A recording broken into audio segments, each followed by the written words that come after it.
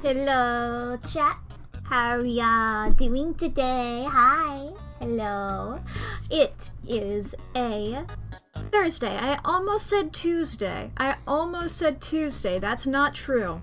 It's not Tuesday that it's Tuesday, but it is Tuesday that it's Thursday. That is true. Hello, everybody. Welcome on in. I hope we're all having as good of a day as we can. It is, in fact, a Thursday. We're playing Cat Detective Albert Wilde today. We're probably going to be finishing it up.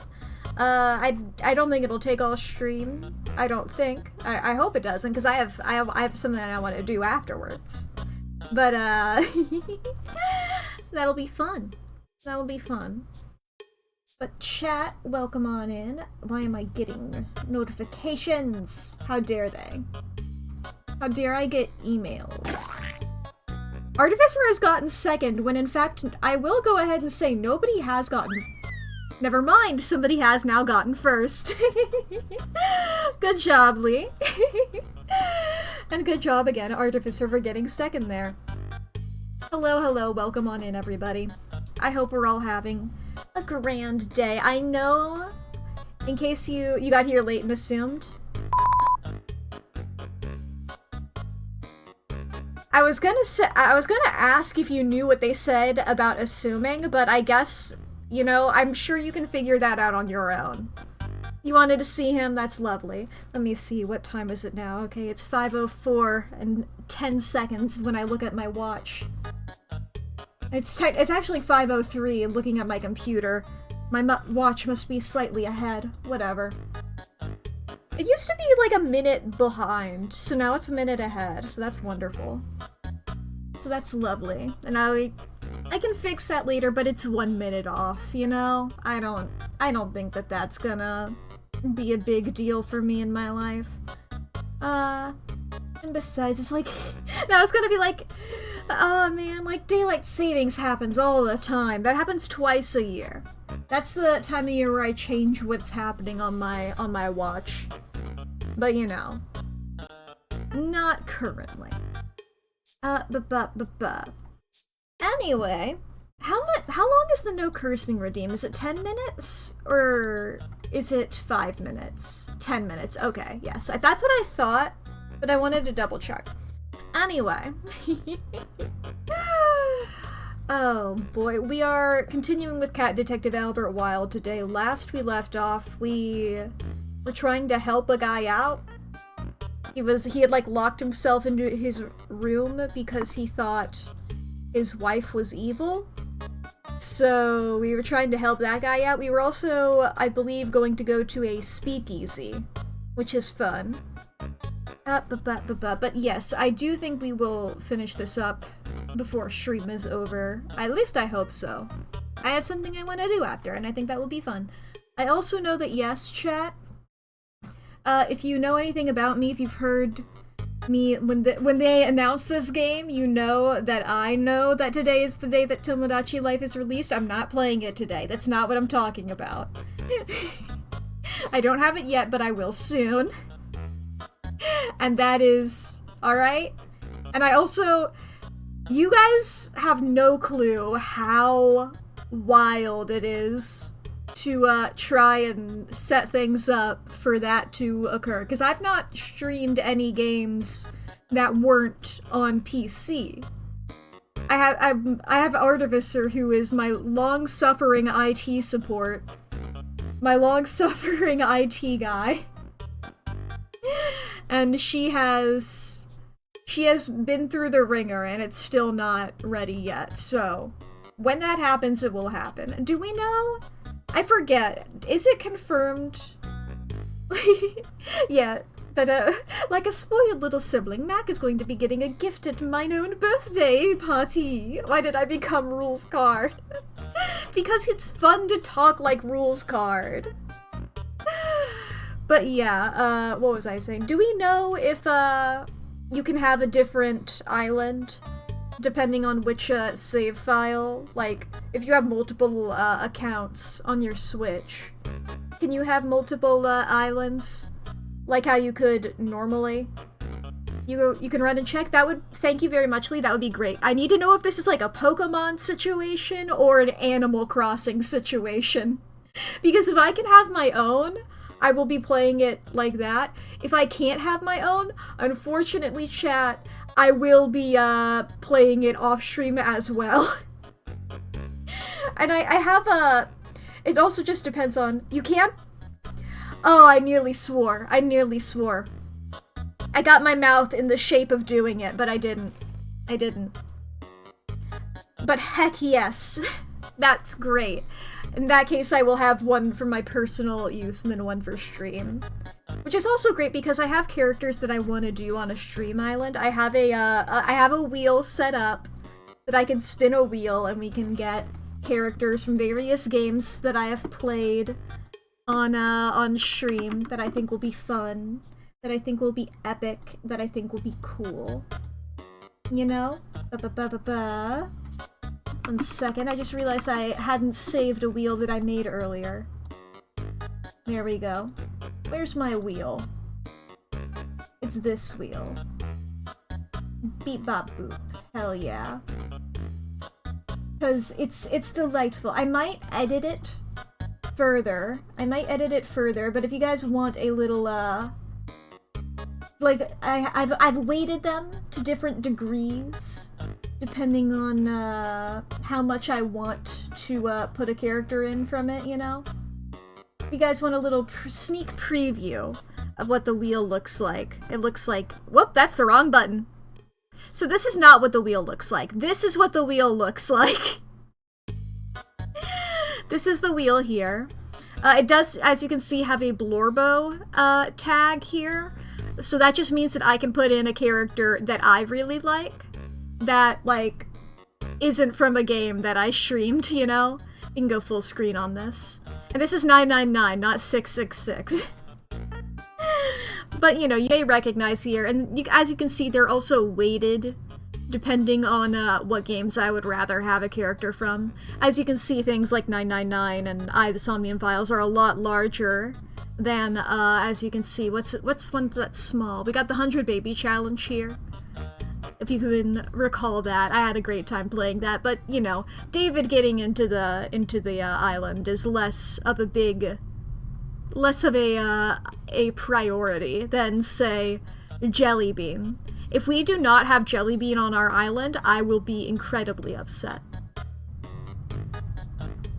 You know? It's also a thing that I would love to do is, like,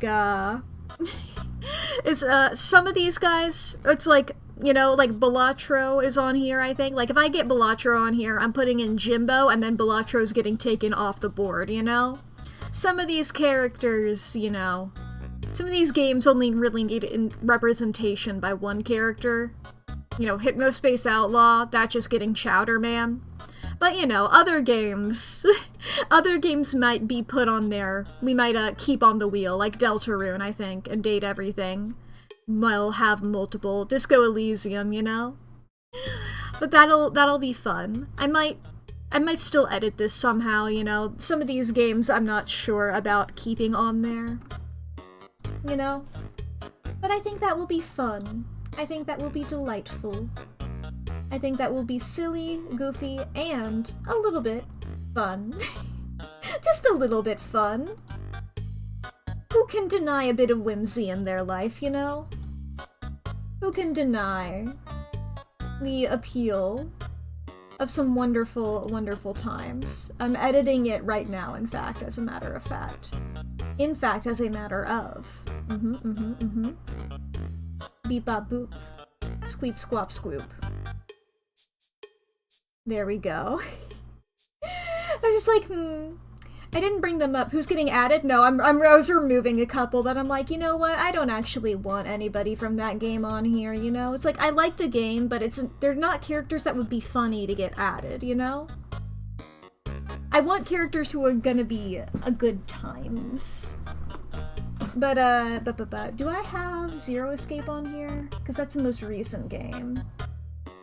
I think I could add Zero Escape on here. I mean, there's also this one, but I don't think I need anybody from this one. I do not, in fact, have Zero Escape on here. So let me go ahead and add Zero Escape Virtue's Last Reward. Is that how you spell virtue? I have it open in another tab. Yes. I have the content warning still open in another tab, so there we go. Beep bop boop. There we go. Lovely, lovely. Jubbly, jubbly. Sibbly, bibbly. Dibbly, wibbly. But alright, I think now, chat. Oh, no, actually, no. Because, Mumbo Jumbo. I was like, as I said that, I was like, that's something that a Minecraft YouTuber says, but I'm not sure which one. Oh, no, wait, Zero Escape is already on here. What am I on about? There it is. I found it. Okay, let me save the wheel. There we go. Let's look, chat, at the birthdays. My big old birthday list. If you're unfamiliar with my big old birthday list, it is a huge list of various fictional characters, media properties, and little bonuses on occasion. We can see here who has a nice little time. We have... Today, April 16th, is Pom Pom Purin from Sanrio, as well as Arisagawa Himari, aka Cure Custard from Kira Kira Precure a la Mode. Wait a fucking minute. Yes, I passed the 10 minutes. I passed the 10 minutes. We're good. So I literally was just like, wait, that's like exactly 10 minutes. Anyway. Go Cure Custard! But what I was gonna say for that was that means that there's 2 pudding-themed characters on one day. Is that day anything? Is today something? Because Pom Pom Purin and Cure Custard, whose design is based off of custard and pudding? Is there something there? Is that like a thing? Also today, Spy Family. I don't have written down whether that's the manga or the anime. And also My Neighbor Totoro, I assume the movie here. Tomorrow, April 17th, well, there's a big one, but I'll save that one for last. We have Porter from Animal Crossing, Bruce Wayne, aka Batman, Griffin McElroy is our silly celebrity, and of course, the great fun bonus one, the greatest of all, for tomorrow, is that it's Lee's birthday tomorrow. You can't believe Batman. You have the same birthday as Batman. Congratulations. Soda! Soda! Like, wait, can I look like I'm sipping it? Oh, no, I can't. And you know what? Let's go ahead and also read the ones for Saturday. Saturday, April 18th, Hatsune Mei from My Hero Academia, Anji Yanaga from Danganronpa, Hibiki Koto, the Vocaloid. Hell yeah. We also have the movie Holes, as well as Yu-Gi-Oh! I don't have written down what specifically thing there, but Yu-Gi-Oh! Hell yeah. I'm assuming that was for Lee's birthday, but that could be also for the Holes movie, which is also really good. Beep bop boop, beep bop boop. Okay, let's see here. Alright, chat. I think we can get to the video game now. Because I wanna beat it. I wanna beat it. Because I would like to do a fun little silly afterwards. And I wanna do fun little silly. I love having fun little silly. Sans, thank you for your beautiful music. Let's get into the video game. Let's have ourselves a good investigation murder. Well, actually, oh, no, yeah, is murder? Yeah, We found a mysterious dead body. Jury is still out. The jury hasn't even been called yet. Like, we're investigating. We're not... Anyway. Let's get into this. We'll look around, see what we can do. Loading on in here. Loading the city as well. Here we are. Back in the business. Just double checking here. We said everything we could to you, right? Go away. Leave me alone. I'm not talking while that she-wolf is listening in. She is gone. We did tempt her out. She's left for class, it's just you and me. Yeah.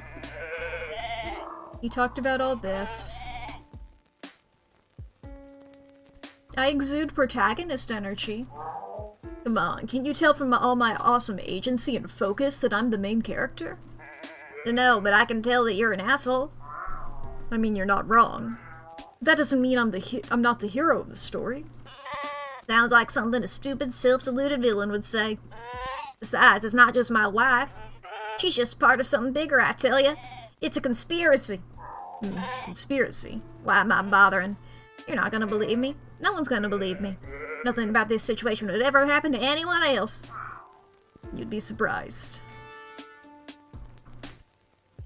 Okay. Could we tempt him out? Was there something like that? I'm just double checking, like, where were we on this conversation?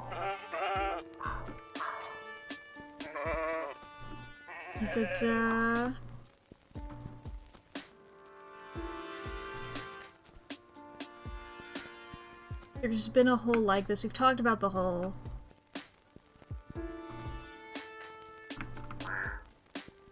This is gonna sound wild, but this hole in your living room? Seen one like it before at a crime scene. Yeah.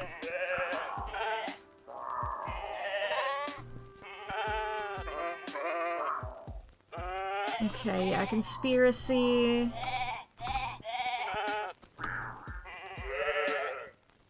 Okay, we have try talking to us when you know more about the... Try talking to them when we know more about the, conspiracy, is what he said.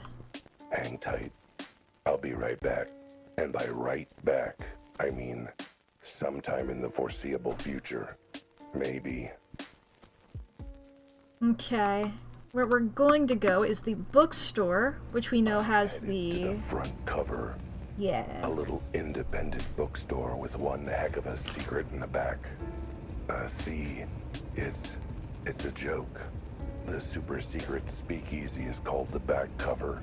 It's hidden in the back of the store, and look, it was funnier in my head, alright? Wait. This is my head. Anyway, there's only one drink in this town that smells like the ashtray of an elderly, chain-smoking Rhino filled with whiskey and orange juice. Only one drink, served by only this one speakeasy.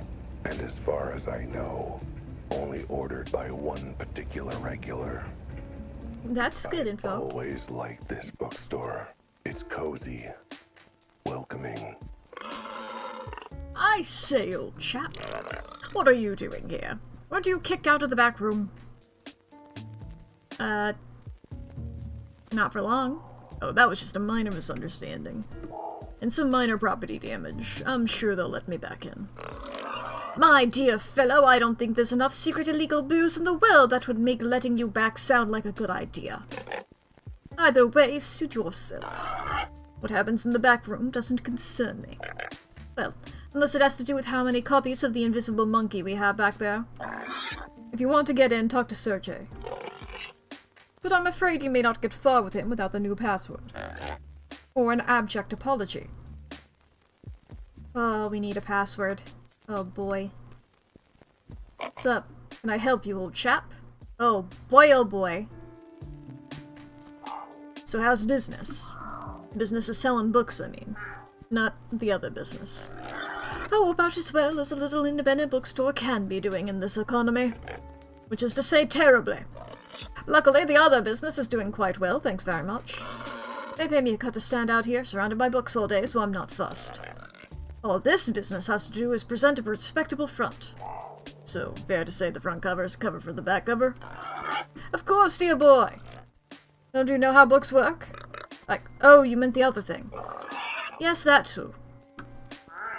So if a very contrite and currently sober former patron wanted to get into, you know, the back rooms, wink wink, how would he go about it? Well, first, my boy, he'd try to be slightly less obvious about the surreptitious winking, but as you know, he'd also need the password. The current password, not the password he knew last week. And that's it. I wouldn't have to do anything else, like make a personal apology or pay for the dry cleaning. My dear chap, a password's a password. If you know it, you get to go in. What else are they supposed to do? Turn me away anyway? Sounds like someone doesn't know how passwords work. So I figure a smart, educated, worldly animal like you has gotta have figured out the new password by now. Oh, I didn't have to, they told me. Oh, well, that makes it easy. What's a new password then? Ah, sorry, chap. I'd tell you, except for the bit where they told me you're the last animal in the world I'm allowed to tell it to. Yeah, right. Like I'd be the last animal to tell next to all the cops working in vice in this city. You're literally lower on the list than yes. I just wanted to apologize for, the incident that happened in the back. Oh, no skin off my nose, dear chap. If anything, you helped out my end of the business.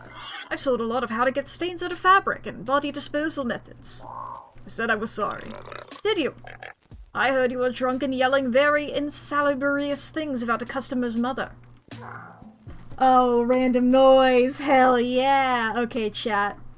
I did make a wheel for this as well. I did make a wheel for this as well. So chat, get over here with me for a sec. Let's spin the wheel and find out what random noise we're gonna have on in the background. Let's find this out.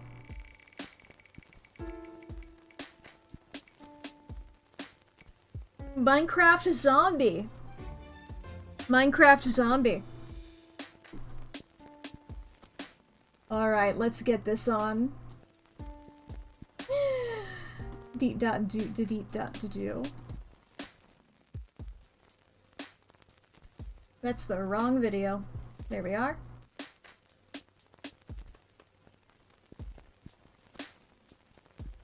Beep dot boop.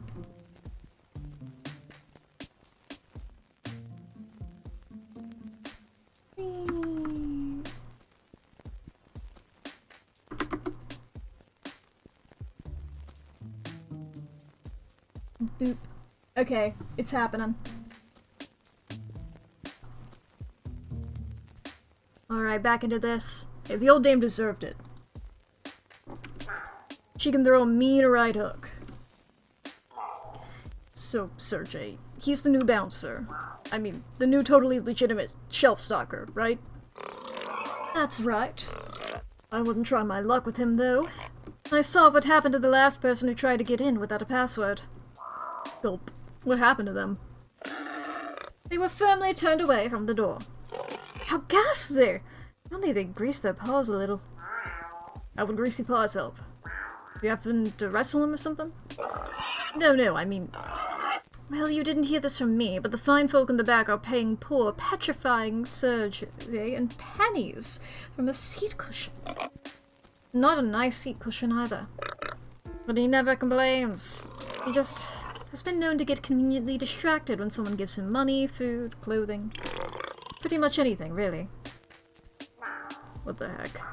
Might as well do some shopping while I'm here. Any good books you think I'd like? You can read. Hey, I read a lot. Reading parking tickets counts, right? Well, old chap, given your limited tastes, perhaps something classic will expand your palate. Maybe Of Mice and More Mice? Ooh, is that a cookbook? My dear chap, it's a tragic tale of the animal condition and how society crushes the dreams of the lower classes. Okay, but do they eat at the end? Just saying that the title alone is making my mouth water. I think I can find my way around things. Doesn't very much. Righto, chap. Ask me if you need anything. Okay, we need something to bribe Sergey with. Animal Farm was so disappointing. It wants to read a treatise on proper techniques for running a farm. Great convo, bud. Hi, are you Sir J? Hello? Got. Look, I just wanted to say I'm sorry for what happened that time, and that I've learned my lesson. No more looking spilled bourbon from the floor. So, are we good? Yet. Okay. Can I at least go in and express my my apologies directly to the bartender? I almost said barber. Yet. And how am I supposed to say sorry and have everything forgiven? You don't. Try bribing? Look, let's forget all that password nonsense. Any chance I could, give you something as thanks, nudge nudge, wink wink? Sir J will accept the money.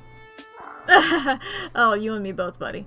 But, I'm afraid I've got a temporary case of brokeness. And Sir J will accept item in trade that can be sold for money. Like what? A kidney would be acceptable. Well, let's not get too wasty. Let's see what I have to trade.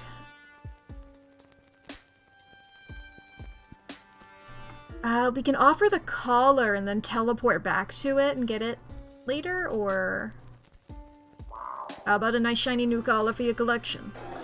A collar. Not just any collar. Stylish designer collar made from authentic, material. And as you can probably smell, it carries its own, unique fragrance. Truly a singular collector's item.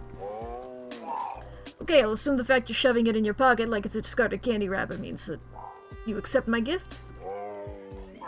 So I can just go in now? Yet. What? But I bribed you. I give you a gift and everything. You gave Serge a gift that Serge would need to pay Sucker to take off Buzz. Serge not told you anything, Cat. Well, fine, keep it then. Not like I want it for some incredibly genius plan involving teleportation or anything. I mean, it's not like I want it or anything. Bear. So I've been working here for long? It's such a cool bookstore. I've known the owner a while. My name is... I know who you are, Cat. You are not getting in while Sergei stand watch. Not without password. What about with password? And you are getting in while Sergei stand watch. But Sergei gave you a very intimidating and judgmental glare as you pass. So I'm looking for a book. Do you have Tequila Mockingbird in the back? Nice try, Cat, but password is changed. Your password no good anymore. Wait, they changed it already? Password should be good for at least another 2 weeks. They only cycle it once a month. That was before Silly Cat make a mess of bar. And stage. And ceiling. Ceiling? I don't remember that. And that is why you never get new password and you never go back to room again. Now run along, Silly Cat. I gotta go. You keep guarding that storeroom back there, Sergey. Alright. We gotta find out that password.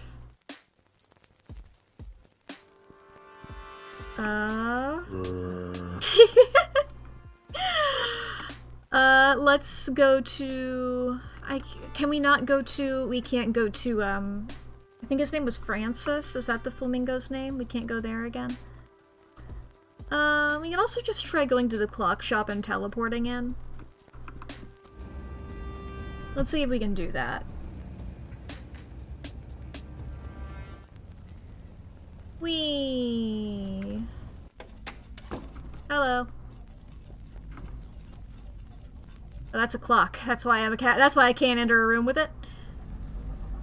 Time to see where the bouncer put my collar. Surely somewhere safe as befits a valuable bribe. I mean, gift. Either I end up in the bar itself, or somewhere where I can listen for the passwords. Either way, I'm gonna be sitting pretty.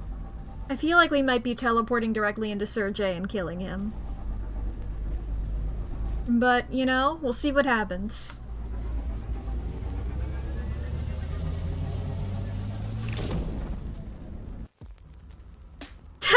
Dumpster. What am I doing out here in the garbage? I was supposed to teleport to where the caller was. So surely I should be in the back of the bar, or the bouncer's wallet. A safe vault. Heck, maybe a nice little shadow box frame on the wall for displaying it. Wait, did that guy throw away the perfectly nice collar I flagrantly bribed him with? Just another sign of how rotten this city is. A place where flagrant bribes aren't treated with the respect they deserve. Speaking of which, I guess I should pick my flagrant bribe up, huh? Do we got it in here, or is it... There we are. Phew. Smells like my flagrant bribe has become a fragrant bribe. Wait. No, that's just me. Dang. And also, it was already like I that. came up with a real zinger there. You were in the sewer. Quick. Hide. Who goes there? Ducks. Sorry about this, sweetie. I was worried about you. What happened? How did you get so drunk? It was the funniest story. I was looking for that book I told you about. I asked the nice bear if they had a copy of A Mantra for All Seasons in the back. He said they did. But when he led me back there to check, they didn't have it. Know what they had? Lots and lots of booze. What? Why did you drink it? Didn't want to be rude. Never mind. Let's just get you home. That's it. A mandrel for all seasons. The key I need to get where I'm going. All thanks to my feline sense of stealth. Hell yeah. Oh, by the way, sweetie. Where's that weird cat standing in the alley watching us? Oh, him? Probably just the garbage collector. Stealthy, like the night. Alright, let me learn the password. Back into the bookstore. Hello! Ignore how I came in from that door. Don't worry about it. Hey, Sergey! The password is A Mandrill for All Seasons. Alright, if Cat have password, Cat can go in. Really is that easy. Sergey order is clear. Only let in animals with password. Cat has password. Now stop bother Sergey. Alright, thank you very much. Not to judge a book by its cover. And the back cover is no different. Bunch of fun little guys. It might look classy, dignified, welcoming. Does it? Nope, not you. Get out. But that unassuming back cover blurb hides a lurid tale of greed, crime, lies, and scandal. The kind of story where... God damn it, is he monologuing again? No monologuing! That's how everything went to hell in the first place.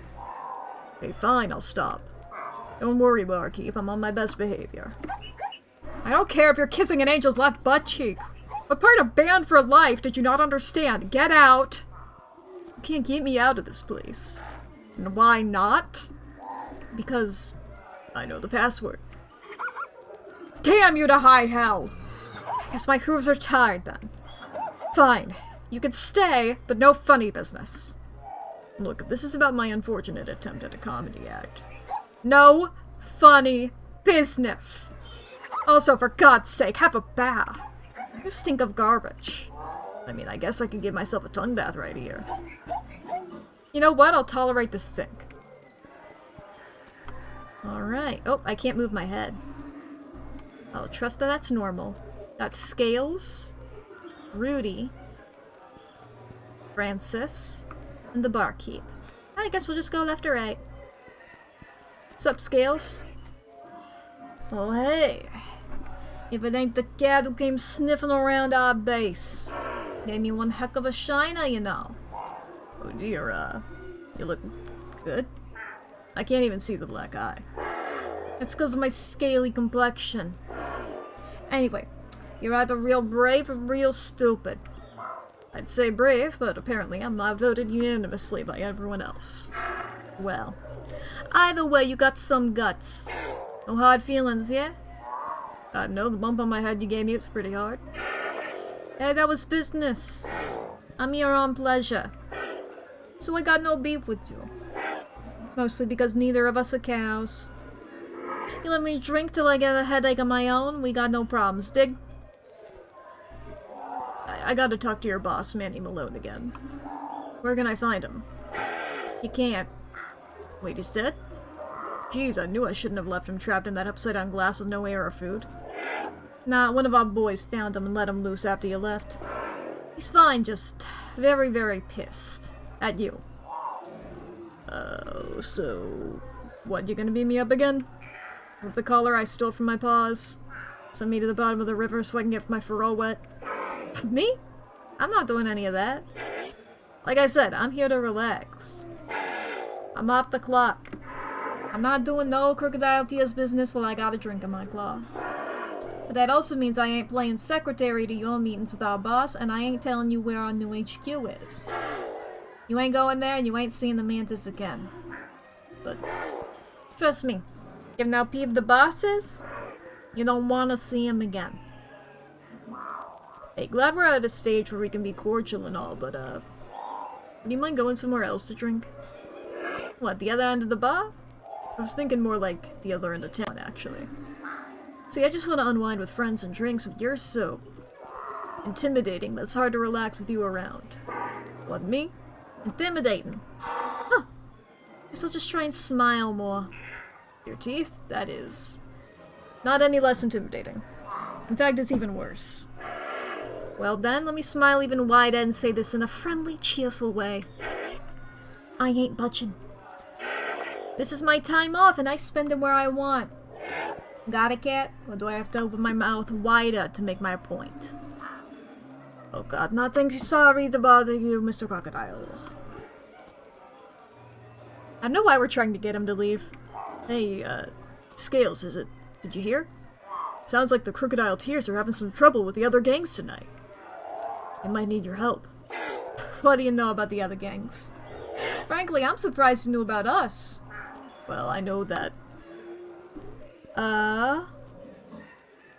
We did hear about the sharks and shirts, yeah. There's blood in the water, and the sharks and shirts are on the prowl on your turf. Wait, they are? Yup. You know their boss. Dolphins can be a real jerk sometimes. But you're saying Dom the Dolphin's involved? The Terror of 10th Street. That's the one. Stuff's going down on 10th Street right now. You should believe me because I know all these names and places and stuff. I better head back and see what's up. Boss will probably need my help. Yeah, you should go. Your help might really balance the scales. Get it? Scales. Because your name is... You know what? I'm gonna shut up now before you eat me. First smart thing you've said or done all night. Fine. I'm off. Tell the barkeep to put my drink on your tab. Sure will. Wait, what? And he exited with effortless cool. Man, I hope he gets gingivitis and cavities someday. An achievement. That'll learn him.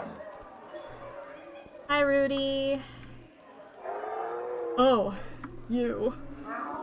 Rudy, good to see you. What are you doing here at the secret speakeasy that nobody knows about? You were the one who blabbed about it months ago. Oh yeah, that was why I got kicked out the other time. Anyway, what are you doing here? Don't you have to mind the kiosk? How many jackasses, donkeys, and mules do you think need to check the newspaper at this time of night? Besides, Jimmy's holding down the fort. I've earned a drink from my troubles, I think. You have troubles? Sure do. Like getting a certain catty jerk to pay back the money he owes me. Oh, right. Yeah, about that. You're about to launch into a sob story about it that the gig you had lined up isn't gonna pay. I can't fully express how little I want to hear it. Good to know. I definitely was not about to do anything like that. No, sir. Good. That's the only next words I want to hear from you are, I've got your money right here. Got it? What's the matter? Cat got your tongue? Well, yeah, considering I'm a cat who's got a tongue. But you said not to say any other words except, I've got your money right here, so I couldn't reply, and then...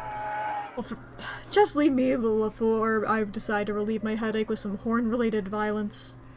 Actually, sir, what you got are antlers, not horns. But, yeah. Anyway. Francis! Oh, so you did make it to the super secret speakeasy that nobody's supposed to know about. I'm honestly surprised! Well, you know, I'm a detective. I know all sorts of things nobody's supposed to know about. What, to make up for not knowing all the things everybody's supposed to know about? More or less. Speaking of which, you're a regular. How did you not put two and two together and realize it was you who smelled at the who it was you smelled at the scene of the crime? Do I look like the kind of bird who goes up to everyone at the bar and sniffs them deeply? I have other more important things to do with my time. Actually, hey, yeah, didn't you chase me out of your apartment saying you had somewhere important to be? And now you're here? Sweetie, after the week I've had, this is somewhere important to be. Besides, all your questions about the drinks and things got me here thirsty. Well, glad to know the mysterious death of a fellow feline has provided an inspiration to come here and get drunk. Hey, no reason to let a little death and detective work ruin a perfectly good evening. I like Francis. Had a dance recital tonight. Got some real creeps. Some lady in the front row was a wolf whistling. You know, a wolf whistling. So gauche. It's probably, I forgot her name. Mrs. G, that was it. What do you want? I'll have a gin on the rocks. Sandstone, not granite. Shaken, then stirred, then shaken again, then left out for 5.3 minutes before one last shake, then combined with a whole lemon, a paper umbrella, a tub full of moonshine still in the tub. You'll get water, and that's it. And move aside, there's a zombie behind you who wants to order as well. Water. What kind of speakeasy is this? The kind that doesn't want a repeat of previous incidents involving cats, tubs of moonshine, and 15 grand in property damage. But I'm a paying customer. I want my drink, damn it. Fine, want to pay for the property damage while you're at it? Water's fine. Maybe you can use that to wash off some of the stench. Phew. So, about what happened earlier that triggered my completely unfair removal and ban from the premises. If you're about to end that sentence with anything other than an apology, you might want to rethink that. So an apology would help? No, but it's the only thing that wouldn't make things worse. Alright, I'm sorry. For everything. Except for calling the lady's mother a hamster. She deserved that pie to the face. Well, turns out I was wrong. The apology made things worse, too. So, how's business lately? Better, now that we're finished payments and repairs. Do you know how rainy this city is? And how many holes you left in the roof? Did I mention I'm sorry? Because I'm sorry. Well, to be fair, it did end up being a great feature for marketing. Rustic skylights and all that. Even came up with a commemorative cocktail. Named it after you and everything.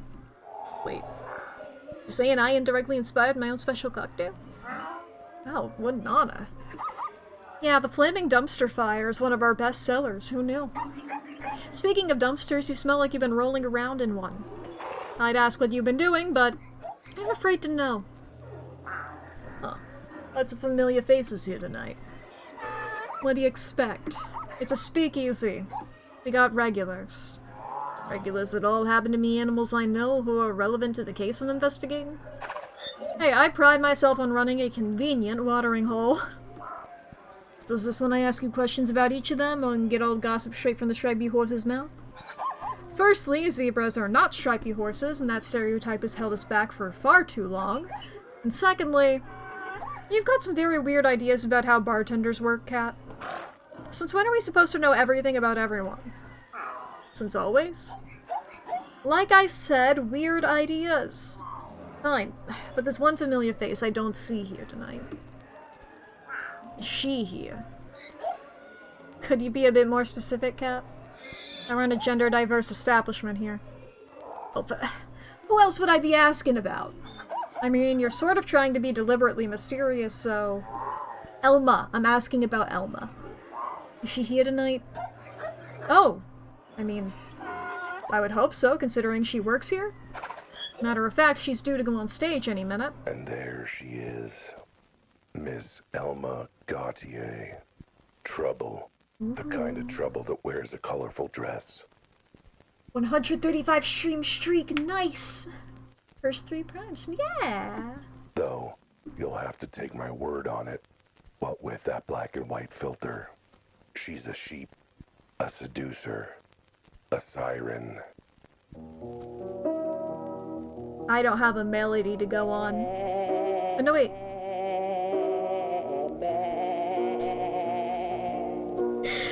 I'm feeling like a lost lamb, cause my life, it don't make sense.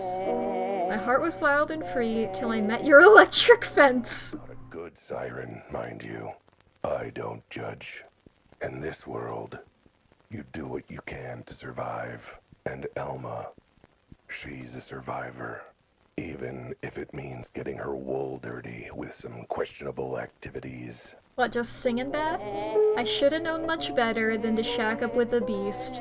Now my pride is all in tatters. Me and my bank account were fleeced. Speaking of questionable activities, Zombie likes it. the song finishes soon. That's why, my dear, I'm telling you, you've been bad news to me. Gotta wash you out of my wool. Yep. Was that one single clap? Thank you. Thank you. If you want a tip, you know where to find me. At the bar. What do you want? Hey, you still serving that drink that smells and tastes like pineapple juice served in an elderly chain-smoking Rhino's ashtray? The pineapple regret? Obviously.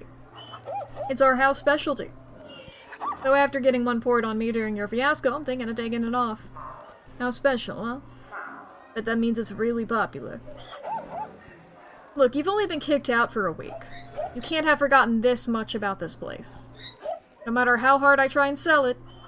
Talk up the good make of the cigars, the Rhino's lack of flatulence. Seems like only one animal orders it. Good to know. Which reminds me. Okay, I'm all good. Thanks. That's a bald-faced lion, you know it. Now sit down and shut up. Hi, Elma. Nice to see ya. Yeah, Elma Gautier. Nice to see ya. Good to see ya. And, hear you again. Well, well, look who the cat dragged in. Not even certain how that would work. Grabbing my own collar, or... Oh, Al. Good to know some things never change. Phew, he said maybe your cologne. Have you been rolling in trash? Something like that. I could give myself a tongue bath right now if it's a problem. No, I like a cat who's not afraid to get dirty. Speaking of which, I didn't think I'd see you in this bar again after what you pulled. Yes, well, I can be very persuasive when I put my mind to it. How's the barbin life been treating you, my dear? Oh, same old, same old. Bad tips, lousy front of house, terrible pay for show, barely making rent. The usual. It's a bad scene. Uh-huh.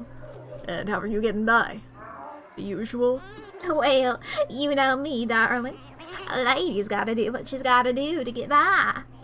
Even if it means a little under the table here and there. Under the table is an understatement. Try 10 floors down. In the basement. No. In the sewers. Well, we've already been there. Let's just say, our first meeting was when she picked my pocket. Good for her. Joke was on her. My wallet was empty. Like it always is. Like I said, Elma Gautier is a survivor. And in this town, there are plenty of opportunities for a survivor too. Sweetie, you're monologuing again. Remember, inside voice, outside voice. Oh, right. Well, glad to know you've still got friends in low places helping you out. Oh, yes. You like me always relies on generous friends. Even the ones who just throw in a little into the cookie jar, if you catch my drift. Hang on, what are we talking about? Are we talking about... I'm trying to hint that you should buy me a drink, you cute, clueless cheapskate. Oh, right. That was all part of my plan. I mean, yes, sounds great. Bartender, can I order my friend, pineapple regret? One house special pineapple regret for the lady? I'm no lady, but I'll never turn down my favorite drink. Tastes like regret. And pineapple. Can't get enough of these. I know, your wolf smells of them all the time. Big talk from a brave boy who sinks of back alley garbage, my sweet. At least I still vaguely like something distantly related to a fruit. So given that, mind explaining to me why I've got a collar from one of my cases that's reeking of pineapple regret? What are you implying? That I did it? Why would I steal a collar? How'd you know it was a collar? Because you just said that was what it was? Oh, whoops, damn. I totally messed that up. But how do you explain the smell of your favorite drink? You're probably just mistaken. Smell of the sewers probably just screwed up your sense of smell. Wait, damn! You didn't mention it was in the sewers, did you? You cunning bastard. You played dumb with the collar trick just to set up another trap for me. I did that. Yes, I totally did. I like that gag. That's a good gag. Completely intentional. Me playing dumb.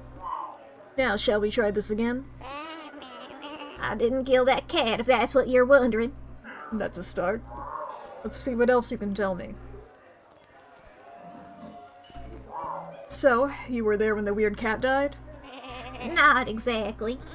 It was dead already when I got there. It was a bad scene. I was in the neighborhood on my way home from work. I was minding my business when I heard a loud crack.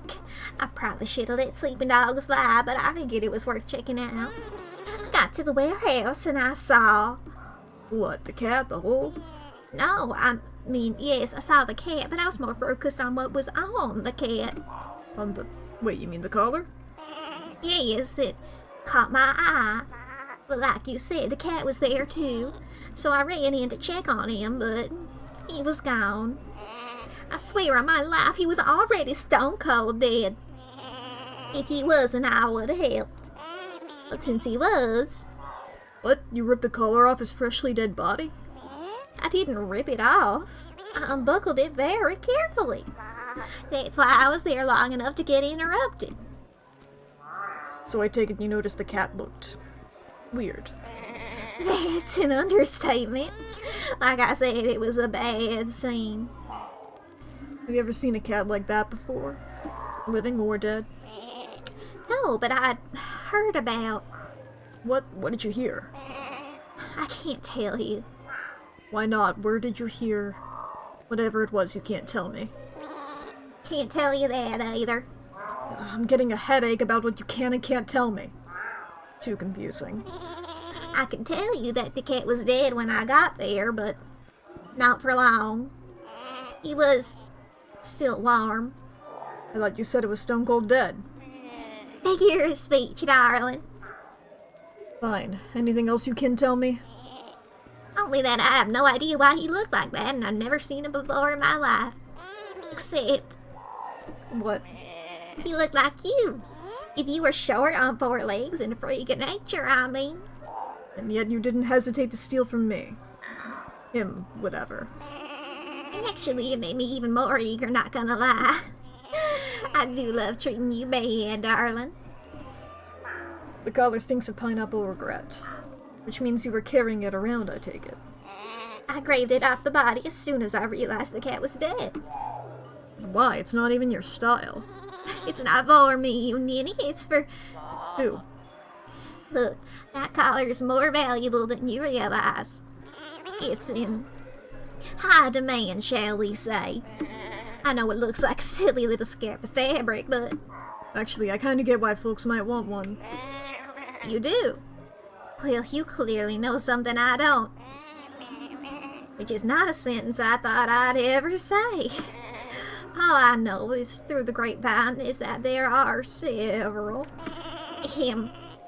parties interested in getting their hands on a collar like that. Man, why am I never invited to parties like that? Trust me, these are bad parties you don't want any part of. What does that have to do with?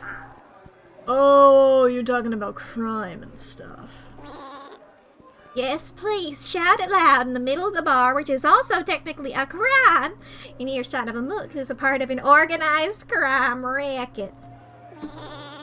But yeah, it turns out some folks here want that collar bad.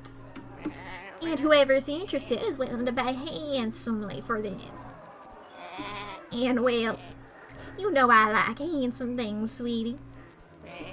It's why I put up with your pretty empty head. You saw the body, the collar. What about the hole?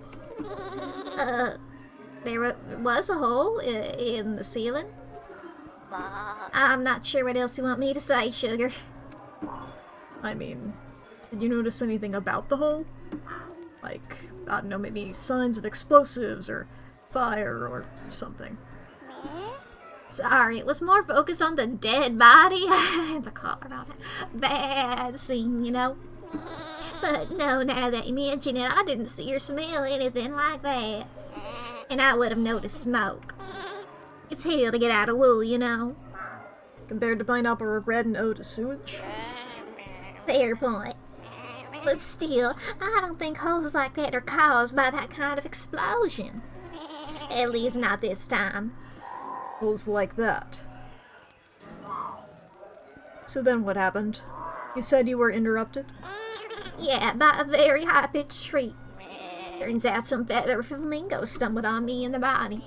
I panicked and the bird brain was blocking the only door out, so I ran the only other way I could think of. Into the sewers. You weren't trying to meet up with anyone there? Say, a certain green insect and his equally green goons? If you mean Mantis and the Crocodile, tears far from it. I was hoping to sneak off their turf without them knowing I was there. They found me after about 10 minutes. A horrified and disgusted shrieking gave me away. You shrieking? What was there to shriek about? Darling, no, I look like the kind of you who enjoys bathing in sewage. I had to shampoo my wool for hours to get the stench out. Bad scene, boo. Alright, but you were just grabbing the collar to sell it for money. Why not just sell it to Manny when he caught you? Oh, he made an offer. She said the offer involved 10 very intimidating crocodiles and a pointed reminder that the loop was on his turf. So you had to surrender the collar and run home empty-hoofed. This time, unfortunately. Too bad. Wait, this time? You know, this pineapple regret is really nice. You should try it. The ashtray flavor's not bad. You make it sound like this has happened before. Do I now? I mean, you certainly don't seem that surprised by what happened. That's just my sang-froid, dear. Not sure what Sam Lloyd has to do with this. Is he a suspect? Did he do this before? You're lucky you're cute, or I'd be real put out by you right now, mister. So, has it happened before or not? Sure has. Don't know how many times, but enough that it's almost a regular thing lately. So who are you going to sell the collar to before Manny the Mantis put in his winning bid? Whoever ended up being the highest bidder, obviously. You really don't understand how money works, do you, sweetie? I understand that means that there were lots of interested buyers who were willing to compete with each other. Oh, that would be a very smart deduction from you, Al. Savor the bit where I already said as much a few minutes ago. You expect me to pay attention to what you say? Bah, and for these buyers, any of them have names? Not the sorts of names I feel comfortable yelling in the middle of a bar. What do you mean? Just something that's probably illegal in the middle of an illegal bar filled with illegal— Oh, now I get it. Yes, you get it. Eminal crade der world on day of stay. Sorry, babe, I don't speak your fancy French. So if that's your plan for avoiding the whole criminal underworld listening in, we'll have to do something else. Like I said, the sorts of buyers I had in mind with the kind of cash I had in mind aren't the sort who, like me, yelling their name in public. A bad scene, you know. Of course, I might feel more comfortable talking about them if you started knowing their names in public. Because no one knows to suspect me, so I'd be safe if I said it. More like I'd rather you get your kneecaps whacked than mine. You say that cow is already dead, but how do I know you're telling the truth? How do I know that any of this is what actually happened? What, I'm not trustworthy? Why wouldn't you trust little old me? Well, I mean, we could start with the fact that you seem to be rubbing haunches with the animals of the bad scene, as you call it. Or the fact that you're willingly admitted to stealing from a corpse in order to squirt some cash.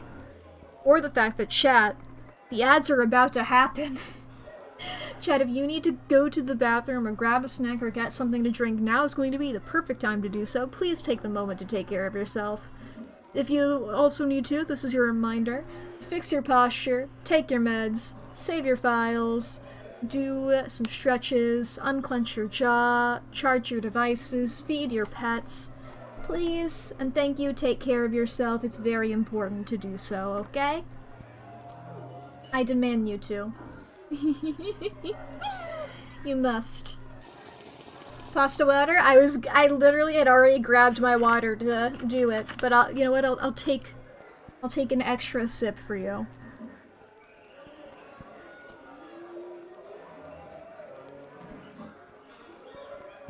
Get your chores, yeah!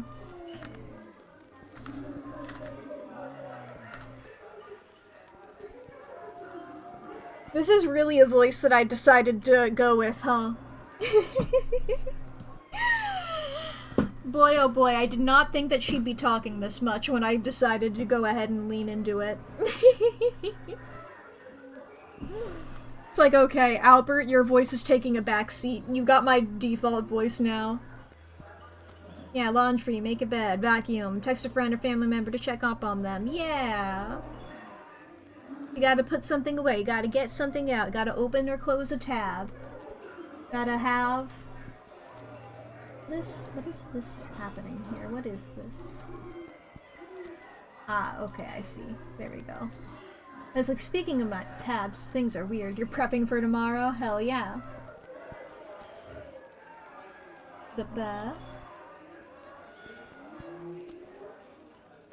Getting all that shit good.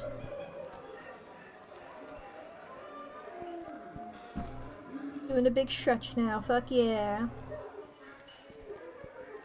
I'm so excited to play Tomodachi Life Chat. I've got to think about who I'm putting on my personal one. I mean, it'll probably be, like, me and then, like, a bunch of fictional characters that I like, just in generic, you know? I love how I've planned out what I'm gonna do for my stream island, but not for y'all, or not for myself personally, you know? It's a wonderful time. Let me go ahead and look back at my thing again.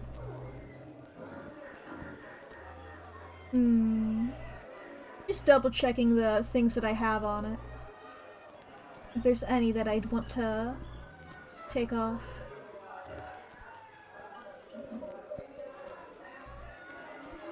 Because some of them it's like, I love this game, it made a good impact on me, I really like it. I don't think that they would be a good fit for, what we have. You know, there's not like a character who would be funny to put on there.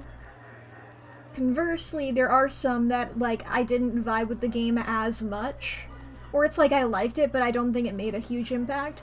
However, great characters who I would love to just have on here, who I think would be really funny, you know?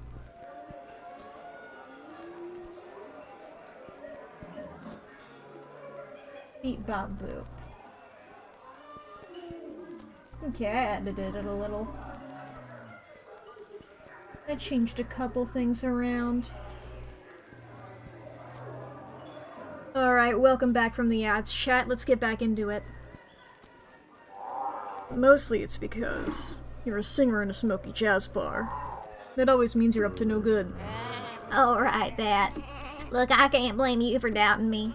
But it doesn't look good, but all I'm really guilty of is being too poor to be fussy about where I get my dough. I'm not bad. I'm just a black sheep of sorts. If that's the case, mind telling me the whole truth? There's clearly something bigger going on here where you're not giving me all the info. Crocodile's gotta have some secrets, especially when they might get her in trouble with the wrong crowd. But let's just say if you ask me the right questions, I might be willing to tell you more about what I know. Whether you trust it is up to you. So, let me get this straight. You are a bystander to the death or appearance or whatever of this mystery cat corpse? Correct. You were short on cash and you'd heard the collar was valuable in the black market, so you'd grabbed it with the idea of selling it for a quick buck. More or less, yes. But Manny's goons caught you before you could leave the area, shook you down, and took the collar for themselves. Ooh, look at you rubbing your two brain cells together for once. I'm impressed. 3, actually. I'm very proud. And the third one is still stuck on who wanted this collar, why, and how you knew about it. All perfectly good questions, my little himbo hairball. Perhaps you should go see if you can dig up some answers before asking me about them.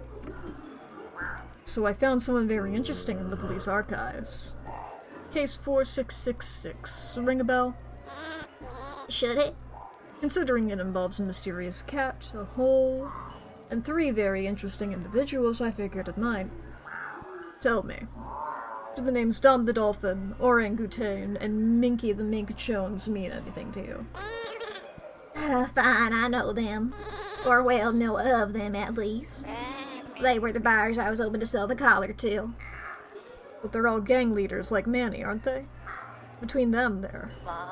The heads of the city's criminal underworld. Now you're getting it. And now you know why I wasn't in a hurry to chat about it with the goons nearby. But yeah, the old underbelly of the town is one hell of a state. The heads of the gangs are all looking for those collars, and they're willing to pay top dollar to anyone who brings one to them. Collars? As in plural. Oh, honey, you passed elementary grade grammar. Honestly, no sass, I'm proud of you. But yes, that is how plurals work. So one from this case. And one from case 4666, I assume. So this, whatever this is, happened twice? Twice? Oh, you sweet, stupid sex on legs. More like the police only caught it twice. It's happened way, way more than that. So you say it happened more than once, but what is it? I don't really know the details, but from what I gather, they all involve some sort of weird cat appearing out of nowhere in random parts of the city. Oh, didn't think I took any cases like this before. Not you, more like the dead cat. Real small, weird legs. Although I don't think no fault of them actually died. I heard some of them were alive and just went missing afterwards. Bad scene, I say. All of them blew some kind of hole in the ceiling or building when they showed up. And most of them had some sort of collar on them as well. Those collars are what's ever got everyone riled up. That's why the gangs are all on the lookout for any random cats showing up. And that's why there's big bucks to make if you can bring them one. That's why you went for it. I think I'm getting it. For once. Oh, a whole 2 times the police did their job. Don't be too impressed. It was pure luck both times that they stumbled on the gap before anyone else did. And, well, both times there were some strings being pulled to bury the case, if you catch my drift. Catching anyone's drift is against my religion, thanks. Also, what does strings have to do with anything? They're fun to bat around and play with, but... Hey off, sweetie. The gangs have their fingers, paws, and hooves and claws, and the police pie. Clearly one of them made her case go away so no one poked too deeply. Huh, poking too deeply is my specialty. It's what stopped me from becoming a dentist. Or a proctologist. Thanks for that bad image. So what have the gangs been doing exactly? Besides paving off the cops, you mean? Well, they've all been keeping ears to the ground, listening for any word on one of those cats showing up. So they're not the ones behind bringing the cats in the first place? I don't know, but they do seem to have a good sense of when to be on alert. Just not where. Either way, when they get wind of another or whoever runs that territory sweeps in and clears everything out before the cats or cops or anyone else notice. Unless, say, a lucky gal sneaks in to grab the goods before then. Uh-huh. How'd that go for you? Pretty bad. But you can't blame a girl for trying. Things might happen. Understanding about respecting turf. That won't stop them from trying to get a leg up on each other. Or several legs, really. So when they clear everything out, does that mean the cat too? Are they putting the poor kitties in concrete muffin makers? No idea. They take the cat with them either way. No one's actually seen any of the cats since then. So yeah, bad scene even for me. But I get the feeling that's trying up loose ends. It's not the cats they're interested in. It's those weird collars of theirs. They're fighting tooth and nail over them. Makes me think there might be a separate buyer that they're all competing for. What I don't understand is what's so special about those collars. I can't imagine why so many are trying to get their hands on them. Well, for once something I know that you don't. So how long has this been going on for, with the cats and collars and stuff? Oh, months, darling. It's been a bad scene for a while. How's no one besides your shaky friends picked up on anything? Surely I've noticed something after this long. Sweetie, you don't even notice when you have a kitty litter on your butt. I don't think you're an expert on what does and doesn't draw attention. Besides, my shady friends like to keep things on the down low. And they're very good about what they do. So then I guess the question is, if this has happened more than twice, how many times has it happened? A lot. Like 3, 4? High single digits? Try high double digits. And those are just the ones I've heard of. Might even be triple digits. My god, that's bad. I don't know if I can count that high. I only have 18 toe pads. Math wasn't my strong suit. I didn't think you had any strong suits. I mean, that suit you're wearing is pretty bad. So you're telling me that for the past few months, countless cats have been appearing in town through giant holes in the roof only for underworld gangs to show up and snatch them in their collars? More or less. Like I keep saying, it's a bad scene, yeah, I know. You're not wrong, though. Those poor cats. So noble, so adorable, so misunderstood. Are you talking about the missing cats or yourself? Remember, most of the missing cats were also very, very weird. Which applies to you too, now that I think about it. Seems like my kitty case is just the tip of the iceberg. Not a penguin in sight to help. Well, thanks, Elma. This will help my investigation a lot. I'm not entirely sure how yet, but I'm sure it'll come up eventually. Oh well, that makes risking my life battling criminal secrets all worth it. If you might maybe sort of find it useful. Oh, yeah. You be okay? I mean, between that and the whole trying to snatch a collar from under Manny's nose, I imagine they might be mildly annoyed at you. Serves them right for not paying me what I'm worth. Besides, I've had a pineapple regret, which means doing things I'm gonna regret. Don't worry about me, doll. My wool might get dirty, but I know a good dry cleaner. And I always make the best of a bad scene. That'll be all for now, Elma. Don't go far. Might have other questions. Where else would I be but here, sugar? Alright, I think we can go ahead. Or could I think we gotta ask for a ride. What do you want? So, could I borrow your phone? I need to make a phone call. What, to a lawyer? First smart thing you've done. No, I just need to get a lift. What, from your mommy? No, nothing maternal about it, no sorry. Now just shove the booster seat, I forget their voice, out of the way, and mind the slobber on the pacifier. Ah, the joys of being a mother. Thanks, I'm Deborah. I appreciate you giving me a lift. Again. Don't mention it. I figure these are all billable hours, so a few more of these rides should put at least 2 more kids through college. Wait, you're billing me for this? I thought you were just doing it because you like me. I do! I like you because I get to bill you a lot. You know what? I'll take it. Because right now I need all the friends I can get. I need to ask you something. Something very important. Anytime. You mind if I give myself a tongue bath back here? I'm in desperate need of one. Oh! Yes, you are. Go right ahead. The back seat's already covered in drool from the kids anyway. Fantastic. Now to see if I've got enough room to start licking my own crotch. Alright, here we are. Now we can leave because our car was parked here.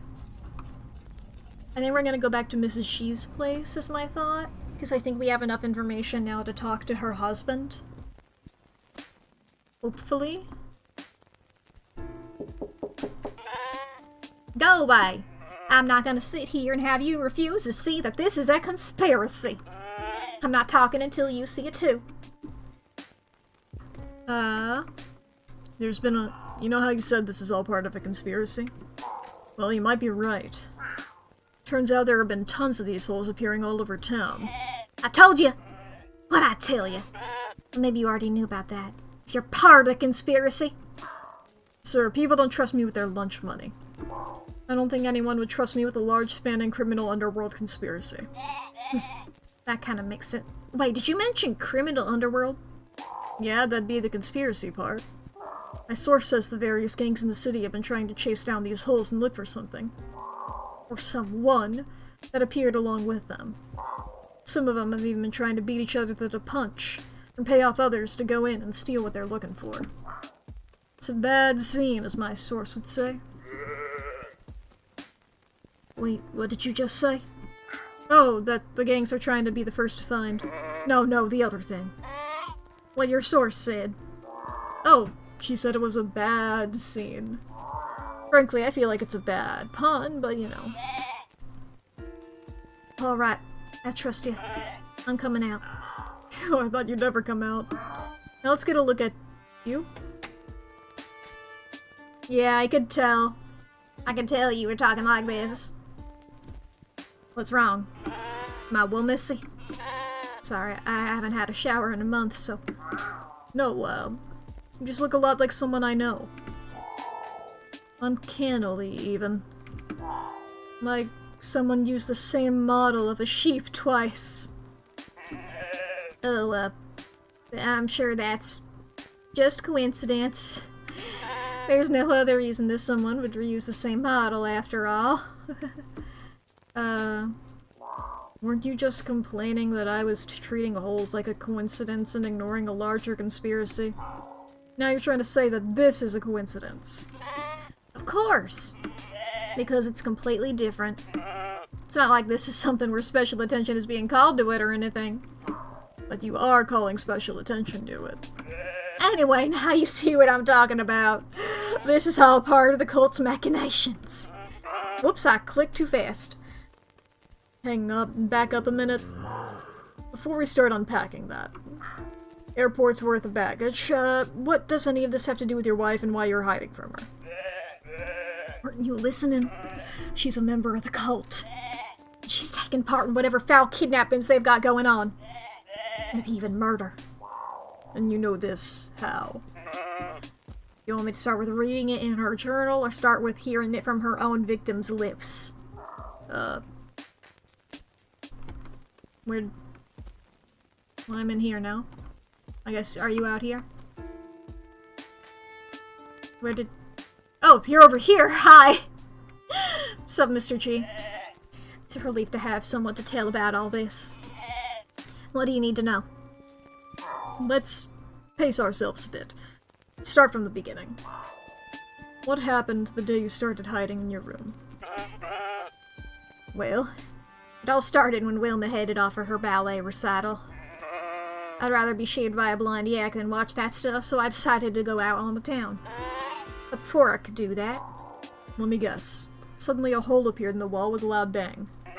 Actually, no, the hole had been there for a week already. She'd said it was for a skylight she was putting in. I was drinking some water and accidentally spilled some. Normally I'd just wait for her to get home to clean it up, but after I kept slipping on the puddle while I got ready, I finally decided to mop it up myself. Then it took me an hour to find the closet with the cleaning supplies because, you know, not like I ever use them. But when I opened it, I saw... What, cleaning supplies? Well, yes, but I also saw him. A Minecraft zombie. Her victim. What victim? What makes you say victim? What else do you call something or someone who's been kidnapped, tied up, and stuck in a closet? Wait, back up. You saying you found someone tied up in one of your closets? Yeah, that's what I just said. Pay attention. Not just someone. A strange, freakish creature like nothing I'd ever seen before. Hey, I represent that remark. Huh? I mean, it was a weird, small, four-legged cat, right? What? No, nothing like that. What part I'd never seen before didn't make sense to you? God, I'm amazed my wife hired you. Okay, so what was it if not a cat? It was pink, I guess? No fur at all except on its head and chin. Stood on two legs, but was a lot taller than me. Had the weirdest face I've ever seen.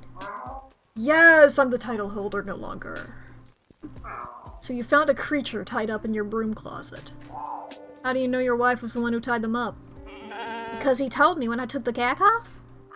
Wait, he was gagged? And he could speak? That's usually why you gag someone, yes. He begged me to help him. Said he'd been trapped in there for at least a few days. Let me guess, around the time the hole appeared? Did he say how he got here? Well, yes and no. He said he appeared in the apartment somehow. Which didn't make any sense, and when I asked him to explain, his explanation made less sense. But when I asked how he got in the closet, he was very clear there. It was my wife. My perfidious partner. My suspicious squeeze. My... Mr. G, focus. How did she manage to overpower him? He said that when he first appeared, my wife was there in the apartment. Apparently, she reassured him, explained some things, made some tea to calm him down. But the tea tasted strange, and he fell asleep only to wake up in the closet, gagged and bound. I knew her tea was bad, but I had no idea it was this bad. You said that you were able to tell your wife was an evil kidnapper cultist from her journal? Well, sort of. It's also her day planner, you see. And her to-do list. She also calls it her manifestation diary. I get the picture. So wait, you read this thing and somehow her grocery list, her 5-year plan, dream year diary, and you got mad hostage-taking cultist out of it? I mean, it wasn't difficult. She put down cultist meeting in her day planner. Huh. Not the smartest cultist I've ever heard of. You sure she didn't write client meeting in really bad handwriting? No, that ends up looking like diet meeting. Let me tell you, the day I asked how the diet meetings were going was not a good day for me. What else did this creature say to you other than, help me, get me out of here? I mean, there was a lot of that. A lot. And of course there was when he told me about what my wife did. But everything else he said was weird. Right, you said something earlier about his explanation of appearing was weird and made no sense. What did he actually say? Honestly, I didn't understand a word of it. Something about orbity-blorbity electrons and moron particles and spinning quintet numbers. It sounds less like an explanation and more like me when I'm drunk. Did this creature have a name? He did. What was it again? Humdinger? Schrödinger? Let me think. Oh! Schrödinger!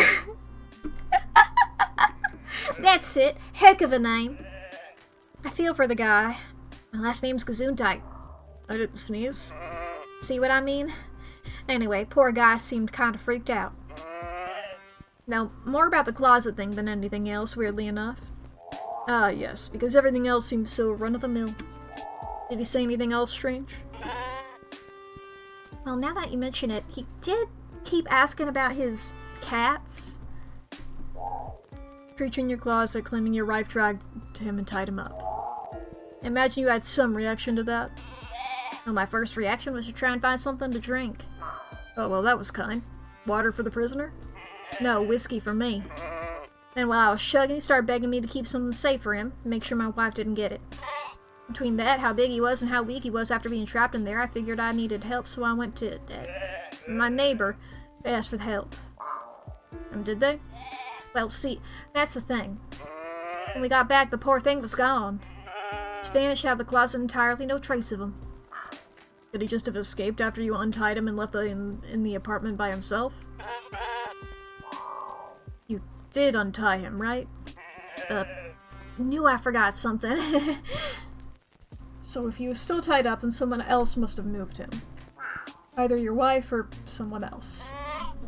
Either way, my wife had something to do with it. After we found the closet empty, I read her journal and... well, yeah, that was when I locked myself in. So you didn't suspect your wife of being a cultist or kidnapper before any of this? Nope. Only suspected her of having bad taste in entertainment. I mean, ballet, really?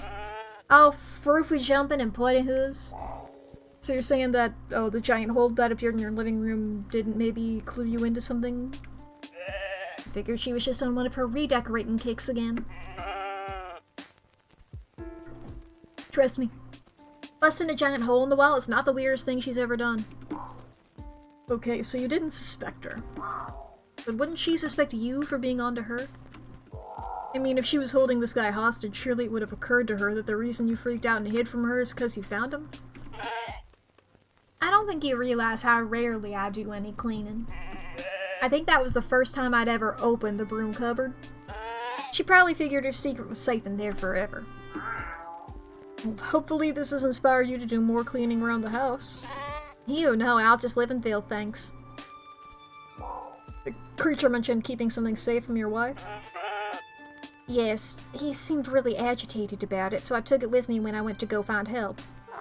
And where is it now? I left it with my neighbor. I trust them. They seem like they knew how to keep it safe. Who would this neighbor be and where can I find them? I said I trust them. Doesn't mean I trust you. Wait, wasn't this whole song and dance about getting you out of the bedroom about whether you could trust me and... Anyway, I'm sure it's still safe and sound with them. Haven't talked to them since I started hiding, mind you, but they're good about this sort of thing. Still don't know what the big song and dance is about, though. You'd think that guy would have more things to worry about than some old collar. Wait, collar? The creature had a collar on him? Sure did. Talked about it all the time, but couldn't make head or tail of what he was saying. Mentioned something about looking for some other collars, too. Whoop. Did the stream blip, or did my stream manager blip? If it's my stream manager, we're all good. Can I take a look at your wife's journal? I'd like to see what was so suspicious in there. Plus, there might be a hint as to where she took this guy. Over there, stealing your mind for the horrors and evil within. You haven't seen my journal. Trust me, that mind is very, very steeled. Well, that thought needed to check out something. I had been stuck in one place for a month. I think I can handle 5 minutes. Is this the journal? Journal? Journal? Journal? Oh, journal. Journal? Fluid. Journal. Gender fluid. Okay. Journal. Journal. You can't just say over there, that doesn't... Ah, it's in here! My diary. Well, she was French. Please keep out. That means you, Ed. What's in here? Today's schedule. Get up and make breakfast. Clean Ed's mess. Finish cleaning and time for lunch. Grocery shopping. For appointment. Gotta say, this isn't sounding particularly incriminating about her being a cultist. Pick up dry cleaning. Pick up Jay for cult meeting. Cult meeting.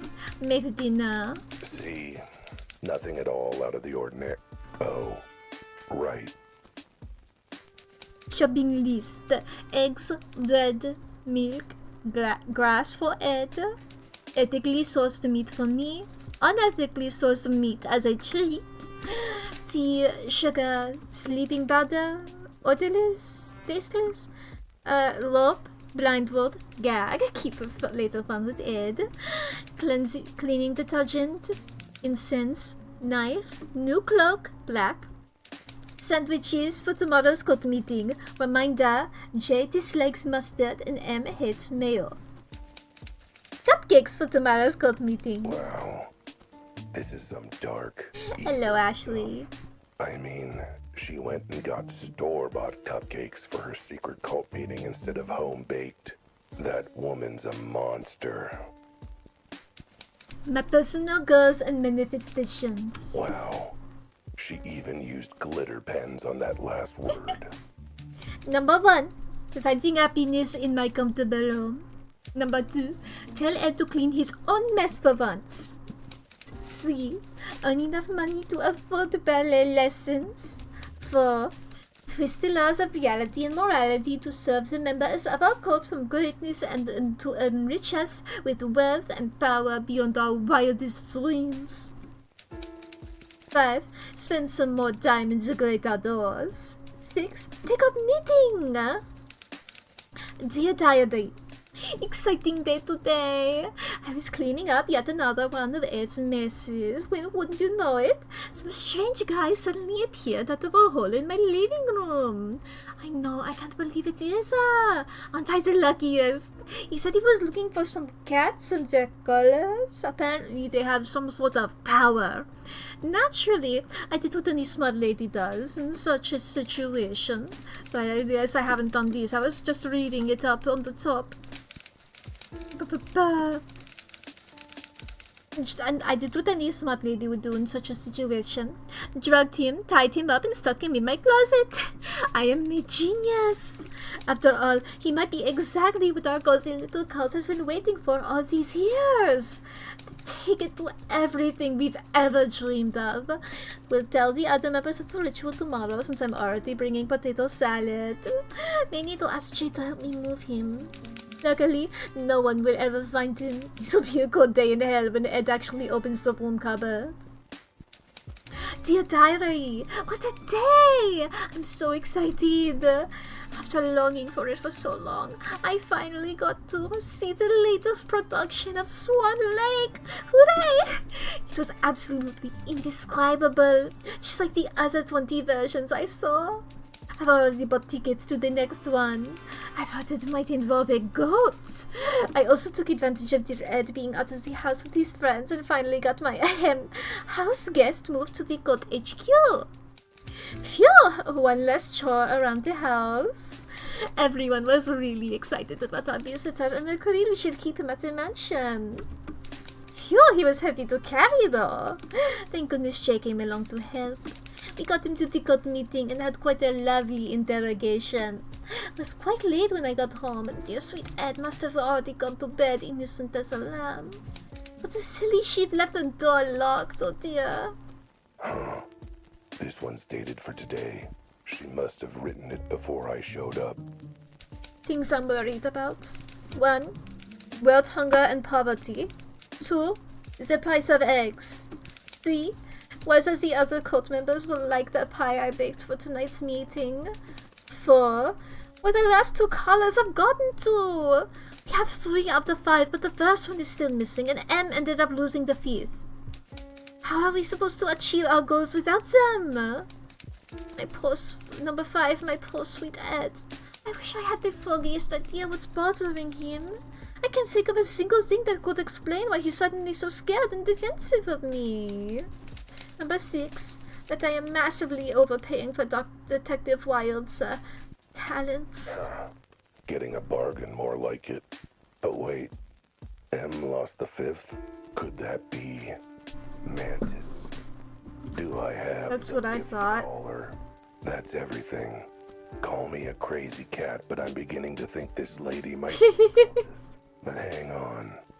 Today's schedule, tomorrow's meeting, all of these entries are dated, meaning I can tell when these cult meetings are happening. Looks like they happen every week like clockwork. Using my deductive skills, I can work out the next one will be tonight. Or I could have guessed that from the entry from today that mentioned tonight's meeting. Sure, I guess. Alright, we've read that. Mysterious. Do we have anything more to talk about with you, or nah? I read the journal. Finished reading your wife's diary. A lot longer than the books I usually read. Not even any pictures. The writing was subpar, and Never mind that, you idiot. What about the proof of her crimes? Did you see? yeah, it is my professional experienced opinion that your wife is totally a cultist, yep. And how much is my wife paying you for these amazing leaps of insight and intellect? Never mind that. The journal mentions some sort of meeting she goes to regularly. Do you know where that might be? No clue. Okay, do you have any idea about this Jay character? Seems to be a culty friend of your wife. No idea. You actually know anything about your wife's personal life at all? Friends, pastimes, hobbies? No, why would I bother staying updated on all that? She's just my wife, after all. Beginning to think the two of you might just deserve each other. Alright, well, I've got to figure out how to crash a cult meeting. Now you're out of your room, you might want to get somewhere safe. Don't have to tell me twice. This whole thing is definitely what I would call a bad scene. Huh, you've given me an idea. Never thought I'd say this, but I might actually have to go talk to the cops. Alright. In that case... So Mr. G's wife is involved with something sinister, and more callers are showing up. But that's not what's got me thinking. Two things are bugging me. One, I have a big itch on my back that I just can't reach. And two, Mr. G's a sheep. Which would be fine if Elma wasn't a sheep as well. That's too many sheeps in one case just to be a coincidence. Something's not adding up. And since I suck at basic math, I'm gonna go talk to Betty. She at least can count above 10, I think. Well, look who's back. Still can't help you, you know. Does that mean you can't help me, or that you cannot help me? Means I clearly have to pick a simpler code. One that your tiny brain can actually wrap around.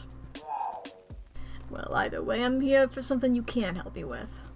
Or can help me with, whatever. You got records on everyone in the city in your file cabinets, right? I need to check up on someone relevant to the case. Sure, I suppose. I'm just lucky my files are organized. What's their last name? Godier. There's a sheep who might be related to this case. Elma Godier? Godier? Female name. I'm amazed you met a woman who could tolerate you for more than 60 seconds. Hey, I've got plenty of female friends. Some of them even tolerate me for more than 90 seconds. Anyway, do you have a file on her? File. Let me check my drawers. Searching for files. And oh boy, I sure do have a file on her. I've got a list of crimes here down to my hoof. Like what? Stealing, kidnapping, murder. More like 20 cases of is a femme fatale in a noir drama, so is clearly guilty of something or other.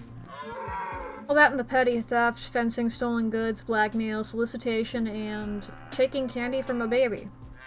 The witch. She's got a diverse portfolio of skills, that's all. Don't suppose she has any relatives, does she? Say I'd know a brother? Says unknown as Gautier. What does that mean, as Gautier? As compared to what? A Yorkshire Terrier named Steve? I mean, you're not totally wrong. Wait, I'm not? Man, Elma. Sorry, Steve sure pulled a fast one on me. I didn't even notice the wagging tail. No, I meant more that she's gone by another name before Gautier, according to this. Looks like the first thing we have on her is on file for her is petition for a legal name change. Gautier is what she changed it to. But why? Apparently, the legal reason she wrote on her form was, my original family name is Bad. How bad? Apparently, her original family name was Gesundheit? Wait, Gesundheit? That's the same last name as the other sheep I've been talking to. They must be related or something. If this is one of your all-sheep look-alike things, I swear, Al, I swear to salt licks. No, I think I'm onto something. Look up Gesundheit. I didn't sneeze. Yeah, I know. That's just the last name. And we've already done that gag to death. Look up files for any male sheep with the name Gesundheit. What? I guess Gesundheit. I think that's enough work off, Al. Frankly, it's much more than you usually give me to go off. Alright, what do we got? Oh, here we go. The Mr. Gesundheit. in the system for a parking violation. Was blocking a zebra crossing. Or zebras. Let's see. Yeah, that's definitely him. You know, my client. Well, more like husband of my client. Long story. What does his file say? Let's see. Works in an office. Occasional arrest for public drunkenness, but who doesn't have those in this town? Family connection, says he's married to a wolf, Mrs. Gesundheit. Yeah, that would be my client. Ugh. My suspect? It's a bit complicated. Any other family members? Well, looks like his parents are deceased. Only living relative is a half-sister. Gesundheit. Gesundheit. Elma Gesundheit, I knew it. I knew they were connected somehow. Mr. G's half-sister. Gesundheit. Elma.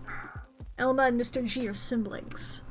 Wait, you mean your stupid insistence that every animal knows every other animal of the same species actually paid off for once? What can I say? I'm a genius. Spotted being such a master detective. Okay, master detective. So what are the implications of these two being related? Well, obviously that's... I mean, clearly they, I don't know, actually. This is my surprised face. You know, who would know? One of the siblings in question. Need to go talk to them and find out what's up. I suppose that's fair. At least you're doing something that could be vaguely mistaken for detective work if you squint at it, which is more than the police department is doing. Hey, you helped Duns. Or, you didn't help, because you're not supposed to. You're really totally unhelped. That's, you know what? Whatever. I'll take the compliment. Go see these two witnesses and see what they say. Who knows, it might even have something to do with this case as opposed to weird serendipity. Hang on, before I go, there's one more name that's popped up. Am I looking up Schrödinger in your files? Hang on. I think I know that name. Let me check our records.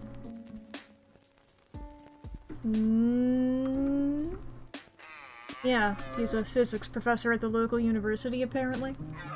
Talks a lot about things like my underpaid police thing, whatever. Entanglement wave mechanics. Ha! Let me guess, he's been missing for the past, say, month or so? No, he's been out of town attending some sort of big-wig seminar about physics. A likely story. Probably just a cover for him being missing while he was actually trapped in a wolf's closet with the gag in his mouth. Interesting theory, but considering the newspapers have had pictures of him for weeks with headlines like "Local University Professor Amazes International Community with Lecture," that'd be pretty hard to explain. Which of course you would have known if you ever read the newspaper. Just glance over it for the classifieds and the comics. Those are the only important bits anyway. Still, that's strange. Schrödinger's been out of town with an airtight alibi. Who's the guy in the closet claiming to be Schrödinger? Beats me. Maybe ask him? That's gonna be a bit of a toughie. Maybe our secret siblings might be able to shed some more light on the situation.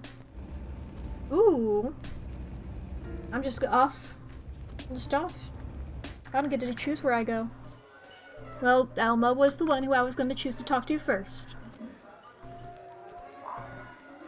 It's actually Mr. G here. Mr. G. Oh hey, look. I know this looks bad, but I can explain. What are you doing at the bar? I thought you were in hiding. You know the whole locked in your room for a month thing? Yeah, and do you know how hard it is to get good booze when you're locked in your bedroom? I figured now that it was safe to come out, I deserved a drink. Or 2. Or 10. Making up for lost time, huh? Then while you're at it, how about you make up for lying to me when we talked earlier? What? I didn't lie. You didn't tell me Alma was your sister. Oh, that. Well, firstly, she's just a half-sister, so that's only a half lie to start with. But secondly, I still didn't lie. I just didn't tell you my family tree. Which has nothing to do with anything anyway. Oh, really? So you're claiming that the only other sheep involved with the case, knowing about weird collars and secret underground shenanigans, you know, the same kind of stuff you encountered, only knows about it because of a total and complete coincidence with absolutely nothing to do with your family connection? Gee, that seems like a really bad coincidence, doesn't it? That two half-siblings both end up in a bad scene by coincidence. Okay, you made your point. Right, okay? So yes, Elma's my half-sister. Same Ram, different use. We're not super close, but we have each other's backs when we're in trouble. Like, 1 month ago. When I reached out to her for help. Whoops, I clicked on it. So what happened? I assume she was the friend you mentioned who helped you before? Yeah, after I found the creature in the cleaning cupboard, I knew I needed help to get him out of there, and it had to be someone I could trust completely. I called her and arranged to meet her here that night. Explained who I found, what he told me about my wife, everything. She agreed to take the guy back to her place and hide him where it was safe. But by the time you two got back to your place, the hostage was gone?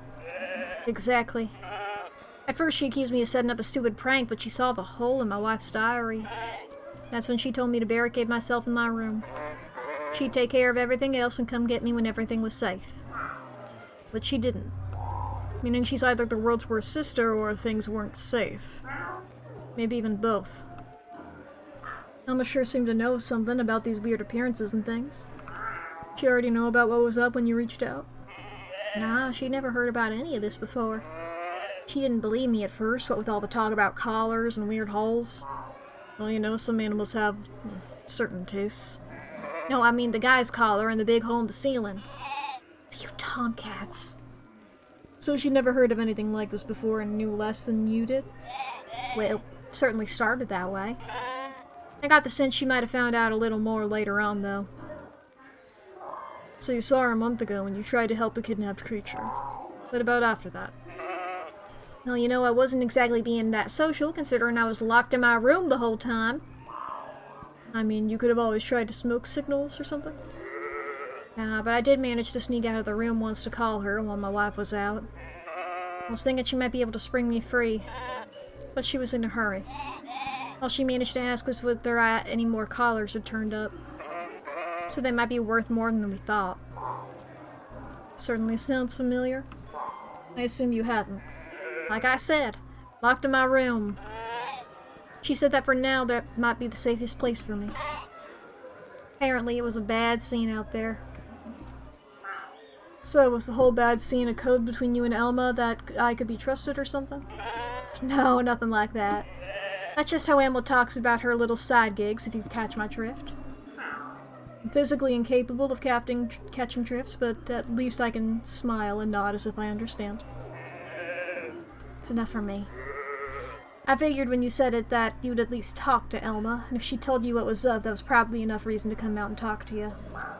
Ah, so it proved that she trusted me, so you could too? Trust is a strong word. Let's go with considered you vaguely useful enough to actually loop you in with some info. Hey, I'll take it. Anything else you can think of about her involvement with the case? Anything she told you before or after? Anything you told her? Mostly just told me to keep myself safe and she'd keep the collar safe in turn. Wait a minute. Back up. A little further, just to the left there. She's got the closet guys called? Yeah, he was adamant that it was important and needed to be kept safe, so I brought it with me when I went to ask for her help. After he vanished, I gave it to her for safekeeping.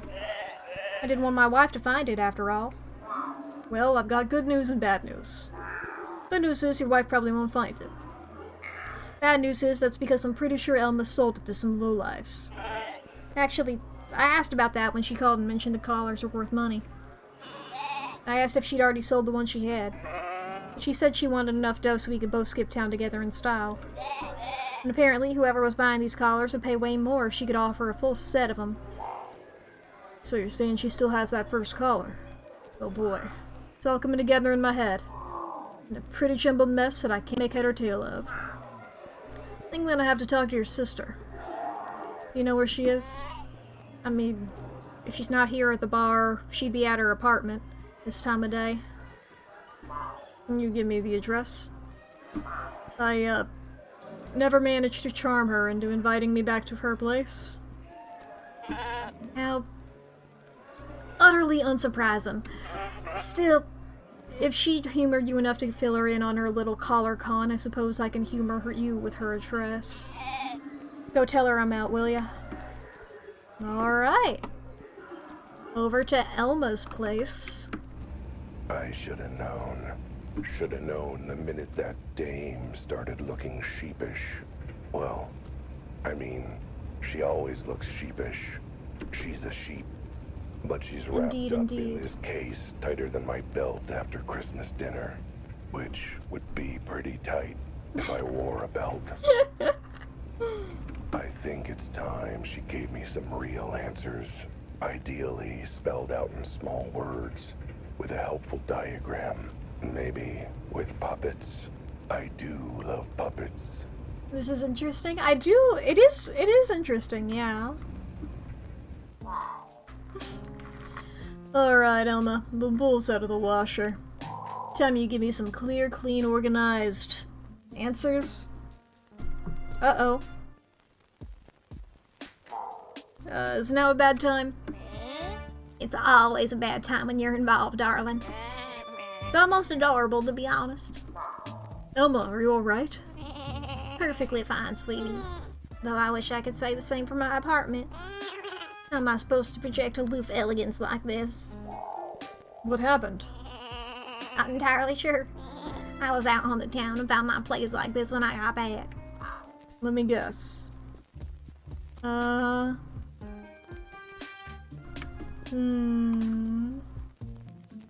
cult? Is this that cult that enjoys trapping various creatures in closets and using them for fun and profit? I see you've been talking to some interesting animals in that case of yours. Interesting animals like, say, your brother? Ah! Right, that. My, you have been busy. How is Ed, by the way? Out of his room and at the bar getting drunk. No thanks to his deadbeat sister, leaving him in there to rot while she makes off with all the valuables.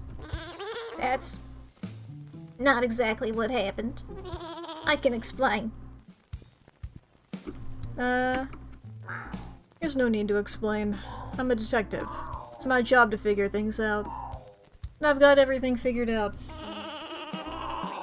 Well, what have you figured out? Give me a minute. I'm still thinking. But when you're done thinking, sweetie, come talk to me. I gotta start clearing things up. Yes, interesting. I don't take it you have anything. Liquor. Oh hey, I recognize this type of cabinet. I've got one just like it in my office. Oh, really? Interesting. Yeah, I use a secret compartment to hide my booze. You want something to drink while I'm here? No, that's fine. I'm perfectly fine. No drinks, please. Or anything else from the cabinet. That's where you're keeping the collar? I assume. What's up, Elma? I suppose you've got questions for me. You could say that. Oh boy, oh boy. Let's start at the basics. I'm good at them. Well, middling. I want you to tell me how you got tied into this. I heard Mr. G's version, but I want to hear yours, see if it lines up. Also, I could use the refresher, that was like 10 minutes ago. Fine. It started about a month ago. I was minding my beeswax when I got a call from Ed, my brother. He was frantic, begged me to come around here and meet in private. When he got here, he explained he'd found some guy tied up in the cleaning cupboard, and that the guy appeared through the hole in his roof and that his wife had trapped him. Did you believe any of it? I mean, I kinda wouldn't put it past his wife. Real wolf in sheep's clothing, you know? But the rest seemed pretty far-fetched. Especially when we got to his place and the closet was empty. I figured he was pulling the wool over my eyes. What convinced you he was telling the truth? Well, for starters, how terrified he was. My brother can't act to save his life. But mostly what convinced me was reading his wife's journal. It matched her handwriting and his story. That was when I freaked out and told Ed to lock himself in his room. I was worried his wife would do something bad, and I wanted him to be safe. Why not ask him to come stay with you instead? Wouldn't he be much safer here? Have you met my brother and seen how he clings? My apartment would look worse than it does now. Besides, his wife would have been way more suspicious if he left like that. Yeah, not like she was suspicious that her husband suddenly locked himself in his room for a month, no explanation. That's not suspicious at all. Look, I panicked, okay? At least he was safe while I found a way to get us both out of town. Speaking of safe, what about the collar? Give it to you for safekeeping? Yes, he did. He said that the guy in the closet said it was very important that he begged Ed to keep it safe from his wife and her weird cult brunch group. Ed didn't know what was so important about it, but he felt he owed it to the guy, so I figured I'd humor him by keeping it in safe. Let me guess. You said yes because you knew the gangs were looking for them and paying big money? Wrong, as usual. The gangs hadn't said a word about the collars. This was the first I'd ever seen or heard of them. I took the collar and hid it just for my brother's sake. It was only later that it became clear how valuable it was. So you told Mr. G to hole up in his room and took the collar with you. What happened next? I assume you had some sort of plan. I was gonna arrange for both of us to get out of town. Between my sister-in-law and the Cookie cult family, I figured Ed wasn't safe here, and neither was I. But holy crud, did you know how much bus tickets out of this city cost? I swear the trolley companies are fleecing us blind. Tell me about it. I tried to go on a trip once, and a return ticket would have cost me both my kidneys. At least since you were going one way, it would only be one each. Well, I like my kidneys where they are, thanks. Besides, that's just a crappy bus. A lady like me has to travel in style. Plus, we need more money to set ourselves up in wherever we move to. So we couldn't go anywhere until I scored some funds, and on a lounge singer's salary. You get why it took a while? Let me guess, that's where the collar came in. Sort of. Like I told you before. Started hearing chatter in the underbelly about the gangs looking for collars like the one I had. I put two and two together and realized they'd want mine too. And I did consider just selling it and getting clear. Then I realized they weren't looking for one, but for as many as they could find. So you got greedy. Sorry, had an idea. Look, selling that collar would have gotten one of us as far as Dogbuttville, middle of Dogbutt. Like I said, highway robbery. But selling a set of collars could set us both up for life. So yeah, I held on to the one my brother gave me, and I started looking for opportunities to grab a few more if I could. Figured I could collect a few and sell them all together for big bucks to the highest bidder. Except that Mantis put a little flaw in your ointment. Darling, I don't use ointment. This is all natural glow. Should have known your wool was dirty, Alma. You lied to me. Firstly, that isn't a question. Secondly, when? All that stuff I told you about the gangs looking for collars was the honest truth. You didn't tell me you had a brother. You didn't exactly ask about my family tree, sweetie. You were too busy being smug about Pineapple Regret. Besides, why would I mention him? It's not like I had any reason to think he was relevant to your investigation. You mean other than the fact he found a hole in his apartment like the one in my case, met someone with a collar like the one in my case? Okay, maybe there was some reason to think he might be relevant. My point is, you made it sound like you'd only heard vague rumors from your contacts. You never mentioned you actually found a collar and learned what was going on.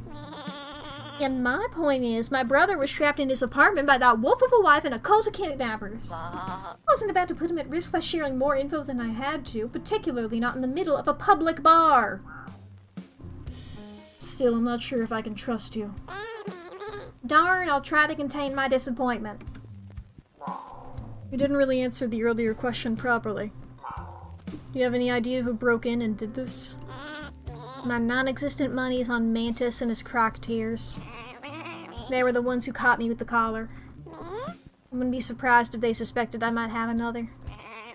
Not to mention, someone happened to start asking me questions while one of his goons was staking me out. Really? Who was that? They might be relevant to the case. Oh, you mean me! Oops. Are you sure it was Mantis' gang? Could have been one of the others. Or maybe even the cult that Mrs. G's a part of? Other gangs might be possible. Gossip spreads on the seedy part of town. If they heard about me trying to steal from Mantis, maybe they thought I had stolen from them too. As for the cult, maybe? I don't know much about it other than that diary. How would they know that I was involved or where I live? Right? It's not like your sister-in-law is part of the cult or anything. You know, every now and again you say something smart and I don't like it. Well, I may or may not know who's behind it, but at least have a lead on finding the animal who actually broke in and tore up the place. You do? How? Whoever was here got sloppy and left their hat behind. It's definitely not one of my hats, or Ed's, or his wife's. So all I have to do is go through the other, couple million animals in town and figure out whose hat it is. Easy, right? Interesting. Mind if I take a look at it? You might be able to identify it or find a way to track its owner. I really doubt that, but knock yourself out. It's over there in the middle of the mess.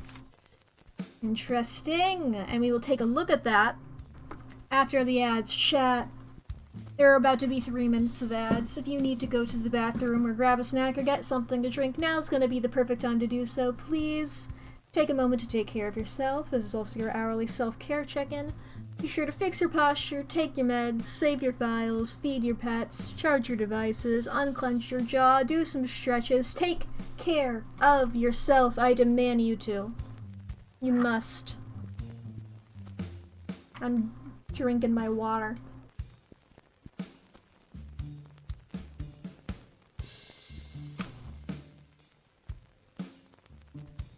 As you guys may be able to tell, I sort of, gave up on doing that cheap voice.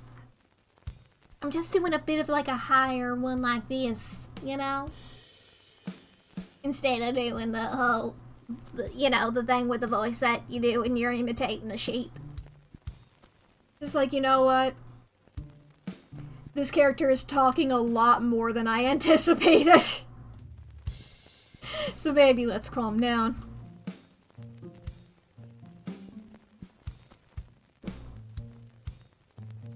Hence why I'm drinking water right now.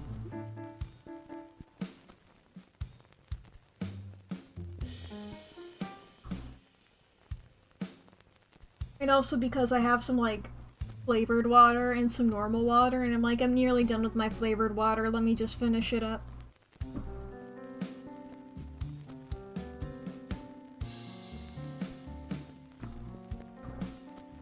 There we go, I finished my flavored water.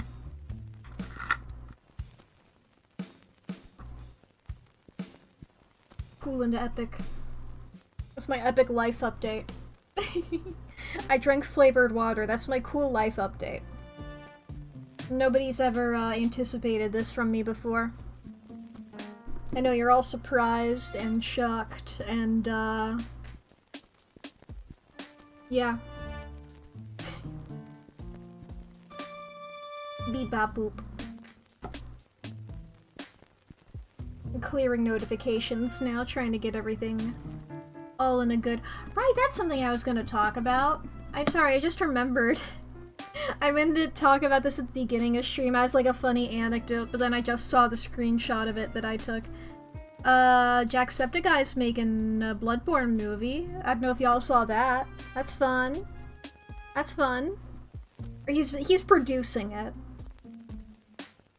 He's a producer on it, you know? Beep bop boop.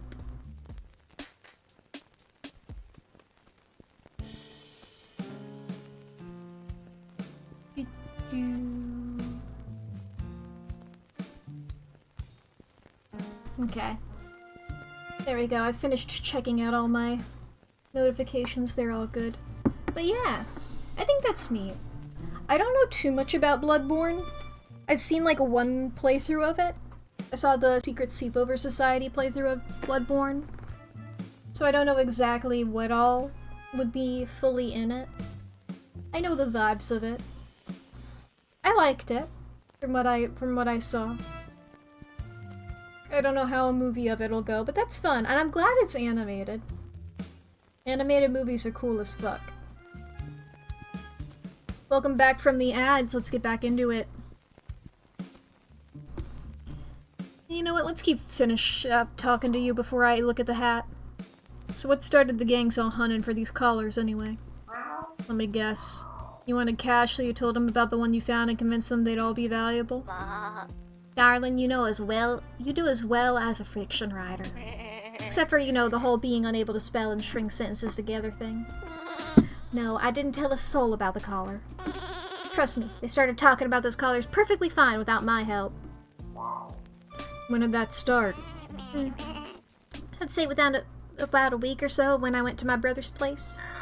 In other words, within a week of the cult removing the closet guy out of your brother's apartment. Think it's connected? I kinda hope not. I don't like the idea of the criminal organizations of this town working for a weird kidnapping cult. Anyway, they only said that the collars were incredibly valuable. Haven't got the foggiest why that could be. Oh, I've got my thoughts on why. But they did also say they were only expecting a limited number to show up, and that they would pay a premium to get every single one. So what about this cult your sister-in-law's hanging out with? You know anything about them? Not really, no more than my brother did, I suppose. But clearly they're up to no good. Who sticks a guy in a closet for weeks and takes him somewhere else? Well, there was this one time in school when one of the class clowns locked me in a closet for a week. I don't believe it. What, that I was stuck there for a week? No, that you went to school. Totally didn't. This guy locked me in the closet. Okay, he didn't lock anything. I just didn't know how to open doors, so I sat there for a week. See, that I do believe. But as for this cult, any clue as to where they might have taken that guy in the closet? Which part of I don't know anything didn't make sense to you? Probably whenever they're holding their meetings. Wherever that might be. Huh, so if I can find their hideout, then I can solve the mystery. Somehow, I guess? I don't know, it's as good as an idea as any of the others I've had. That's not a ringing endorsement. So you've had one of the callers with you for a while. What do you know about him? Next to nothing, really. Apparently the guy in the closet explained it to Ed, but Ed didn't understand a word of it, neither did I when he tried to remember it. Apparently they've soaked in... what was it? Precipitation? Participles? Particles! That's it, some kind of particles. But really, it just looked like a really boring, ordinary collar. So you, never figured out the little trick it can do? What little trick? Oh, nothing, just something that would have probably helped with your money and transportation woes. What? Anyway, I take it the gangs weren't forthcoming about why they wanted these things? No, only that there were a certain number, and that they were looking to collect every single one. That's why I figured I should get as many as I could, and get a better price. Ironic. Now you got no collars at all. First, that's not what irony is. Second, actually, yes I do. Wait, what? Wait, back up. Did you say you still have the collar? Of course, I'm not a lost little lamb, darling. I made sure to hide it where nobody else would ever find it. Where? You're not really understanding the point of a hiding spot, are you? It's to make sure nobody finds out what's there. Telling you would defeat the purpose. Well, I'm a nobody, so does that mean I find what's there? I'm not telling you where I hid it. Good luck finding it. I got other things to check on. Where's the hat? There's the hat. He said there was a hat. I clunked to my mouse.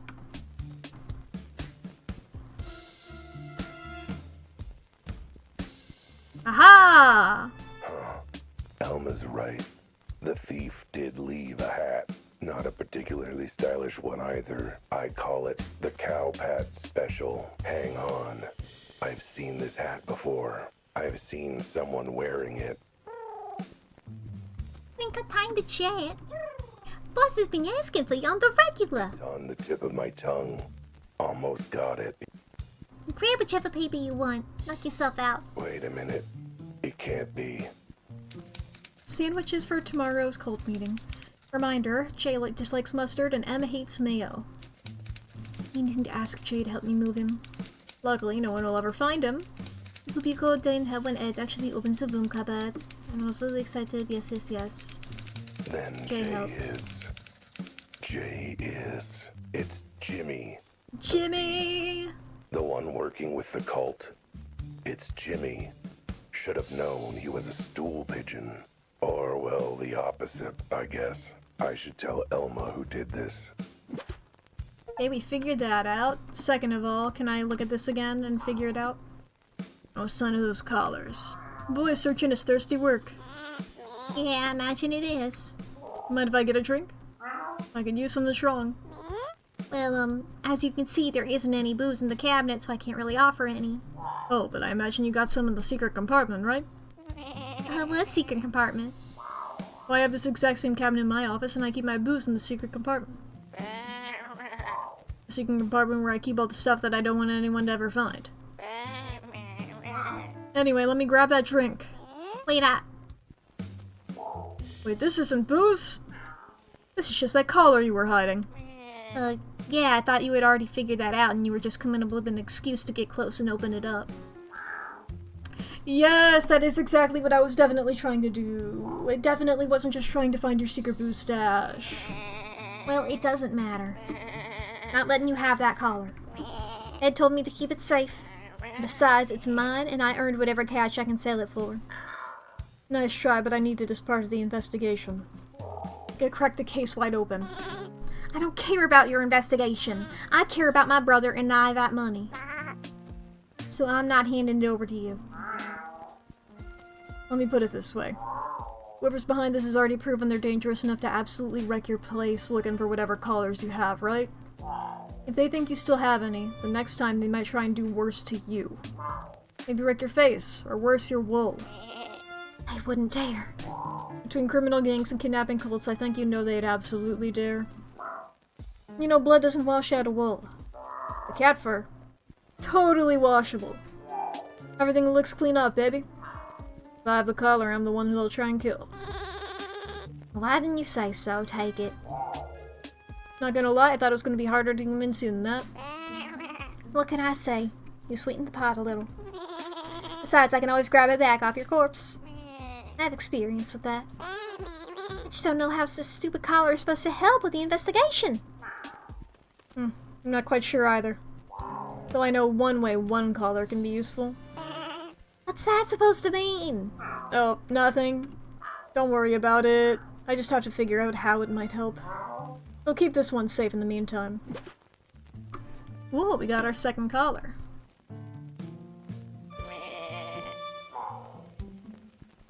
Elma, I recognize the hat. It's Jimmy's. And he's working for the cult. It's Jay in Mrs. G's diary. Jimmy? Wait, you mean Jimmy at the newsstand? Huh. Now that you mention it, he does always wear hats like these. Why, that little creep. I'm gonna show him a bad scene. You're not gonna be impressed about my awesome detective work? I think I'm too much in shock to really wrap my head around it, honestly. Well, how about this? You shouldn't go after Jimmy. Okay, I've been looped back to stupid again. This is familiar territory. What I mean is, he's our best link to the cult. The journal said they're having another meeting soon. It's guaranteed I'll have to go back and report how this break-in went, right? It's my chance to follow him back to wherever this cult meets, get the drop on them, hopefully save Claus the guy from their clutches, solve the mystery of the collars and cats, and save the city. Save the day. This doesn't sound as much fun as punching him in the beak. Besides, how are you going to follow him back to his cult lair? Why, with my feline skills of tracking and stealth, surely. Okay, maybe plan B might be a good idea. Maybe I can convince him to take me with him? How? What are you gonna do? Try and trade my hard-worn collar to him so we'll bring you along? Oh, don't be so absurd. I wouldn't use that collar to get him... But wait, if I used a different collar to get him... I've got it. I have a foolproof way to get myself instantly to this cult place once Shimmy gets there. You do? How? I'm not telling. This time I'm gonna be the one with all the secrets. Doesn't that annoy you now the shoe's on the other paw? Not particularly, darling. That would involve Karen, which I don't.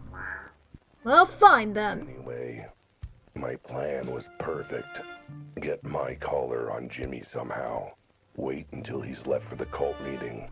Then use it to teleport to his location. Now all I have to do is figure out how to get the collar on him. But how to do it. Hello? Hello? You there, Al? Pat him on the back and tape it to him. No. Catapult it onto his neck. No.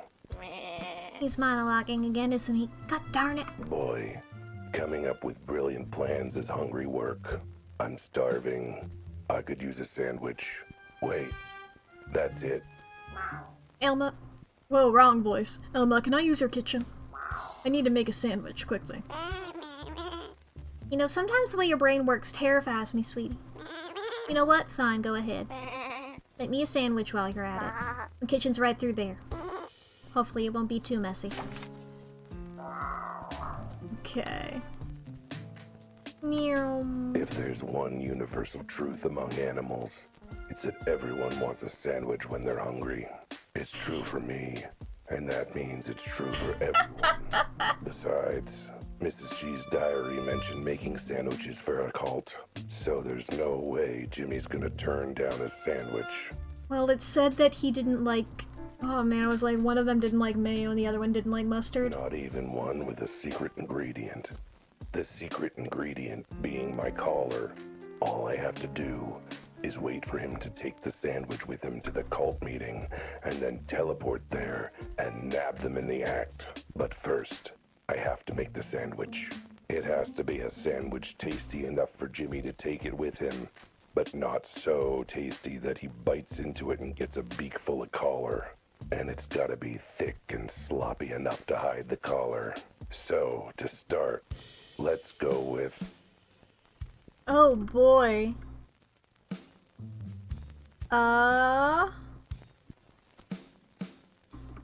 Small wilted cabbage. Looks like this small wilted cabbage is the only veggie Elma has in her fridge. I guess sheep go through their veggies pretty quick. Cabbage is basically the same as lettuce. Right, totally. I'll just stuff whole leaves of it in. Yeah. I'll put the whole cabbage in, just to be safe. It's small. It'll be fine. Now, next. Okay, so we are putting all three in. What self-respecting pigeon is gonna turn down bread and bird seed? In fact, maybe I should put in an extra slice in the middle. You know, bread sandwich. Bread sandwich. Jimmy's gonna love it. Maybe a few extra slices. Pasta water. Next, I'll add...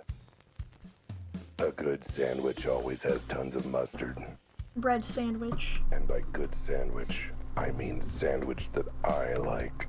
Of course, Mrs. G's diary did mention that Jimmy disliked mustard, but he's a bad guy, and we're wrong. So, tons of mustard. Now to add... The final ingredient, my collar. Just have to smoosh my collar in the middle of all this bread and cabbage and mustard. I guess this would count as adding collard greens. Well, I thought it was funny. That was a really good laugh. Good job, internal me. All right, sandwich is all ready to go. Now I just have to get it to Jimmy. There's nothing else I have to do here. Sweetie, have you made an extra sandwich for me yet? Okay, one thing I have to do. I think there's enough bread and mustard left. Okay. I've left enough for Elma's next lunch. I'm sure a wilted cabbage leaf, a half slide of bread, and a dollop of mustard is enough, right? Boy, oh boy.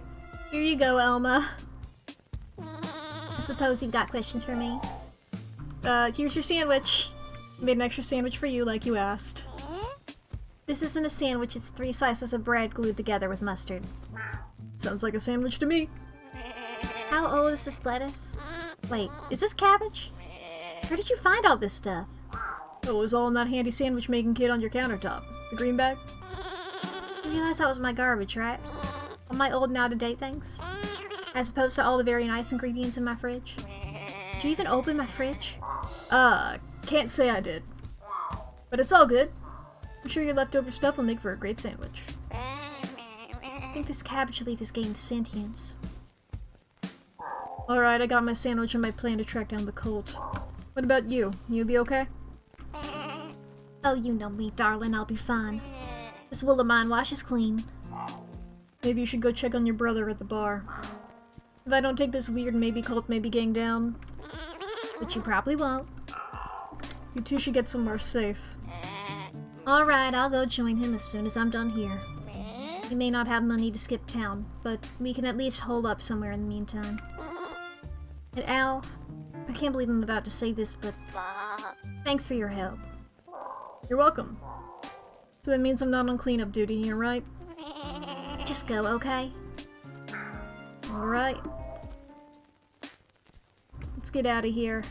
Back to where it all started. To the bird who sold me that newspaper that got me onto this case to start with.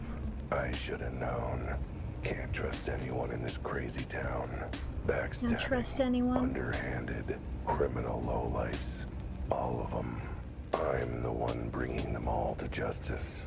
Shining a light on whatever weird, criminal, culty ring has got its claws into this city. Just wish, you know, justice and truth paid a bit better. Here we are, Jimmy! Hi there, buddy!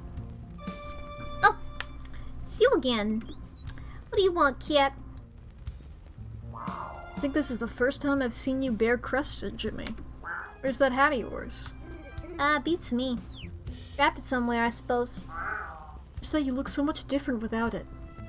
More sinister. Suspicious. Well, better than being a cat and looking sinister and suspicious all the time. Anyway, you didn't answer the question. What do you want? I want you to confess. Eh? That you're hungry. You've been here for hours. Surely you gotta be peckish? Haha, get it? Because you're a bird and... I can't decide if I hate cats or if I just hate you. Oh, is that any way to talk about someone who's made you a sandwich? I figure you can take it and have it on your break. Wherever that might be happening. You made me a sandwich. Why?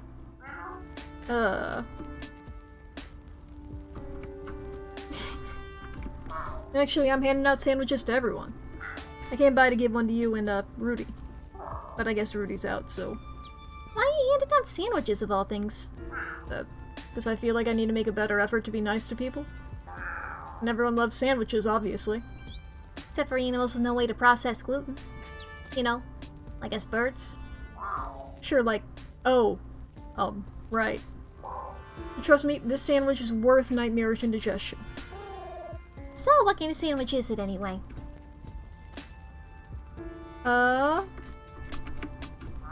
See this bread? It's birdseed loaf. You like birdseed, right? Sure, but not enough to make a whole sandwich out of... Wait, is that 3 slices? I knew you'd like it. I sincerely hope you didn't just make a sandwich out of 3 slices of bread. Something else in there, right? Most definitely.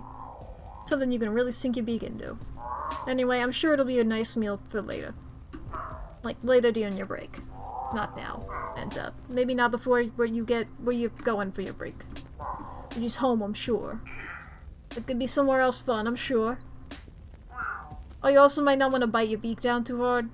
Some of the, fillets are a bit on the tough side. Whatever. I'll take the sandwich if it'll shut you up. Oh, great, here you go. All wrapped up in a nice little paper bag, ready for you to have later. What are you standing around for? Waiting to watch me eat it? No, just waiting for a nice thank you for my thoughtfulness and willingness to bury the hatchet. You're gonna be waiting a long time. Now go and wait somewhere else. I've gotta clear up before I head off on my break. All the pieces are in motion. It's the point of no return. The moment when the facts come to light and the case solves itself. The moment when I am finally able to figure out what the heck is going on. Sometimes, partly, bits and pieces. If that Jimmy's got the sandwich with the collar inside it, by now he'll be on his way to the cult meeting. If he isn't there already. Planning ritual kidnappings and home break-ins is hungry work. Obviously, he'll want to bring a tasty and filling sandwich to their hideout to munch on. Meaning I can teleport there via the collar inside. And once I'm there, all I have to do is bring the entire cult to justice. Expose their ties to the criminal underworld. Save the closet guy. And get justice for that poor dead warehouse kitty. I have no idea how I'll do all that. but I'm sure I'll figure it out as I go along. Yeah, you got this. Saw, dude. I haven't talked to you, like, in a while. So, what's your name, anyway? Who are you? Would it help if I asked, who are you? No, it wouldn't. What is this place? How'd I get here? Is there a train back to the city because I have places to be? You don't talk much, do you? Nope. Sorry, could you clarify that bit about saving the world? I mean, if it's that important, you'd think there'd be really clear instructions. There were clear instructions. Clear to you, maybe. Anything else you can tell me? I mean, if it's that important, you really think there'd be clear instructions. So, what's up with the back room, anyway? The instructions should clear everything up. Well, they didn't. They really, really didn't. Good talk. Glad we chatted. Alright, I'll leave you to it. Wouldn't want the world-saving thing to interrupt you. Whatever you're doing. Good. Whee! Jimmy! Right. Jimmy should be wherever he is, wherever that may be. I've got no clue where this'll teleport me to. I flip this switch, and there might be no coming back.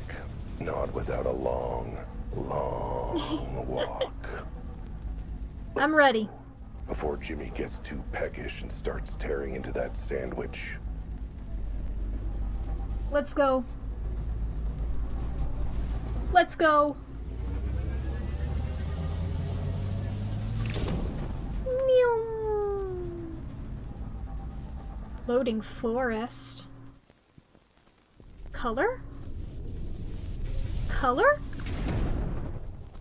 Whoa. I knew I'd be orange. What is this place?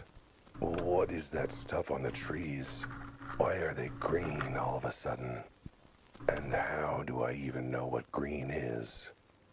Well, if it's in color, this place has to be important, right? Surely. This must be the cult hideout. Seeing as Jimmy definitely would have taken such a nice sandwich all the way to HQ for their little meeting. He definitely wouldn't have thrown the sandwich away out the window of his car like it was garbage. What the heck? How could he toss my paw-made sandwich like that? I spent minutes slaving away to make that. I'm gonna make him pay. Besides, throwing things out of a moving vehicle, that's litter. I can excuse cult rituals and kidnapping, but litter is where I draw the line. Better keep this safe. Would not be the first character to say something like that. I know another character said something very similar. To find where Jimmy went, I'd better be careful. This is cult territory after all. The whole forest could be crawling with cultists. Anyone I bump into is likely to be working for the cult. I'd better keep my cat's eye peeled. Alright. So I guess this is where I came from. Can't go that way. Guess we'll just go along this path. I don't take it. I can... Oh, whoa, I can! Oh, I can't go back up. Uh-oh. Okay, good. Good. Mysterious. Oh, hey! Mrs. G and I knew it. Mr. G. Cultists. Maybe? There's no other explanation as to why anyone would be out here. Except for, you know, all the perfectly good explanations as to why someone might be out here. But what are the chances they'd have a good explanation? What the? Open wide, sweetie. I made your favorite grass salad. Oh boy. Nom nom nom. I'm so glad you finally decided to come out and get some fresh air. I've been so worried about you. Well, it was, one of those things, you know? But I'm here now. Could you pass me some more grass salad? What the hell are you doing? Isn't your wife with the cult? Wasn't the whole point of hiding in your room to stay away from her? Well, yes, that was all true, and I was gonna stay away, but... You know, after some time away, I found myself having second thoughts. New perspective, I suppose. The kind of perspective makes it seem like going back to a cultist kidnapper is a good idea. The perspective that if I leave her, I've got to do my own cleaning and stuff. Frankly, I'd rather take my chances with her. Kidnapper, cultist. Yes, but at least she knows her way around the cleaning cupboard. Because she trapped a guy in it. Well, yes, and I know I was making a big deal about it, but on the other hand, I don't want to have to make my own bed so it balances out. Mr. Wilde! My husband came out of his room at last. Isn't it exciting? Sure is something. So, should I invoice you for my services? Seeing as you hired me to help with that whole thing? No, I hired you to find out why he was in the room, and you never did to find that out. He told me himself that he just had bad gas and felt grumpy. He came out on his own, too. It seems, Detective, that you didn't really do anything to earn your pay, so I don't see why I should pay you a cent. That was the moment I knew she was pure evil. Joining a dark cult is one thing, but stiffing me on my bill, unforgivable. So, what are you doing out here so late at night, Detective? Oh, practicing my monologue. Quiet night in the woods is the perfect place. Doesn't bother anybody. How about you? What could you possibly be doing in these woods for, Mrs. G? I figured my poor husband could use the fresh air, no?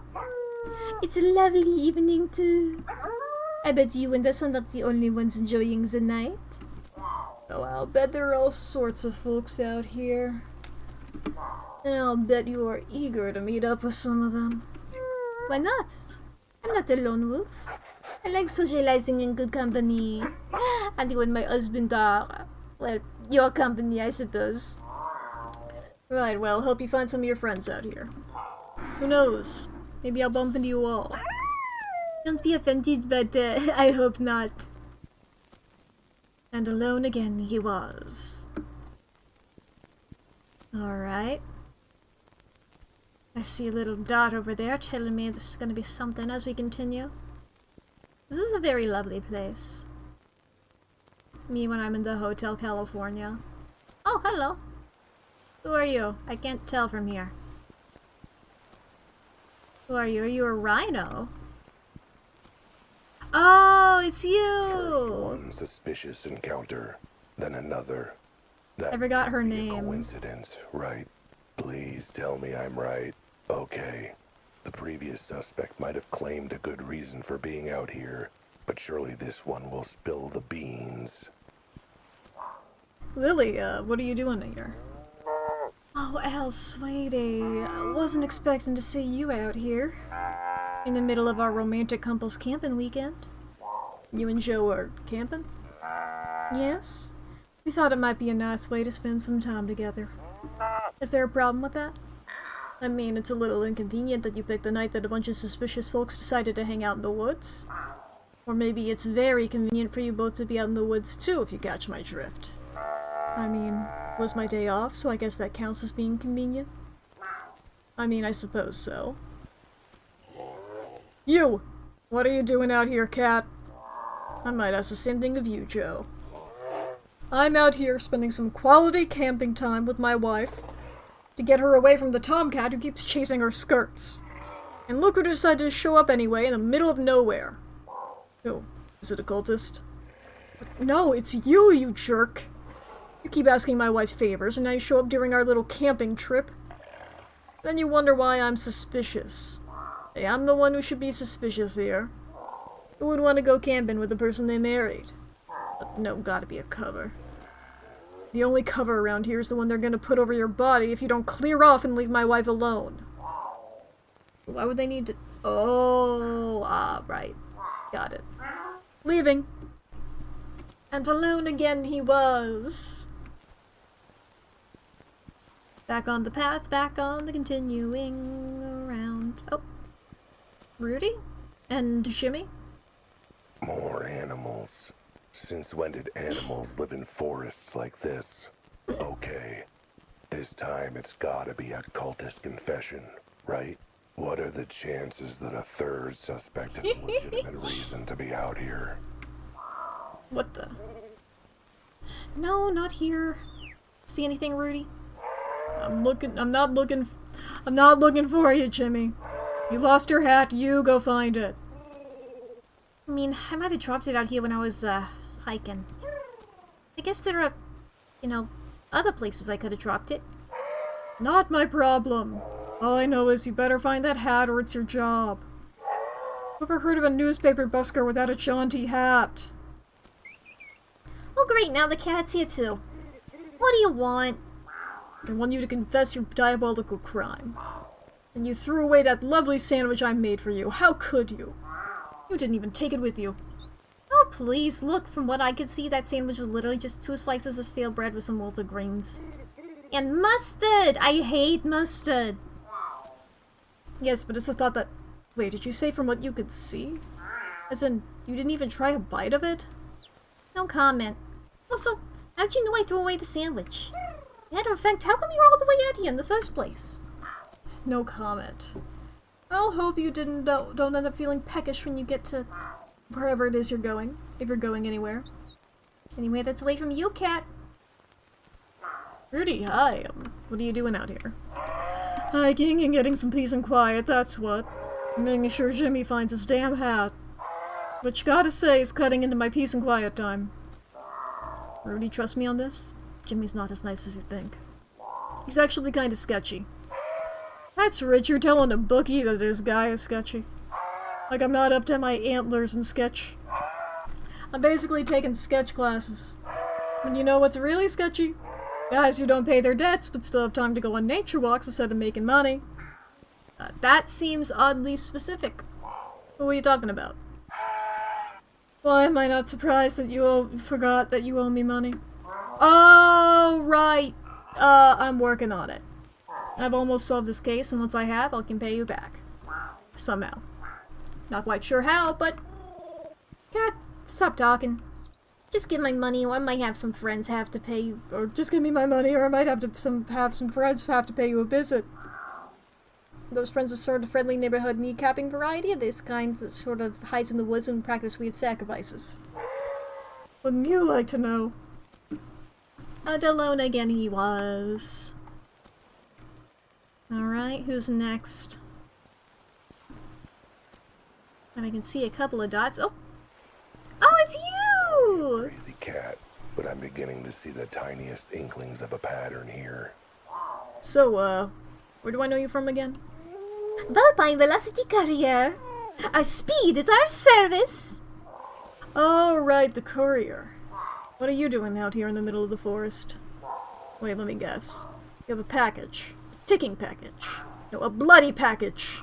Sent to be hand-delivered to your clients. No, your bosses with the cult. Nope, I'm actually off work. Oh, then that's even more suspicious. What reason could you have for being in the middle of nowhere? A brisk jog, of course. Got to go jogging and hiking to make sure I keep a tip-top speed.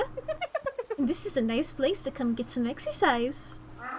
My only exercise is doing a few push-ups while I bury my face in a plate of food.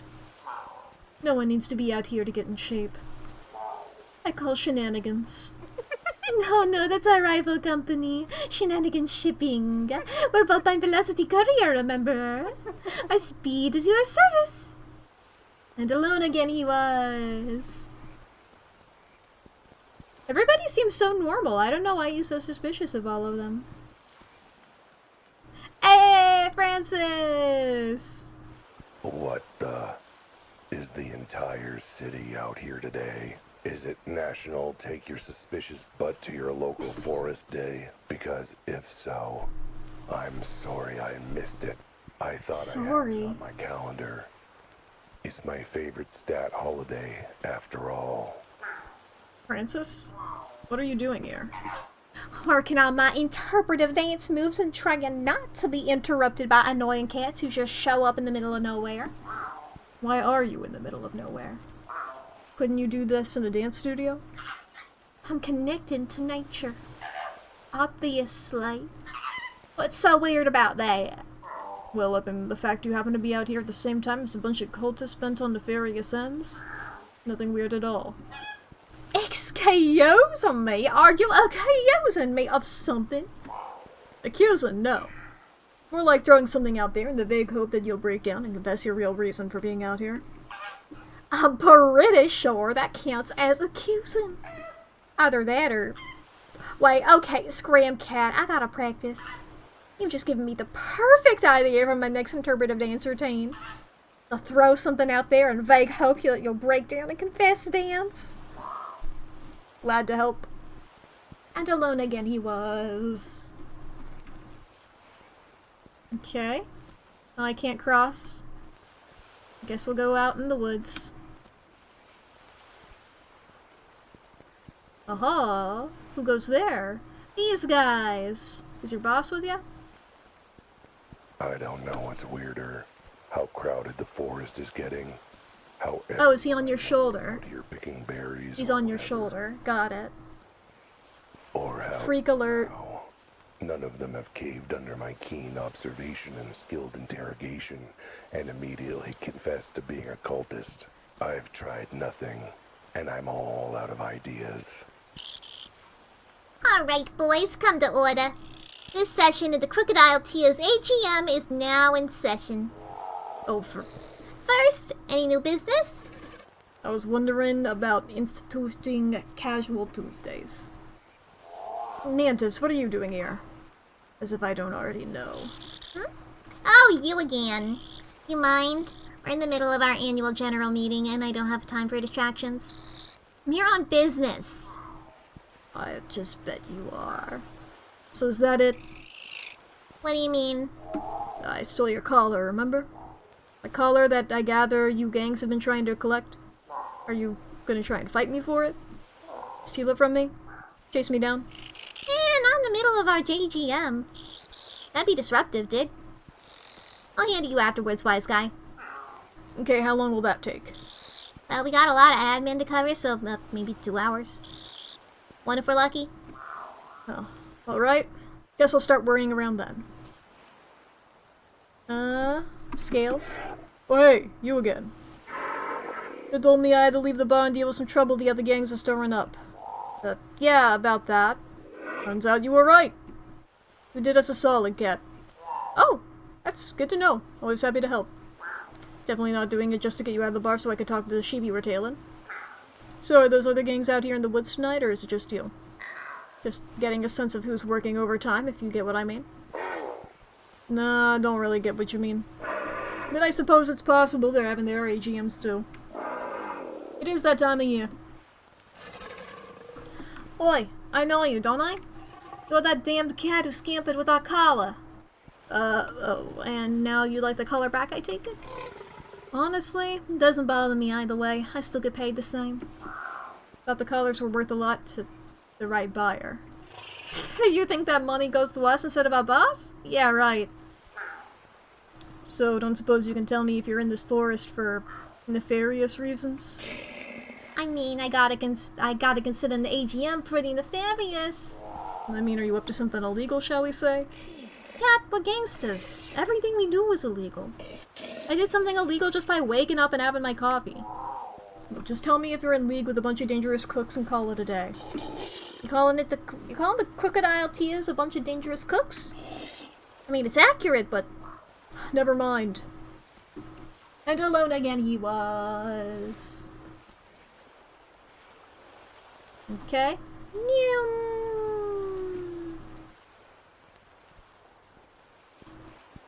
You guys the guys from the bar? Four. You've gotta be kidding me. Alright everyone, thank you for coming. Thank you for coming to our first Back to Nature book club meeting. Tonight we'll be discussing the beloved classics of Mice and More Mice. Ah, a visitor. Pull up a seat. Hello again. Would you like to join us for our book club? No, I'd like to know the real reason you're all out here. We find there's nothing quite like reading books out of doors in the middle of nature. Fresh air, lovely ambiance. Getting bitten by mosquitoes. Yeah, I don't buy it. What's your real secret agenda for being out here? I mean, I suppose if we finish the book early, my real secret agenda might have room for kicking off our reading of Snakes and Sensibility. Are you here to join the first Back to Nature book club? Isn't it a marvelous idea? Not really. Sounds like the sort of weird cover story a bunch of cultists would come up with. Well, that's actually the next book we're reading, I think. Lord of the Butterflies. I can't wait. Don't tell anyone, but I haven't actually read the book we're talking about today. Ha! I knew it. A confession of guilt. What's your real reason for coming then, if not to take part in this so-called book club? I just asked my husband what it was about so I could answer the questions and sound smart. Why else would you come to a book club? And alone again he was. Alright, who else goes here? Do I see any more little yellow dots? I mean, not personally. Are there any little yellow dots for me to wander around and come across? This is the lovely lake. Ah, it's a rock.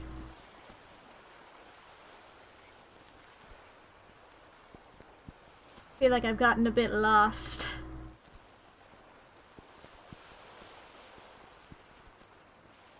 Can't make it over there. And I saw the gang was here. And the other guys were over here.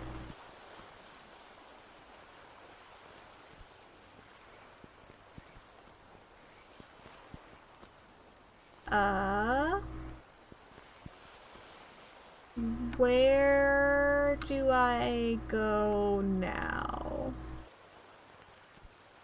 This is the path that I went down.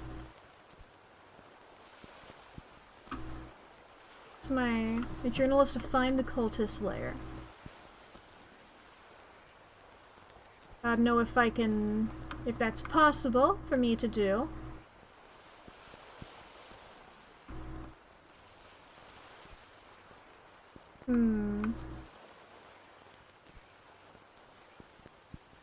Is there anybody who I haven't talked to? Or... is that a little yellow dot? I think that's one.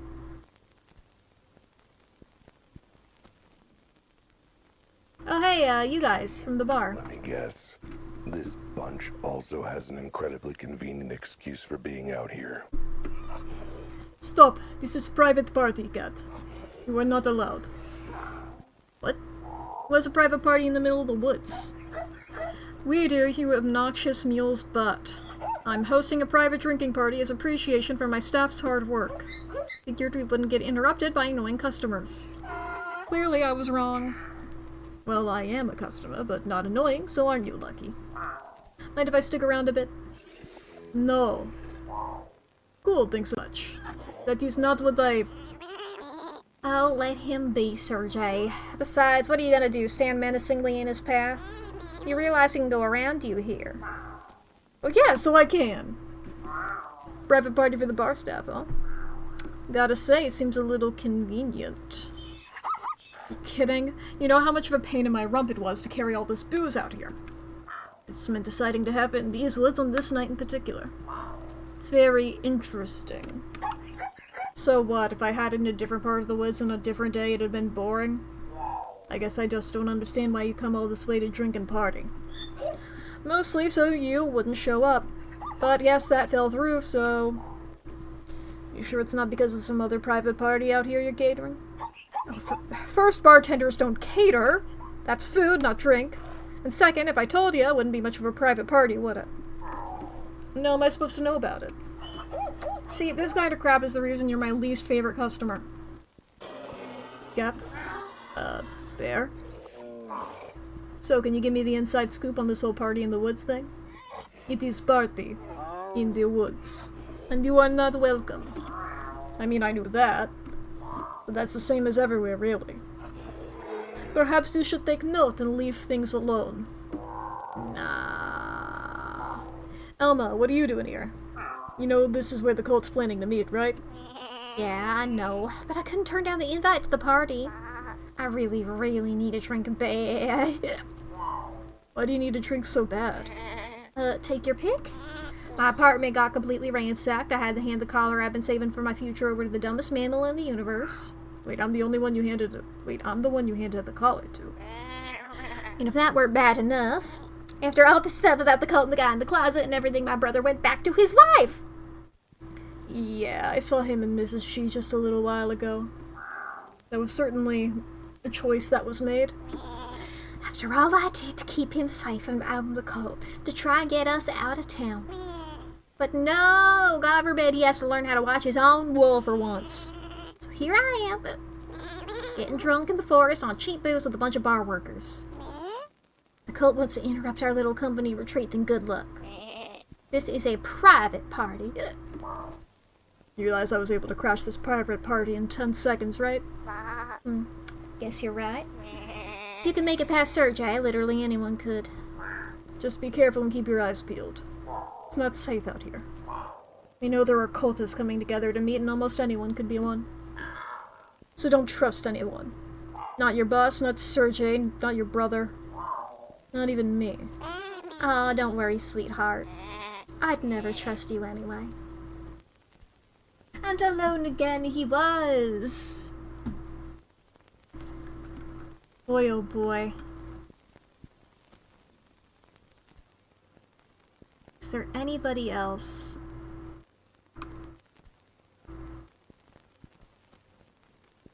Is this not where I, originally came from? I guess I missed them when I was coming, originally.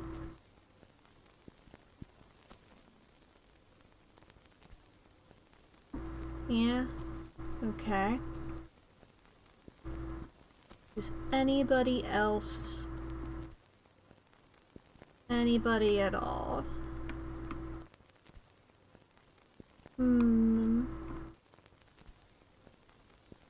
Thing is, I don't know if there's any other, do I remember any other characters at all? We've covered everybody, I think. There's Jimmy and Rudy, our bookie. We saw Mr. and Mrs. G. There was Emma and her co-workers. There was Lily and her husband. We saw Francis. We saw the gang. It's just the cops, I guess.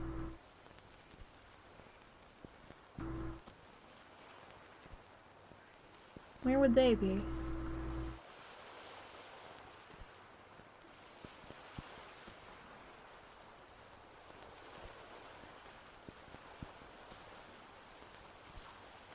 Is this a path?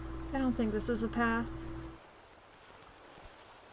It is hard to tell where to go, I'm gonna be completely honest. Wait, there we go. Little yellow dot. Little yellow dot.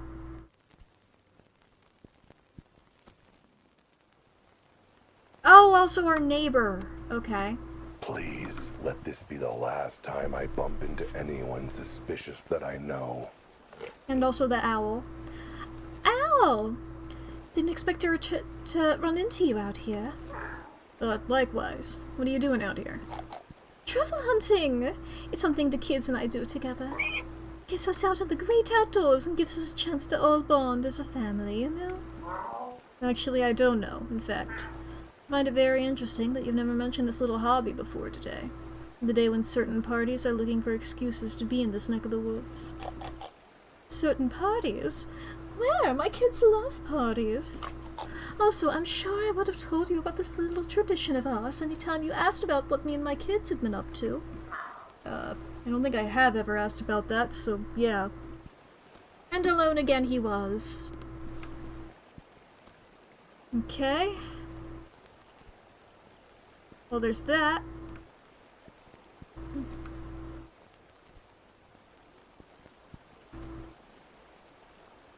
What's that?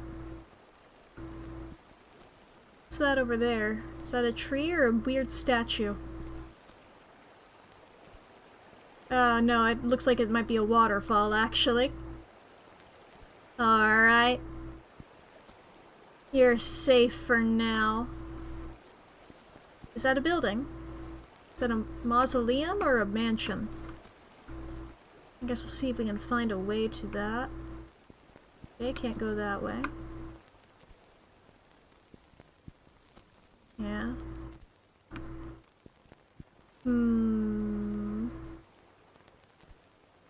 There's no way to cross this river. Okay, no, that tree just looks weird.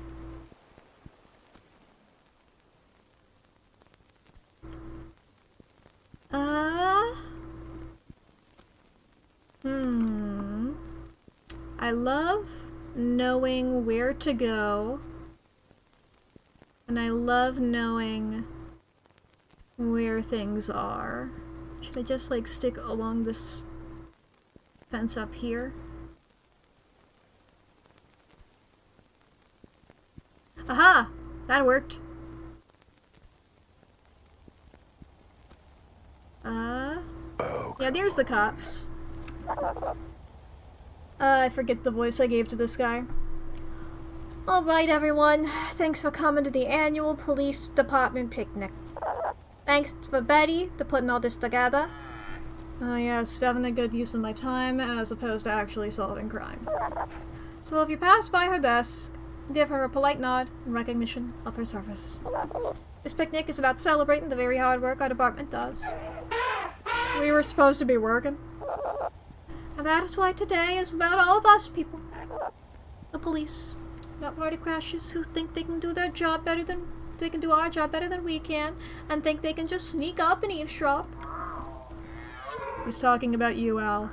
Oh, right. Chief, what are you doing in this forest? Which part of department picnic that you're not invited to did you not pick up on? Sir, I think I've got a lead that'll crack this whole dead cat case wide open. Are you still on about that? The case is closed, Wilde. No case, no reward, no nothing.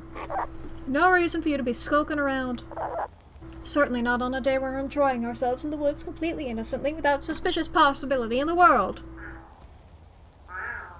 Psst, Betty, what are you all doing here? Do you need those furry ears of yours cleaned? Department picnic, like I said. Now is not a good time. I don't have time to explain, but these woods are swarming with insane cultists.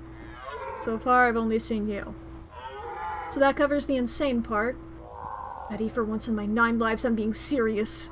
Something's going on in this forest to do with whoever's behind that cat case. Well then, I guess it's a good thing the chief insisted we had our picnic today in these woods. Why, because there's even more cover for cultists being out here now? No, because it means I'm around to keep an ear out. It sounds like you need all the help you can get. Thanks. Really, I mean it. This is too close to being a moment. Go on, keep looking around. Oh, you're that cat who was getting in there referring a twist about the scene in the warehouse. You mean that scene where a cat that looked exactly like me except for the size, shape, and swanky outfit ended up dead? Yeah, that scene. Don't know why you're so bothered, frankly. Been looking forward to this picnic. I could use some fun social downtime after working so hard. Oh yes, I saw how hard he worked at the archive. So hard. Look, I was awake and capable of conversation. I consider that a pretty damn productive day myself. Besides, it's hard work having the memory of an elephant. Takes a lot of mental diligence to never forget. Guess that makes sense. So, who are you again? And alone again he was. Is that everybody? It's gotta be everybody, right?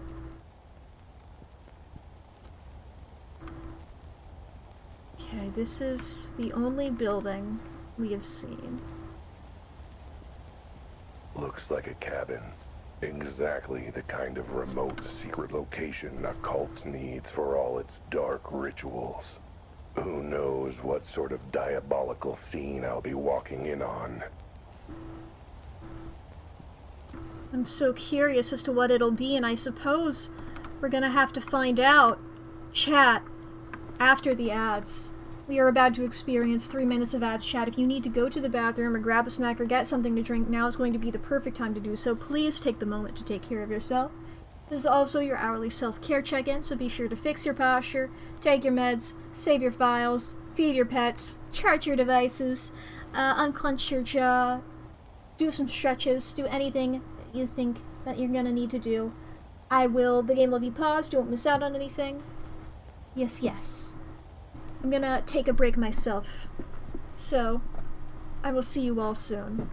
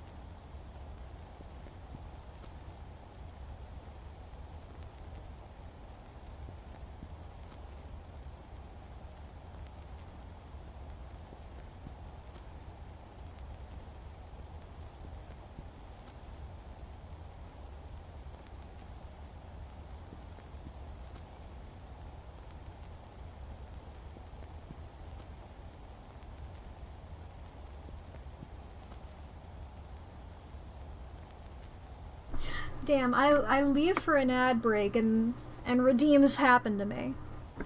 And redeems happen to me. Welcome back. Welcome back from the ads. Hello, hello. I think we are about... Ah! I think we're about to finish this game.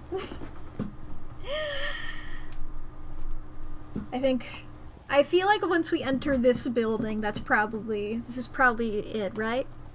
Or at least I don't understand it. But something's gonna happen, I'm sure. I guess I, like, tripped on or am I getting smaller? Okay. Significantly less diabolical than I expected. Okay, it's lovely. What is a cabin this nice doing out here? I thought the whole point of a cabin was to go back to nature, not whatever this is. Either someone's missed the point, possibly me, or something's up with this place. I'd better look around. Suspicious. Cool chair. Fireplace. Observe. These wall lamps are really shoddily made. They just fold over the second. Secret. Either that, or they're hidden levers.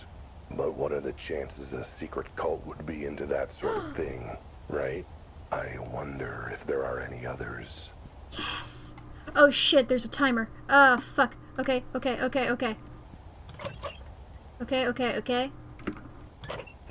2, 3. Okay.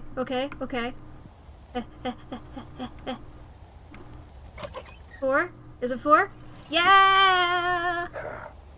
Open sesame. Where? Ah, fireplace. Wait. Open sesame? Sesame, would you please open? Ugh. No way I'll make it from the switch to the other side of the door. Not without getting squished. Damn. Maybe I could brace the door open with something. I don't know. Eesh. This cult sure doesn't go much for convenience, does it? Yeah, I can't believe this cult would be so rude. Okay, I mean... Yeah, the wood. Perfect. That should be sturdy enough to wedge the door open. Excellent. Alright. Start from the farthest one.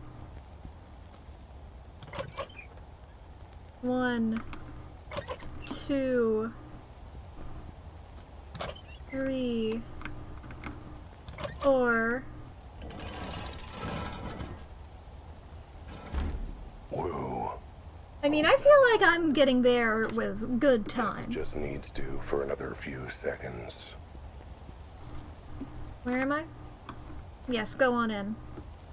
Loading caves? Why is this game getting scary? What the hell? We're already in the woods, now we're in the caves. I guess the sewer segment also was, like, similarly spooky to this. Is this the same? That's handy. A map of the evil kidnapping cult's lair. Elephant, bird, cat.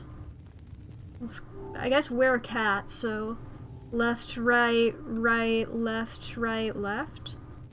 Left, right, right, left, right, left. Left, right, right, left, right, left. There it is.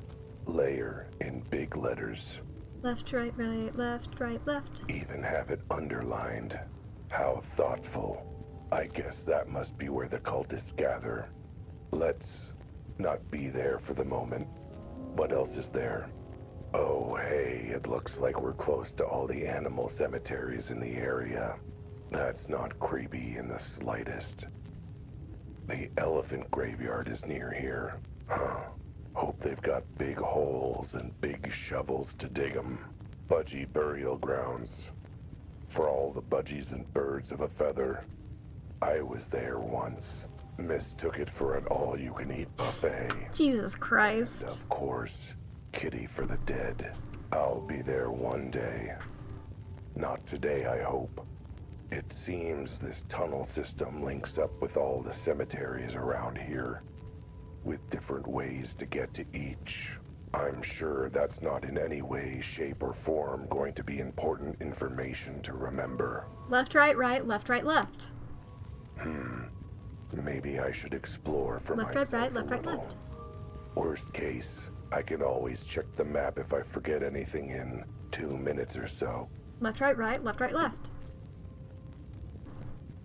Whee!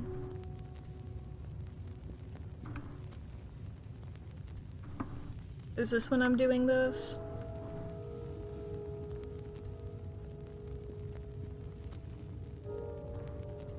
Whee! Whee!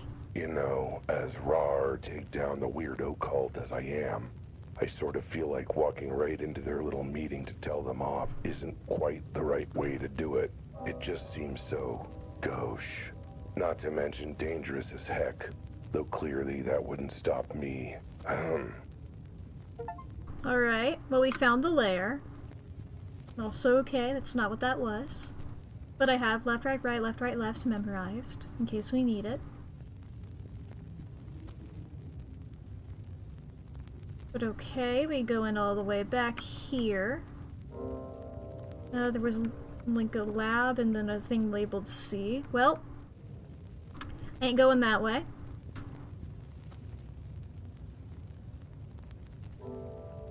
Oh, they got a cell down here too. Hi! You must be Schrodinger! Cozy. Everything a cult HQ needs for nefarious shenanigans. You seem pretty chill. Hello? Who's there? Huh? You first. Who's there? Albert! How do you know my name? My God.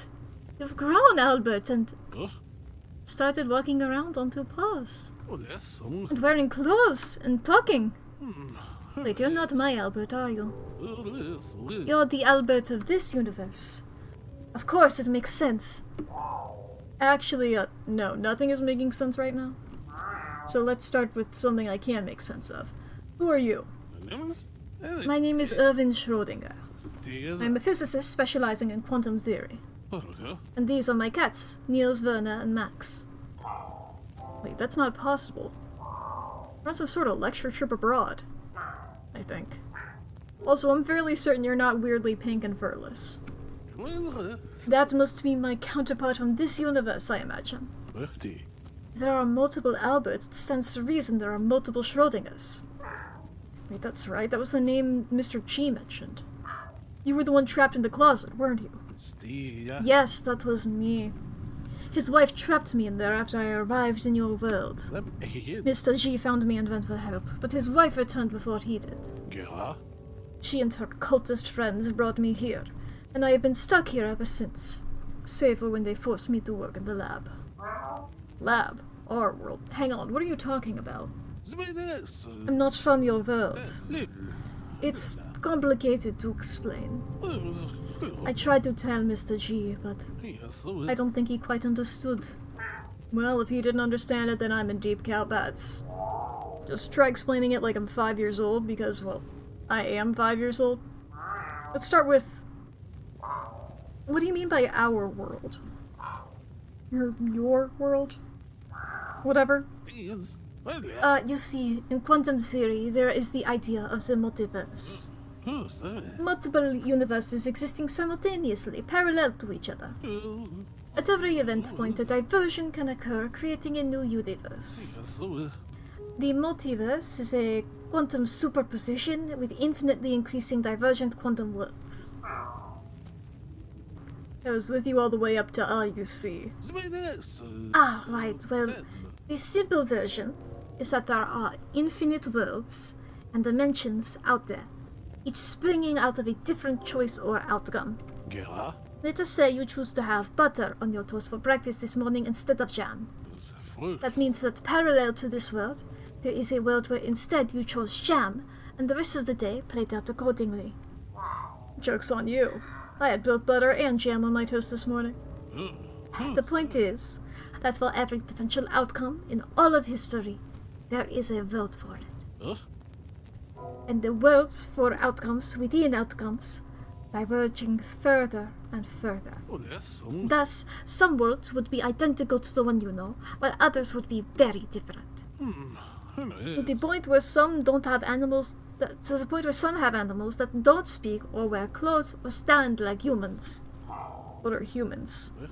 My point exactly. Your world doesn't have them, due to some earlier difference in history. And yet, I am one myself. Both worlds have Schrodinger's, and it seems Albert's. But they are very different animals. Literally, in some cases. Anyway, anything else I can explain? You said the cult had you working in the lab. What does that mean? When I first arrived, I told that she-wolf what happened and where I came from. I thought she could help, but instead she told her cult and they got an idea.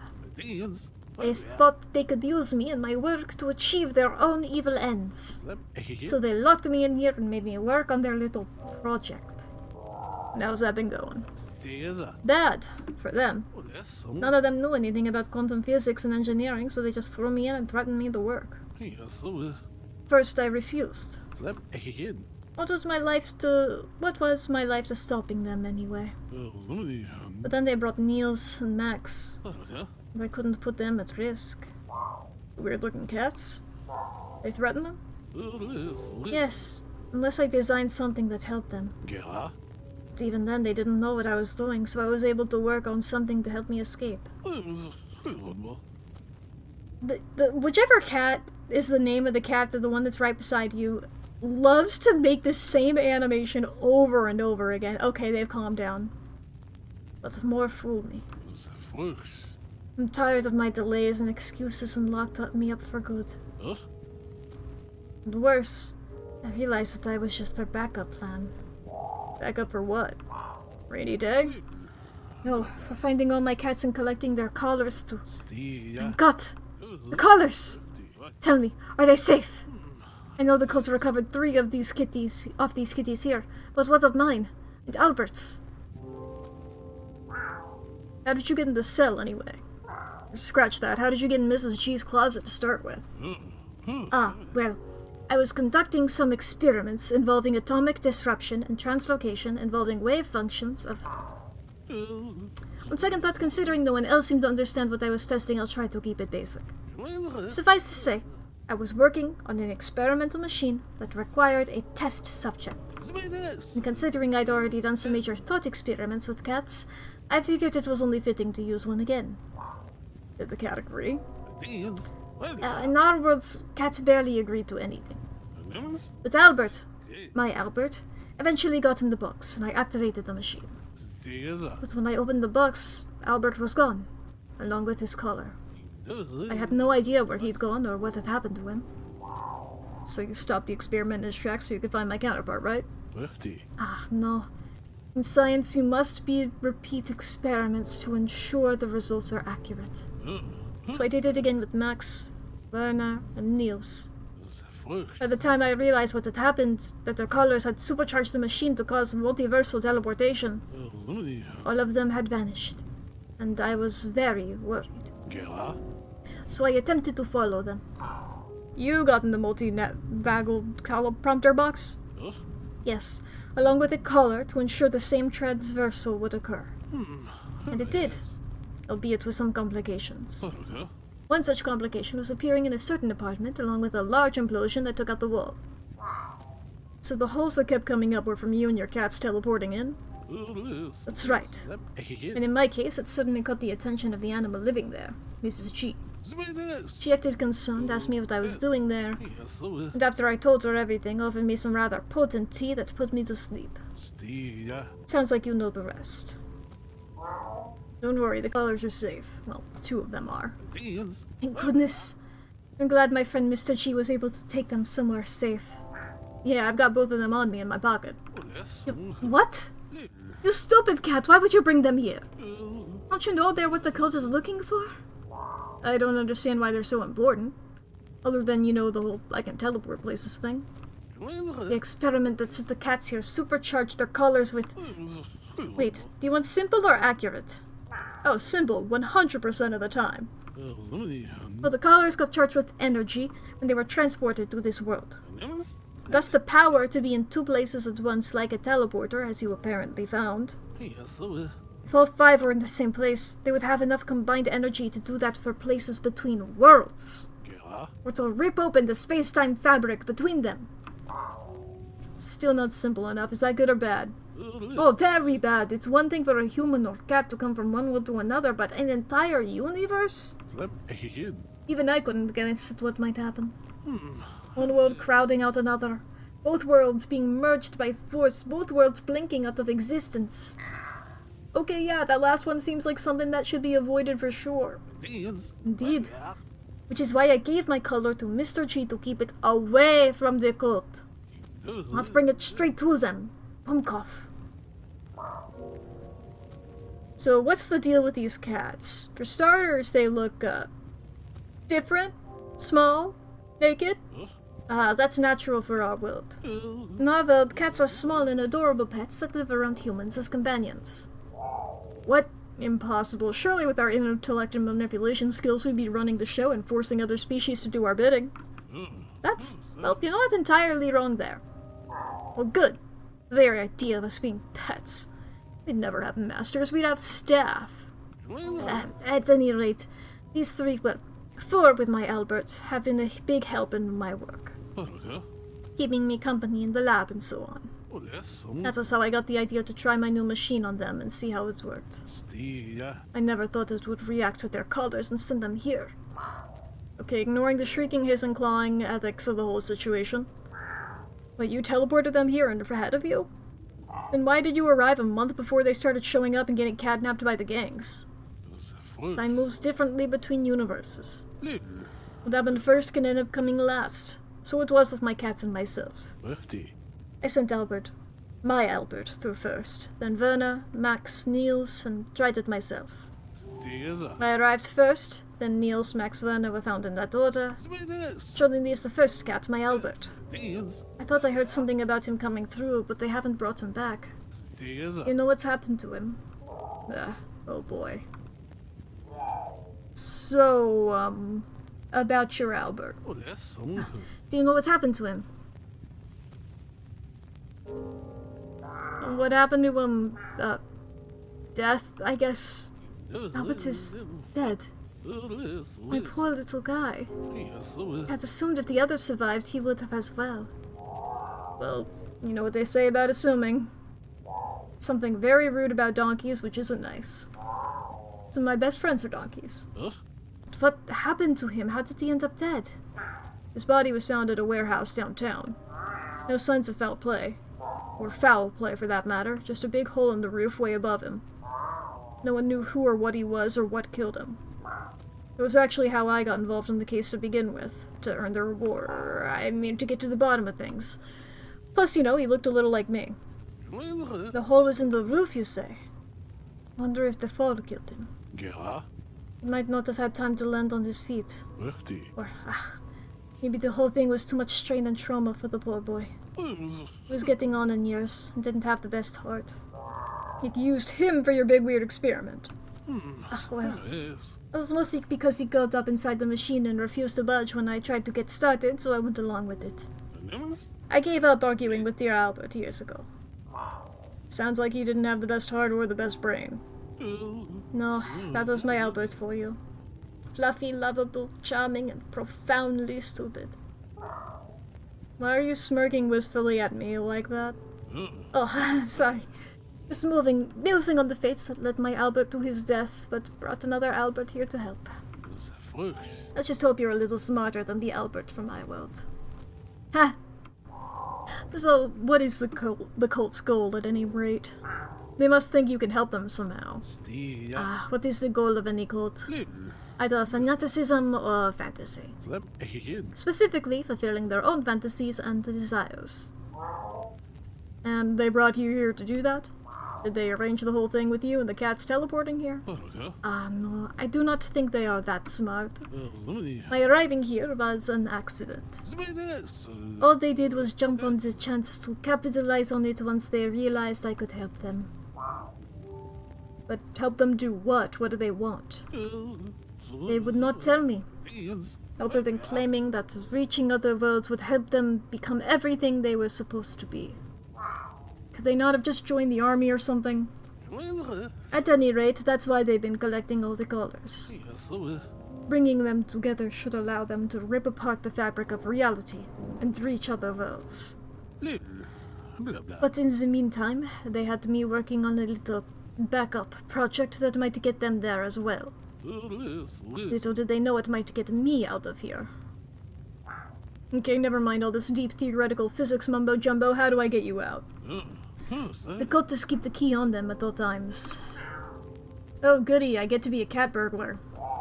Funny story, as a kid, I thought it was cat bugler, so I pestered my parents for a bugle and... I have an easier idea. That backup project they made me work on, it's actually a little miniature teleporter. Like a small version of my original device. In theory, it could teleport a user to the same spot in another world. Hence why the cult ordered me to work on it. And why not use it to get away from here? Any world's gotta be better than this one, even if they do have smaller, dumber kitties. Well, one, it's not finished yet. 2, I've been deliberately sabotaging and modifying it for more local teleportation. Say, teleporting me out of my cell. But 3, most importantly, it needs to be charged first. More specifically, charged with quantum particles that vibrate between realities. You mean like the charged particles that are in those collars? Exactly. And since you were stupid enough to bring your collars along, well, turns out that was a smart move. Hey, being smart in stupid ways is sort of my calling card. Okay, so go into the library. It's very close to this cell, just out in the tunnel. Once you're there, look for the mini teleporter and bring it here. So, what does this mini teleporter look like? Oh, you won't be able to miss it. You'd have to be an idiot to mistake anything else for it. It sounds totally promising and not foreshadowing in any way, shape, or form. Hurry! The cultists might discover us at any moment. Be waiting here. Everything depends on you, my second Albert. Hey, I think you'll find I'm Prime Albert, the one and only original. And I'm about to go prove it. Ho ho ho! Hell yeah. Gotta find the mini teleporter and help him escape. That's where we came from, I believe. Fucking Primo Albert for sure and for real, exactly. 'Cause yeah, this is... That's not it. And this is, we got this. I'd better check the map out again if I'm gonna get out of here. Oh, okay. Well, I mean, do we not have the, access to the lab? I thought this was like a you are here situation. So would it not be... Oh, it's literally right here.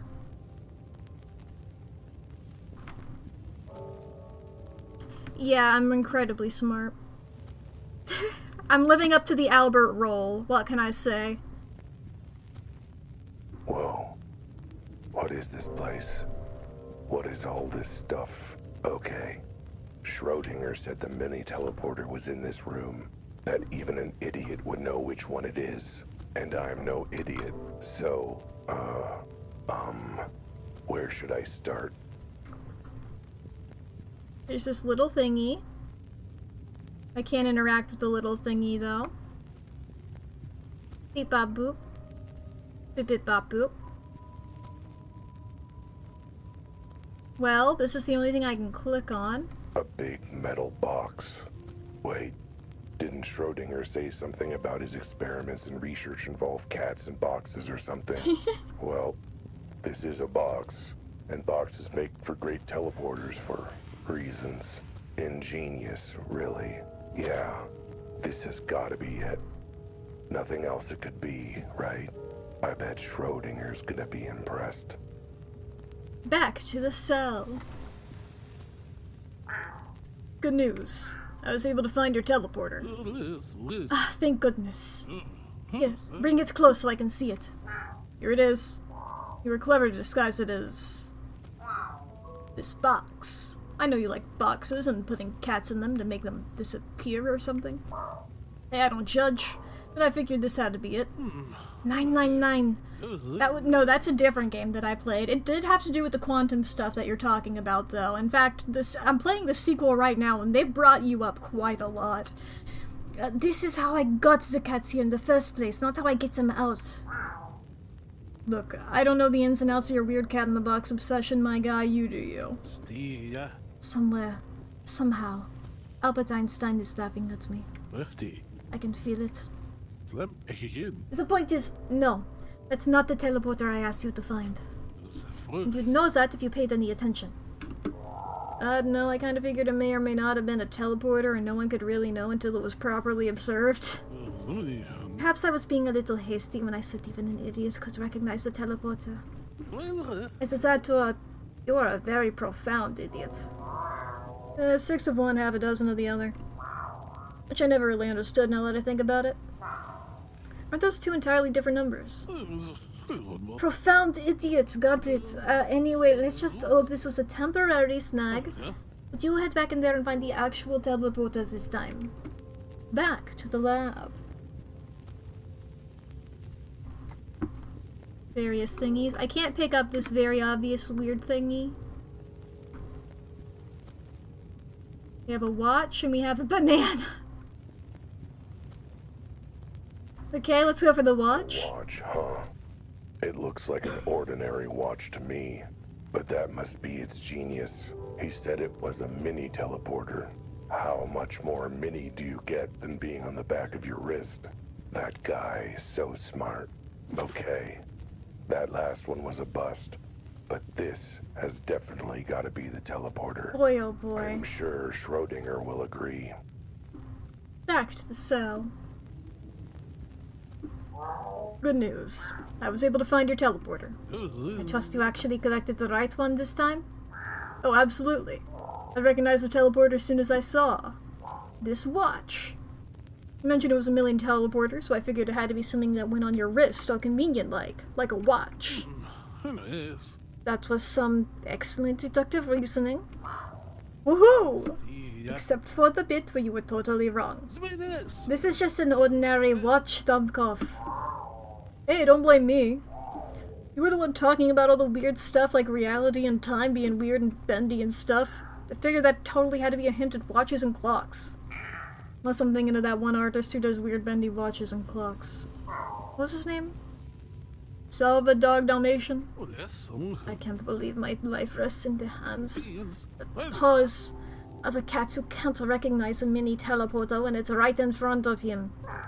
Oh, like your cats could recognize it. Trust me, you don't want to start comparing your intellect to that of my pet cats. I don't think you'd be flattered by the results. Okay, one more time. Get the mini teleporter. And get it right this time. Back to the lab.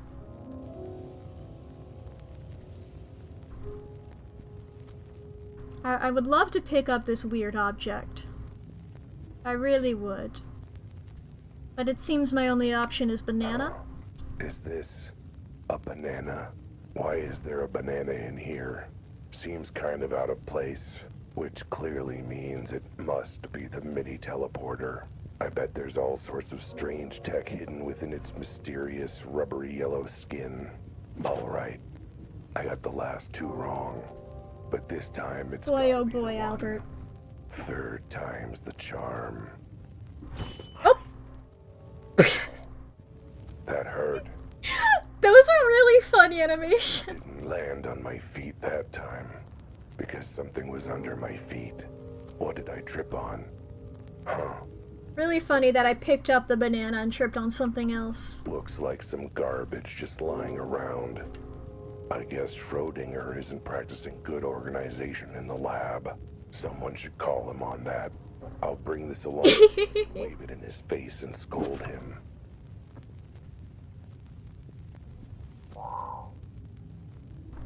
Good news. I was able to find your teleporter. Yeah. I can't bear another round of idiocy. Please tell me you actually brought the teleporter this time. Oh, absolutely. By process of elimination, I'm figuring out absolutely positively a 75% chance that it has to be. This banana, gotta hand it to you. Sorry, 1 second, I drank water and I fucked up. This was an amazingly intelligent move to hide the teleporter in the banana. How did you manage to get past the peel to... What are you talking about? It's a banana, you stupid feline! Well, yes, but that's the giveaway, isn't it? Oh, it's something as odd and out of place like a banana being in a scientific lab. Only one explanation. Is that the cultist kept me fed while I worked and that banana was my lunch? Okay, 2 explanations. Unbelievable. A lab with barely anything of note and you still failed to find the one vital device. Hey, I tried, okay? I went through almost everything that was there and now there's barely anything left. Down to one last thing to check. That and the garbage I tripped over. Garbage? What do you mean? Oh yeah, this thing I tripped over on my way out. Can you ever clean or organize your workspace? Or do you just litter anything broken or worthless on the ground? Stupid, beautiful cat! This is the mini teleporter! You found it! I did? I mean, obviously I did. But are you sure? It looks kinda dead. Doesn't even turn on. Of course not. It's because it hasn't been charged with quantum particles. Which was why I couldn't use it earlier. I was hoping for a chance to charge it with one of the collars the cult's been keeping. But now that adorable idiot has brought along a collar like a good little kitty. Hang on, I'm not that type of kitty and... Oh wait, you mean your Albert's collar. Sorry, thought you meant something else. Touch his collar to the mini teleporter for a few moments. Should feel a slight tingle. Ow! My fur's all staticky. It's ready, then hand it over through the bars. Make sure you're ready to run once I'm out. Aha! Alright, I think it's got enough juice in it to get where it's going. Excellent! Pass it through the bars to me, and I'll activate it. Yes, Max, Vanna! Come to me, little ones. We're going to get out of this nasty place and back home to a nice saucer of milk. Actually, Mr. Physicist, who apparently doesn't know his biology, most cats are lactose intolerant, and... Do you have your cats with you? Whoa! I believe this is Beth and Abracadabra! Wait, how did you just teleport out of the cell like that? Well, for now at least, the teleporter will take me to the source of its quantum charge. In this case, the collar. I'm sure it's very shocking and confusing to you. Oh, actually, not shocking at all. Confusing, absolutely, but it sounds like it's just a small version of the IQ-0 machine that teleports me places. Can I take a look at it? I suppose you can, if you... Wait, you've been teleporting yourself? With Albert's collar? How? It's a long story. Lots of physics involved, which you'd probably dig, actually, and the machine's a lot bigger than this. More colorful, too. Now, perhaps you can tell me all about your own quantum spatial adventures. Maybe after we escape this benighted cult? Right, follow me. I've wedged open the entrance to these tunnels. Once we're through and back in the cabin, we can go get help.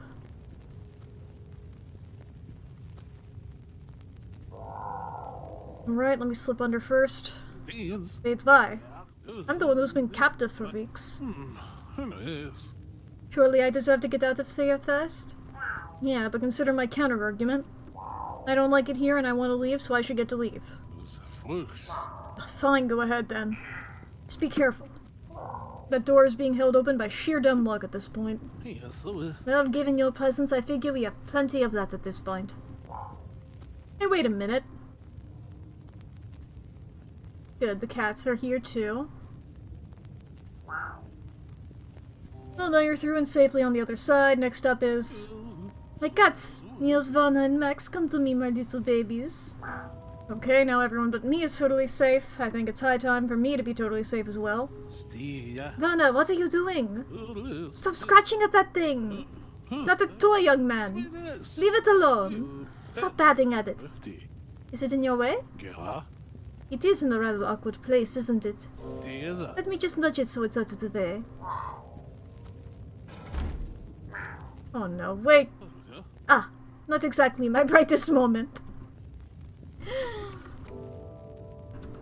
Schrodinger, are you alright? More importantly, are the cats alright? Ah, there's that sense of feline priority. Yes, we're all safe, though Verna is looking like someone smacked his paw for misbehaving. I'll smack more than that if I get out of here. Whatever, there's a way to open the door on your side. Just, flip the switches. On the lamp thingies. On the walls, at once. Explained like a true professional. Hey, you're supposed to be the award-winning brainiac. Fine, simple terms, flip 4 levers quickly, jam open door quickly. Got it? Well, yes, except for the quickly bit. I'm not a cat like you, and I'm getting on in years. No way I can move that quickly. Oh, are you saying I'm stuck in here? I can go get help.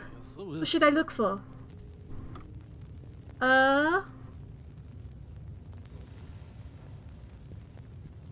Yeah, Betty. I think Betty's the best option.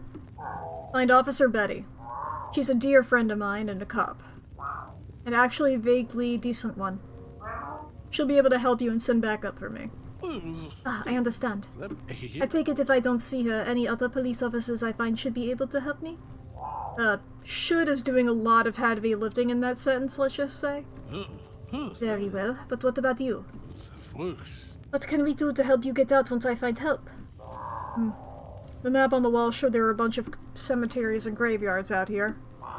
I think the tunnels might link up at them. Tell Betty to bring help and meet me at... be waiting at Kitty for the Dead cemetery. I'll get there as soon as I can. Just have to memorize the route through the tunnels to reach that exit. Not just the tunnels out. You'll have to go straight through the cultist meeting hall to get there. Well, the cultists are still meeting! Yeah, I know. That's why I told you to bring help and be there waiting. I'm gonna be coming in hot with a lot of cultists on my very fine tail. Very well. I'll find your friend and make sure they bring plenty of backup. Right, now before you go, I have a foolproof plan that you need to tell them exactly so that we... Wait, hello? Are you still there? Well, crap. He left in a hurry. Sure hope it was because he was worried about me and wanted a rescue party put together quickly. Anyway, I guess I won't be getting out this way anytime soon, which means there's only one way to go. Alright, gotta go through the cultists, then. Whee! I mean... I'd better check the... Left, right, left. That's what I thought it was. Left, right, left. Left, right, left.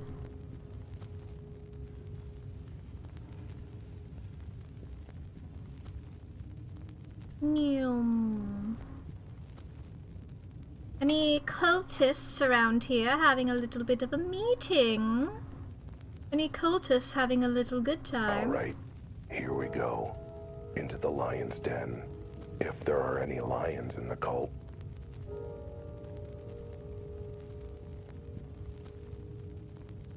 I don't have any method of, like, sneaking. Okay, I think Manny is here. Yeah, he is.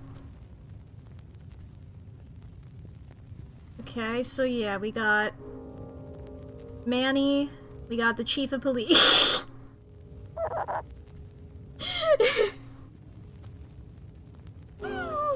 Anyway, yeah, the chief of police at my beautiful sneak. Brethren, we're approaching the dawning of a new age. Everything we've worked for is at hand. So the chief of police was in on this. Obviously. That's the least surprising thing I've learned all day, actually. Hooray, at last we are going to have everything we ever wanted. Okay, Mrs. She is here. I figured she would be, but I was too busy looking around at all the people. And then, the barkeep as well.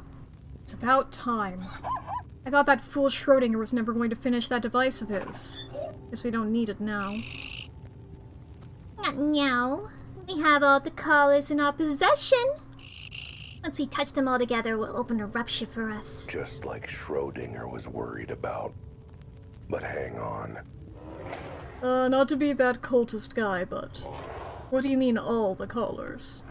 There are 5, and... looks like we've still only got 3. Oh, good. Someone else noticed it too. I was worried I'd screwed up the math. An understandable error on your part, Barther Joe. Yes, we have these 3, as helpfully provided by my gang's contacts with the criminal underworld. Ugh. I can barely hear him. He's too small. Maybe if I lean... Don't... They already have seen you. As for the last 2, we have them now as well. Seeing as they're about to be hand-delivered. Hand-delivered by the world's biggest moron. Told you that idiot would show up eventually. Well, this is, I can explain. I'm here to... return Chimmy's hat. I found it, in the woods, while I was hiking. For totally legit reasons. I know you were missing it earlier. Give it up, Cat. We all know why you're here, what you were eavesdropping on, and what you got in your pockets. Hey look, I know there's a lot of questionable grimy lint in these pockets, but... please tell me I can thump him if he doesn't shut up. Hell, I'd support you thumping him even if he does. Shutting up now. Or I'm not shutting up? What do I have to do to not get thumped? Oh, I think thumping will happen pretty definitely. But it might be more, satisfying to watch after we've achieved our goal. One day I'll have a consistent voice, and hopefully it's this one. Why not this? For now, however, handcuff him, take his collars, and shove him in the cell with Schrodinger until we're finished with the ritual. Wait, you knew I had the remaining collars the whole time? Of course, you nincompoop. I was there in the room when you stole one of them from my vault, remember? Oh yeah, but then why didn't you try to steal it back from me like you did with Elma? Because you were what we in the organized crime biz like to call a total moron. Why waste time and energy on you when you were eventually going to end up rumbling into our claws anyway? Yeah, I wouldn't have bothered casing Elma's place if I'd known she was going to hand hers over to you too. I don't know what you're talking about. Elma didn't give me anything, not even any info. In fact, I don't even know who Elma is. I literally saw the 2 of you chatting in the bar earlier today. Chatting about the collars at that. Well, how'd you know she even had a collar in the first place? After all, Mantis stopped her from making off with the one on the cat in my case. She did. Which suggested she'd probably been looking for others to make a quick buck. That fluffy Aussie. I bet she snuck into my house and stole it from Schultinger's closet. I always knew she was bad news. Not like my dear sweet Mr. G, who wasn't involved in any of this and doesn't know anything about my little side hobby. Do you want to tell her or should I? You ain't telling her nothing.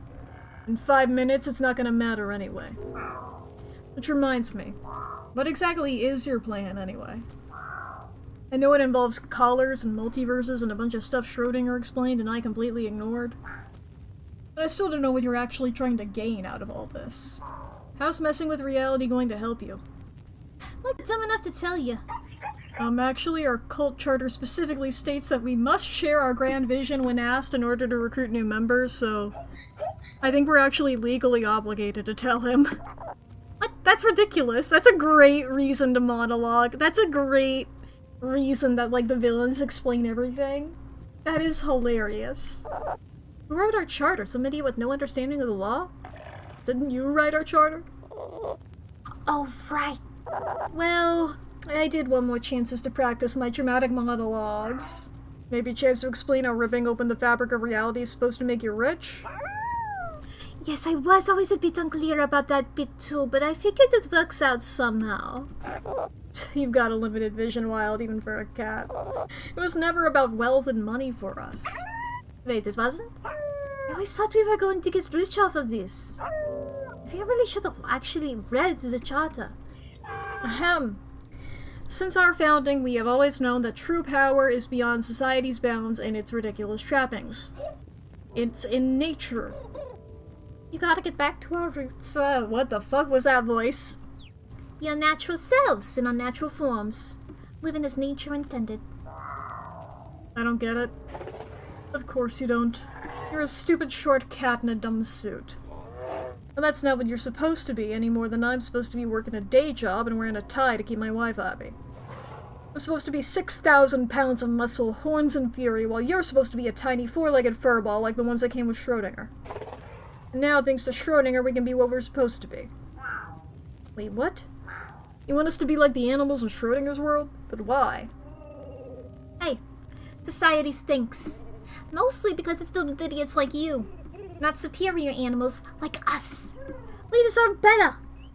We didn't know what that was or how to get it. Until this Schrodinger appeared in my living room talking about coming from other realities. I knew this could be the opportunity we've been waiting for, so I captured him and told the others. I'll admit I got a bit hazy on things after that. Not sure how turning into our natural selves is going to make us all rich, but I'm sure it's part of the plan somehow. Right. But, the point is that we realized that the animals in Schrodinger's world are what our natural forms really are. Before we started walking and talking and paying taxes. And thus, we knew what we had to do. Tear open our universe and either rewrite it or leave it entirely for one where we can return to our natural forms and live the way nature intended. Wait, that's your evil plan? That's your nefarious scheme to end all schemes? Genius, isn't it? What do you think? Wait, I'm sorry, were you expecting me to have any other answers in mind? What's so stupid about it? Well, off the top of my head. You realize that bringing the collars together could rip open a hole in a quantum metric multi-thingy, what's it? And then that's bad? Who cares? Not our problem. I'm fairly certain that our universe's ceasing to exist technically counts as your problem. No, it'll be your universe. We're going somewhere better. As long as that doesn't get destroyed, I suppose. And if all of the universes are destroyed, what then? I'm just saying, this ultimate plan of yours doesn't seem very thought out. Or at all thought out. Or like anything resembling thought went into it. You've got some nerve saying that, Albert. Considering you're dumber than the cat Schrodinger brought with him. That may be true, but it seems like I'm smarter than all of you, huh? We're not the ones outnumbered and trapped. Joe, Jimmy, grab him and take the collars. Then he can go keep Schrodinger company in our cell. Music to my ears. Give it up, cat. Wait, before you lock me up, there's something very important I have to say to Mrs. She. Bad news. I found out why your husband was really hiding in his bedroom. He was getting his ducks in a row. Pardon? I don't think we had any ducks come around to our place, and suddenly none of them went in to see him. I mean divorce ducks. Divorce, whatever. He's planning to divorce you. What? Oh, goody! After all the cleaning I've done for him. I know, right? Now he cuts you loose to go date another wolf in sheep's clothing. Not if I have anything to say about it. I'll huff and I'll puff and I'll... Save it for later, okay? We've got bigger things to worry about, and this is just distracting everyone. It sure is. Yoink! Looks like you forgot that as a cat I'm good at 3 things. Being dumb, being distracting, and being dexterous. Look at me go! You idiots! You snatched the collars! Get him! Prepare to run. I'm ready. Okay. How do I duck? Okay, that's how I do it. Got it. Left. Right. Right. Okay. Left. right? Okay, duck and duck and left. Beautiful. Perfect. Ooh, beautiful kitty angel. Oh, we're back in the black and white. Is this? Yes, I made it. The cat cemetery. Just where I thought. Now, let's hope I don't end up in one of these graves ahead of schedule. Schrodinger? Betty? And any... Oh! Not the gang I wanted. Hi. Oh boy. You sure caught up quick. Give it up, Wilde. For the very last time. Forever. In fact, you're under arrest. Funny you say that, Chief. That was gonna be my line to you. You're under arrest for conspiracy, theft, kidnapping, catnapping, cat slaughter, and attempted destruction of reality. But there's no such law for that last one. I should know, I'm a cop! Actually, reality has certain incidental properties, thus the destruction of reality could be seen as destruction of property. So, Schrodinger. For once I'm glad to see someone smarter than I am. You found Betty like I've suggested? Obviously, I'm here, aren't I? And as always, I'm thrilled to see you, Officer Betty. Glad to know you were worried about me being catnapped, but... What was that about cat slaughter? I'm perfectly fine, as you can see. that wasn't about you, Dunkov. That was about my cats. Poor little Albert. Well, these chokers won't be hurting anyone else, cats or no cats. And they won't be ripping apart reality or destroying space and time either. Thank you to Albert. Don't make a thing out of it. I can't believe I'm saying this. I'm glad you're alright. Well, I think I lost a few of my 9 lives, but I'll be fine. What took you so long, anyway? That wasn't my fault. I thought we could use a little more help. I mean, that gets us to reluctant tolerance. You'll have to do better than that if you want actual vague warm feelings. Helma, what are you doing here? Well, when a strange pink-skinned creature comes running through the woods yelling for help, you start to pay attention. And you definitely knew when you realized it's the same guy your brother found. So I figured, well, I'm already involved, may as well see it through. I was lucky to meet both Betty and Elma, but I was not expecting Elma to be related to the same sheep who almost rescued me. He came to help too.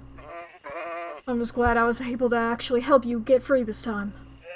Though I also came for another reason. Honey, I could forgive your crappy cud pies, your strange sense and decor, your ballet budget, even your habit of trapping interdimensional scientists in your closet. Wait, you can forgive that? But a cult bent on ripping apart reality? Sorry, babe, that's just too far from me. It's official. I want a devoted friend and partner who will weather any storm and clean the place before going to jail. Okay, sweetie? Okay. See, I'm not the dumbest animal to ever live. Hate to admit it, but yeah, my brother's got you beat. What's going on? Why is my husband being arrested? Oh god, don't make me have to read out the charges again. Lily, Joe was running with a really bad crew. He was trying to unmake reality just so he could feel stronger. As if you don't believe I'd ever do something like that, do you, babe? Actually, I 100% do believe it. What? Take him away. I think it's time I enjoyed the single life again. Oh? So, do you think... No? Where is he? Where is that damn bird? I'm gonna kill him. Oh boy. This Schrodinger guy told me how much grief you've really given me. You know, not only did your cult screw up the only way this idiot would ever get the money to pay me back. Oh yeah, I forgot about that. Now, this is gonna be front page news, everyone's gonna want to know about it. And I'll have to run the newsstand by myself. If that weren't bad enough. You lost your jaunty hat! You're so fired. Fine, I was planning on laying on your antlers and poop on you as I got my natural form back anyway. Wait, even if Schrodinger found you all, how'd you all get here? I drove them here, sweetie, naturally. I heard the kerfuffle with your friend here looking for help. And when I heard you were in danger, I just had to pitch in to save you. That's really... Oh, wait, let me guess. I still have outstanding bills. Can't pay if you're dead, I say. Besides, I'm a lawyer. And it sounded like this bust would result in a lot of potential new clients who needed one. That they will. Perhaps a few of them will make use of your services while we finish booking them. And they arrested them delicately. That's the last of them. They'll be going away for the absolute maximum the law allows. So at least a few months. Buddy, everyone, I don't know what to say. Except that...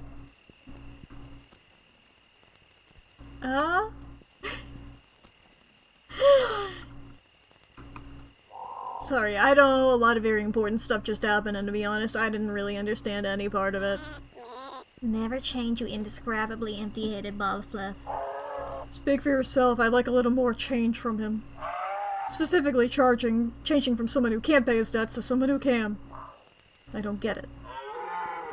Never mind the idiot, we've got to get these cultists back to the station. What's next for the rest of you? I have to get back to my universe with my cats and those cultists. They have to be destroyed so that they cannot be used like this again. But returning to my own dimension would require a more powerful machine than the teleporter I devised. I don't know where I might find one. I know where. Wait, you do? Well, the wonders never cease. Can you take me there? Absolutely. By take you there, I mean hitch a ride there because I left my car back in the city.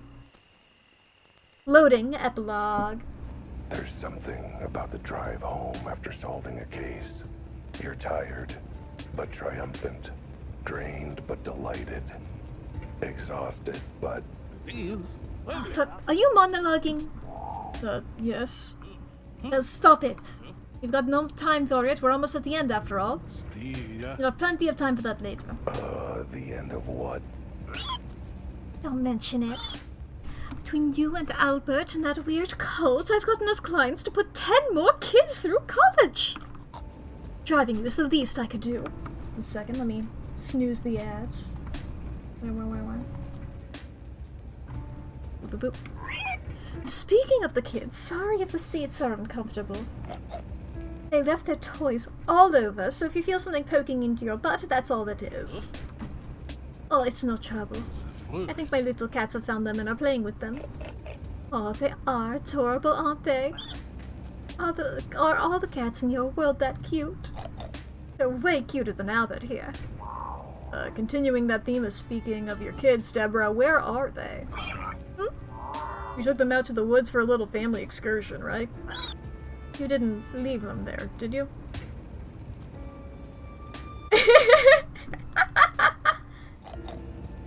So, hope you two don't mind if I just drop you off at the door, then head back right away. I seem to have forgotten something important. You're back. Sure am. And look, I saved Schrodinger and saved the world. Multiple worlds, actually. He did, technically. I'm as surprised as you are, frankly. I'm not. Ha! See? Someone believes in me. You actually expected this buffoon to save the multiverse. How? Why? Because he's an Albert, and Albert saved the day. Even the worst of them, it seems. That's me. I should... Huh? I can't believe I'm saying this, but I agree with Albert. Huh? What do you mean Albert saved the day? Because that's what we do. That's why I'm here. Wait, who are you? Whoa! Sorry for the disguise. I was under orders not to reveal myself until the situation was under control. That's why I wasn't very chatty. Didn't want you recognizing your own voice. You're freaking gorgeous! I've never seen such a handsome devil in all my life, except when I look in the mirror. Why, thank you. You're quite dashing and comely yourself, if I do say so about myself. Perhaps proper introductions are in order. Like you, my name is Albert Wilde, but I also go by Albert693. Nice to meet you properly, Albert120431. I've never seen such a handsome devil in all my life, except when I look in the mirror. That's just the designation number of your reality. I think you had a line that was weird there, but I understand. Seeing such a handsome face really can do wonders. There are just countless versions of reality, versions of people, versions of Alberts. We needed to keep them straight. Fascinating. So you're an Albert from another reality. But what are you doing in this one, and why? To save you, Schrödinger 3. And to save this world, your world, and every world. That's what QIFA does. That's what a what does? I thought I heard a rude word. No. Akiva is short for the Quantum Investigation Federation of Alberts. An organization of Alberts across realities, dedicated to protecting those realities. When a reality is in danger, one of our agents, me in this case, uses one of our quantum teleporters to head into the field and to deal with the situation. What kind of situation? Oh, all sorts! We track and investigate quantum incursions across the multiverse, from minor incidents to existence-ending catastrophes. Things like the cultist's plan. Now I see! Well, I don't see. You've got an entire organization dedicated to stopping multi-dimensional threats and stuff, right? How many of those are there? Oh, countless. Why, just a few weeks ago we had no less than 3 reality warpers and 2 potential interdimensional annihilation events. Whoa, I probably could have slept easier not knowing that sort of constant risk of reality ending. It's the nature of the beast, sadly. If there are infinite possibilities in universes, there are infinite opportunities for things to go wrong. It's not all catastrophe either. Sometimes it's just petty crime, like interdimensional purse snatching. Whoa, how does that even work? And sometimes innocent people and animals just end up stumbling into the wrong reality, and all we have to do is escort them home. That's always my favorite part of the job. Looking forward to helping Schrödinger home after all the hard work. Okay, I like the whole brave and stoic Albert saves reality shtick, but how did you even know there was any danger in the first place? Our organization has technology to monitor the fabric of quantum spacetime for any and all material movement between realities. I have no idea what any of that means. And as you might imagine, 1 scientist, 5 cats, and 5 collars fully charged with quantum energy was, quite a big movement. This is a very normal world indeed. I believe I'm to blame for that. Not this Albert, if you can believe.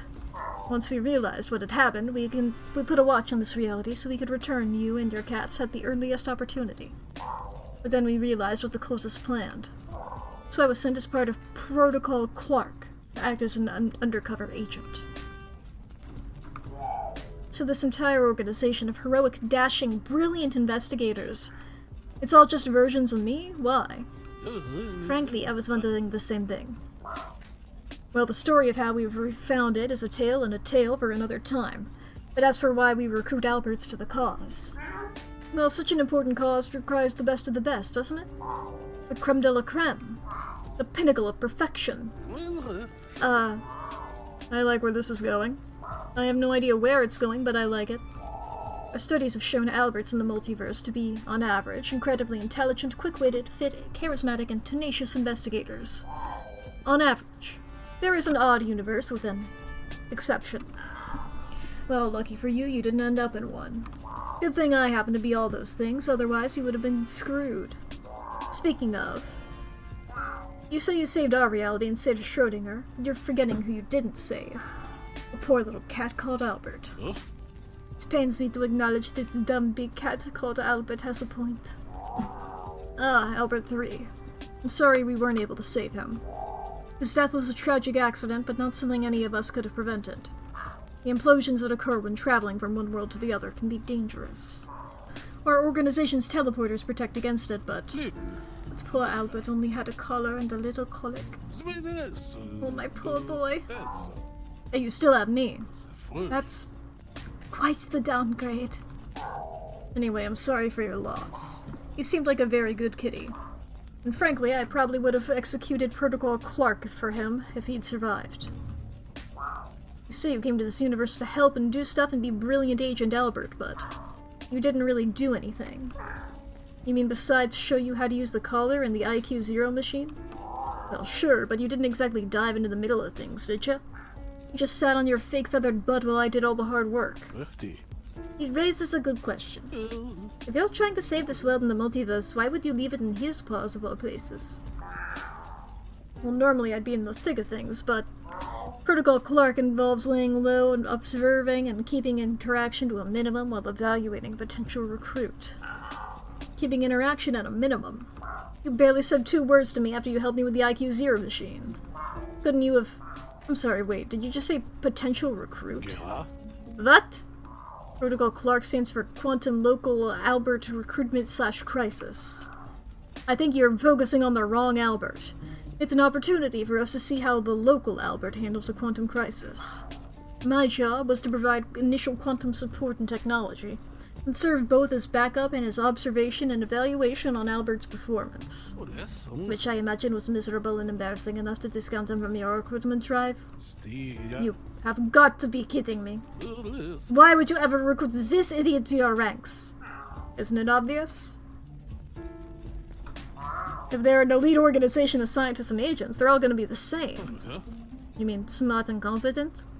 That means they don't have a voice like mine on the team.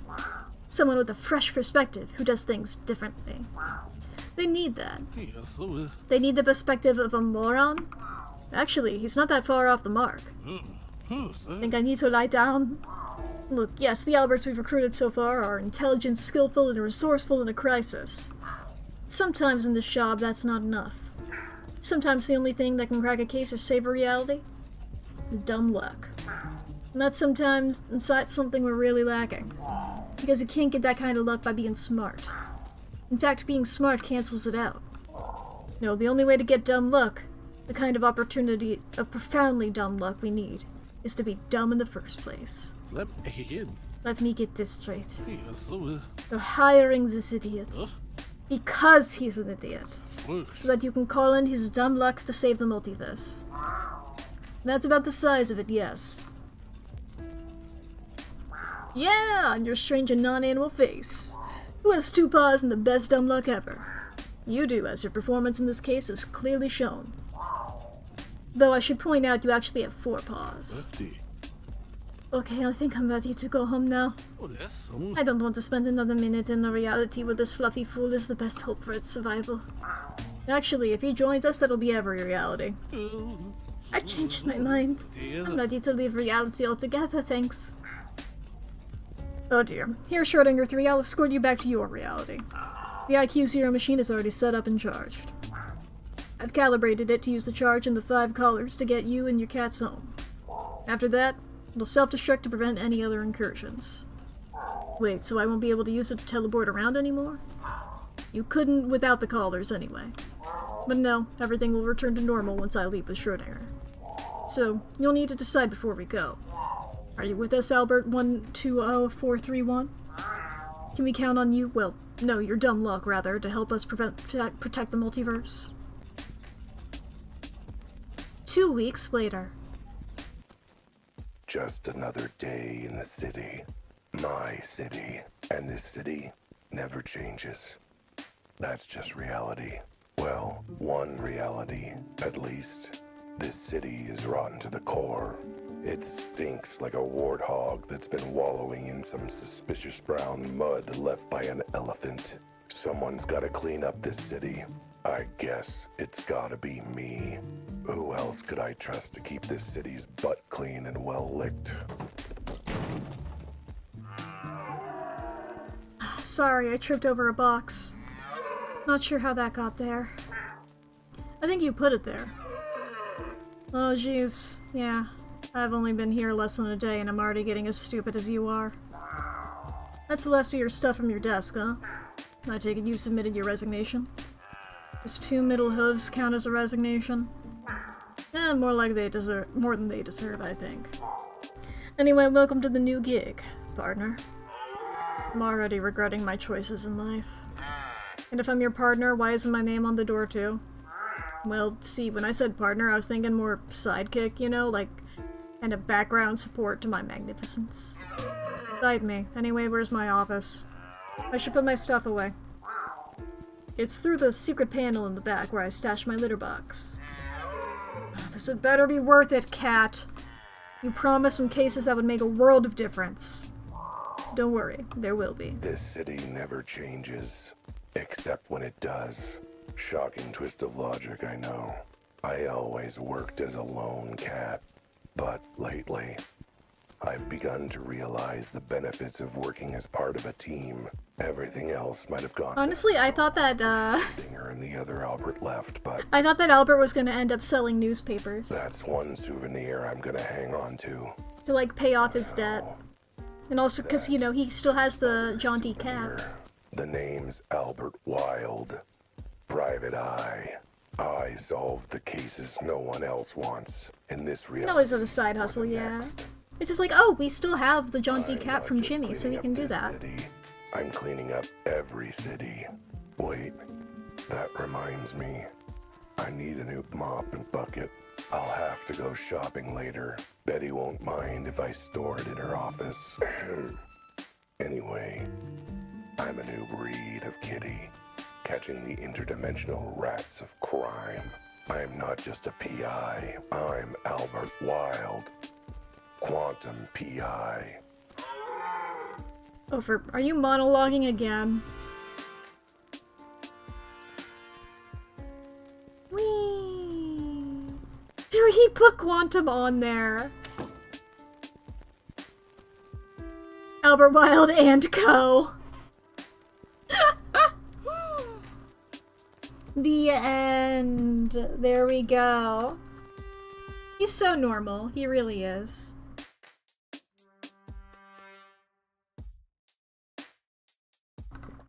Boy, oh boy.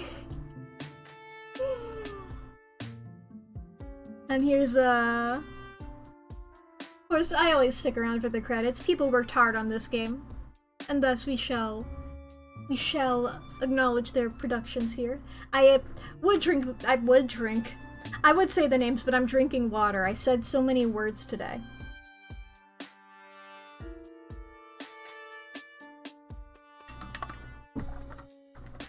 But yeah, I enjoyed this. I did like the story a whole lot. Uh-oh, ads are happening soon. Well, if those happen, sorry. I literally cannot snooze them any further. But we are just sort of wrapping up here. We're gonna see these beautiful credits here, and then, we will, find somebody to raid. I've had a lovely time with this. It's alright. I liked it. I like the story of it a lot. Some of the humor didn't vibe with me too much, in all honesty. I think, but, you know, that's a very subjective quality. So, you know, I don't hold it against it. You know? I don't really like gross jokes, I guess. And there were quite a few of them in this. And, I don't know. I feel like it's the animal puns could be a bit different. Never be able to stop finding the monologues funny. Yeah, the monologues are great. That voice coming from a little kitty. I always love that kind of juxtaposition. I love that. I really like Francis a whole lot. Once again, I really like the story and everything. Dedicated to David Lynch. Nice. And, I was gonna, like, the other humor thing I didn't really vibe with, really, was just, like, some of the animal puns. I don't know, I feel like it's like, but those are hard to nail, I think. I think my standards for, Animal Society with animal-based pun jokes happening got set too high by BoJack Horseman. You know? But I understand. But alright, chat, let's find somebody to raid. I had a lovely time hanging out with you. Even though I thought that game would be over faster, in all honesty. But let's see here, who can we raid? Who can we raid? There's people streaming Tomodachi Life, I can't look at it yet. I mean, I'm not worried about spoilers or anything, but I'm just like, over here kicking my feet like they're playing it and I'm not. You know, it's more of that. Sort of like, how dare they have it? tomorrow soon. Ooh, I should charge my Switch. That would probably be good for me to do. But let's see here. Who's live? Who can we raid? My consolation gift for attention being on you, yeah. Ba-ba-ba, ba-ba-ba-ba. Ooh, oh my god, I love Unplugged Professor's outfit right now! Oh my god. We're going here because this outfit is beautiful. Oh boy, oh boy. Thank you guys again for watching. I will see you when I see you. I went overtime today. I'm gonna go get a snack. I think I'm gonna make myself some popcorn and drink a lot of water. And maybe do a jigsaw puzzle and hang out with my friend. Goodbye! I'm hitting the raid button. Get out of here! Get out of here! Get out of here! Get out of here!